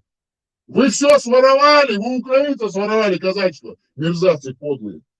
Переделывайте вы историю постоянно. Так, я читаю дальше, прошу прощения. Да, есть там ремарка. Я слушаю. Женя, вот такие люди, как Дон Ахти, Гребенской, Тунинский, казаки, они должны быть нам благодарны, что в 90-м году их не судили как оккупантов. В следующий раз вот этих захватчиков надо будет по закону судить. Совершенно верно. Смотрите, а потом эти казаки, так называемые, донские, сибирские, уральские, гребенские, сунжинские, краснодарские, кубанские. Да вы что, вы вообще мерзавцы, вы лжецы, вы всегда подлостью, обманом уничтожали коренные нации. Скоты выученные. Так, зачитаем дальше. Украинцы, вы нас слушаете? Мы вашу историю здесь защищаем. Благодаря чеченцам вы будете возвращаться, украинцы, своя история. А таких мудаков, как вот эти вот Карпенко, Кахпенко, Золкин, Залупкин, вот этот ваш Кирилл Буданов, директор СБУ, являющийся кадровым офицером ФСБ ГРУ СФР России. Также ваш Андрей Ермак, бывший из партии регионов. И этот президент Зеленский, который мудак перед войной говорил, войны не будет, готовьтесь к шашлыкам, 9 мая мы будем праздновать. Мудилом он конченый. А сегодня он ходит с алой розочкой и как весь цивилизованный мир празднует победу над нацистской Германией, над фашизмом 7 мая. Мерзавцы, подлые мерзавцы. Вас просто Украина вся прониза русской агентурной сетью. Вас они охомутали. Никогда вы с такими мудаками, мерзавцами, национал-предателями не будете, не добьетесь победы. Вы нахрен выкорчевываете эту партию Зеленского и вот этих всех мудаков русскоязычных из своего информационного поля. Это мудозвоны все. Вы нахрен гоните их шею оттуда, туда в Русню, обратно, на болото, в Москву. Сидите тут, воняете, да, говнюки конченые. Так, читаем дальше. Благодаря чеченцам вы, украинцы, будете возвращаться к своим истокам. Сидите вы там, критикуете чеченцев. Говнюки вы конченые. Русскоязычная шваль и перхоть подзалупная русская. Будете еще тут вонять сидеть. Мы вам объясним, расскажем вашу историю, ткнем вас носами. Ваше же дерьмо конченое. Сидите тут, воняете, говнюки. Так, читаем дальше. 4. Правовая система. Вот сейчас ты, Дон Авчи, ты хочешь сказать, что ты какой-то гребинско-отецкий казак мне? Ты хочешь мне, чеченцу, который знает всю свою подноготную историю своего края, Северного Кавказа, от и до. Ты будешь мне рассказывать, что ты какой-то сунжинский казак? Иран! Каторжник! Мерзавец, насильник, мародер, который стоял на службе у русского царя. Подонки вы кончены. 2 слова можно? 2 слова. Не надо, дайте я закончу, а потом я вам дам слово. Я сейчас закончу историю. Дайте закончить историю, мне некогда. Сейчас у меня уже, мне позвонили, технический ассистент говорит, Госдеп говорит, заканчивай прямой эфир. Почему Дудаев заключил договор с Подождите, до нас, имейте совесть. Вам же такие же права свободные люди дают, такие же, как у нас у свободных чеченцев. Давайте послушайте. Научитесь, что такое свобода. Мы вас будем учить к свободе, прививать вам свободу, ценности свободы. Так, правовая система. Употреблялось обычное казацкое право, сложившееся в 15-м, середине 16 веков. Казаки были равны перед законом, равны в праве пользоваться землей и другими угодьями, принимать участие в радах, выбирать старшину.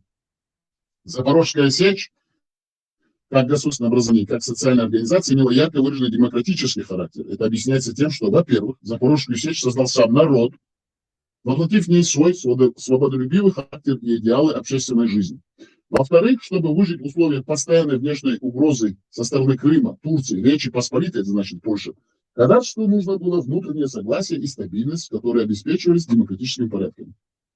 Отношение правительства Речи Посполитой к казакам, это значит польская страна, Речь Посполитая.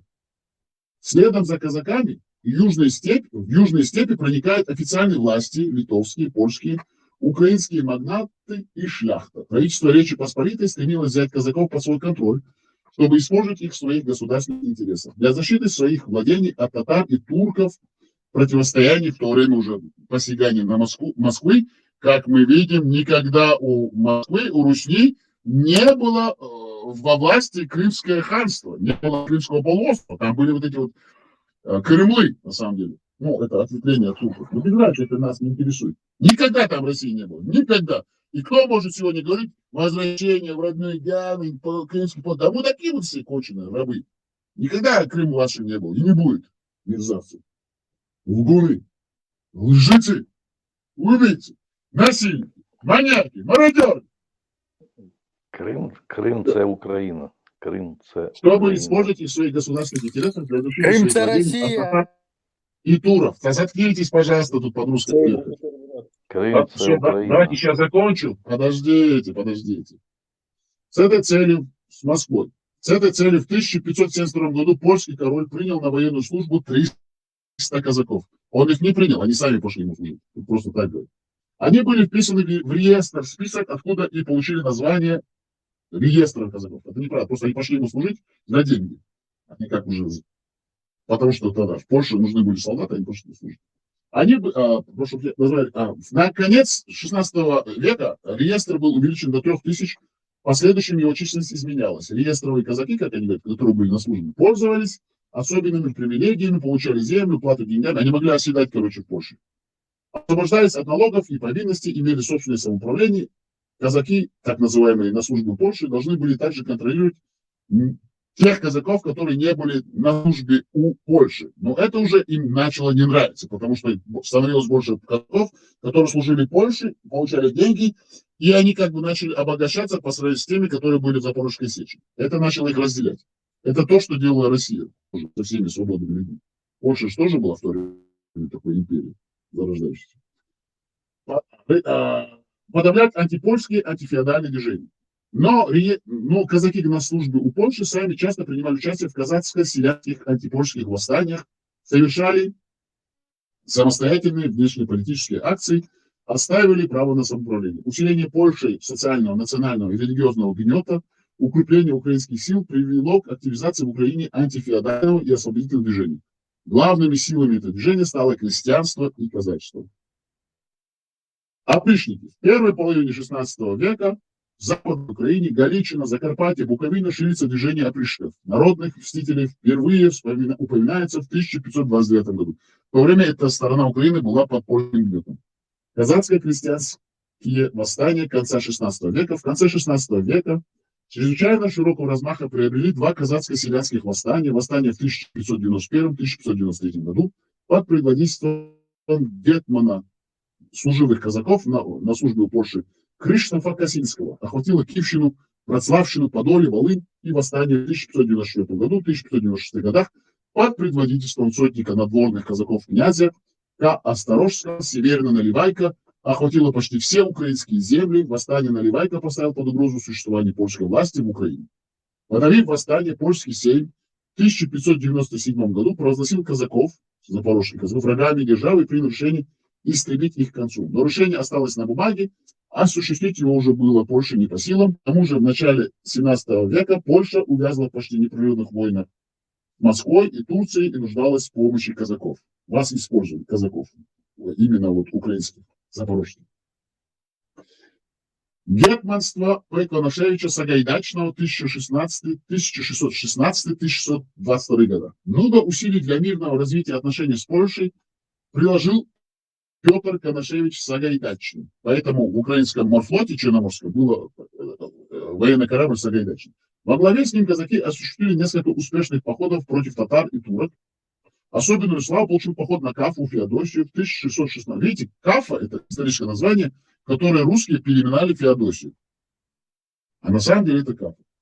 В 1616 казаки захватили ее и освободили из неволи пленных. Историки оценивают Конашевича Сагайдачного как наивыдающегося гетмана до Богдана Хмельницкого. Пытаясь укрепить положение Украины и казаков, Сагайдачный проводил компромиссную политику относительно Речи Посполитой. Он осуществил реформу казацкого войска, впервые превратив его в регулярное войско с жесткой дисциплиной. Казацкое войско поднялось к уровню лучших европейских армий. Наибольшей заслугой Сагайдачного было то, что он обратил казаков в поддержку украинской культуры и православной церкви, потому что они, эти все греческие, беспонтовые, имперские, на вас тоже добрались казаки, объединил военную силу казаков с политической слабой церковной и культурной верхушкой Украины. В 1620 году Сагайдачный вместе со всем казацким войском вступил в Киевское братство, отчисляя на его деятельность значительные средства. В этом же году гетман пригласил в Киев иерусалимского патриарха, как обычно нам нужны попы, который возродил в Украине православную, ее значит не было там, православную церковь, правительство официально. Они же были язычниками тоже казаки. Правительство официально признало ее в 1632 году. Союз казаков с духовенством, видите, как это значение, казаки, духовенство, попы, все это. И таким образом Русня пришла через религию православия и уничтожила казаков.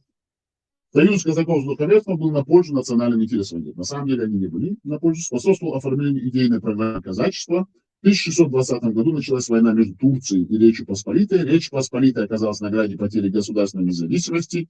В битве под Хатином в 1621 году войско Сагайдачного спасло Польшу от политической катастрофы, но сам гетман был тяжело ранен и умер в Киеве в 1622 году. Казачество стало ведущей силой в борьбе за национальное освобождение Украины. Деятельность казаков касалась всех сфер жизни украинского народа.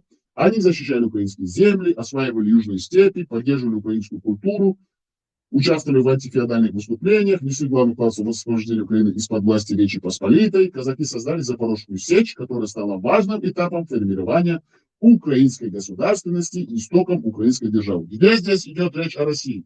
Где в России были в Русне, так называемом Московских болотах, казаки? В то время было Московское княжество, которое вот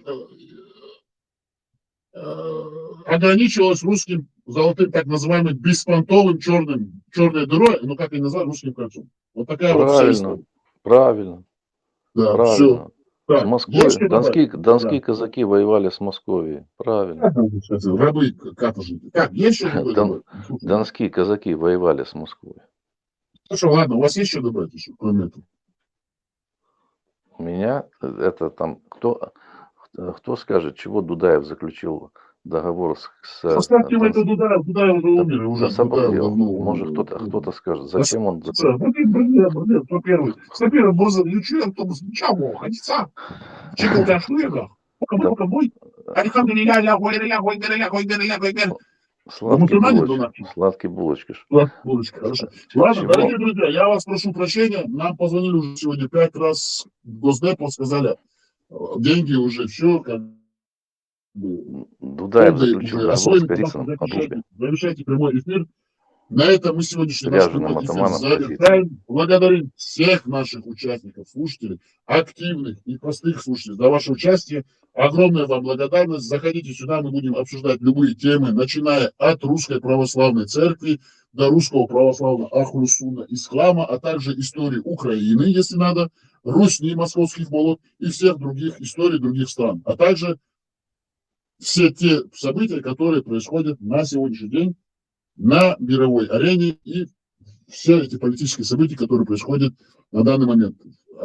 Можем завершать даже именно выборами в Соединенных Штатах Америки, кому интересно. Да. И На договор этом Дудаева с Корицыным. На этом мы вас всех благодарим. Огромная вам благодарность. Нохчимате дявче, войновче полник док, маршалду войну дулом бошер.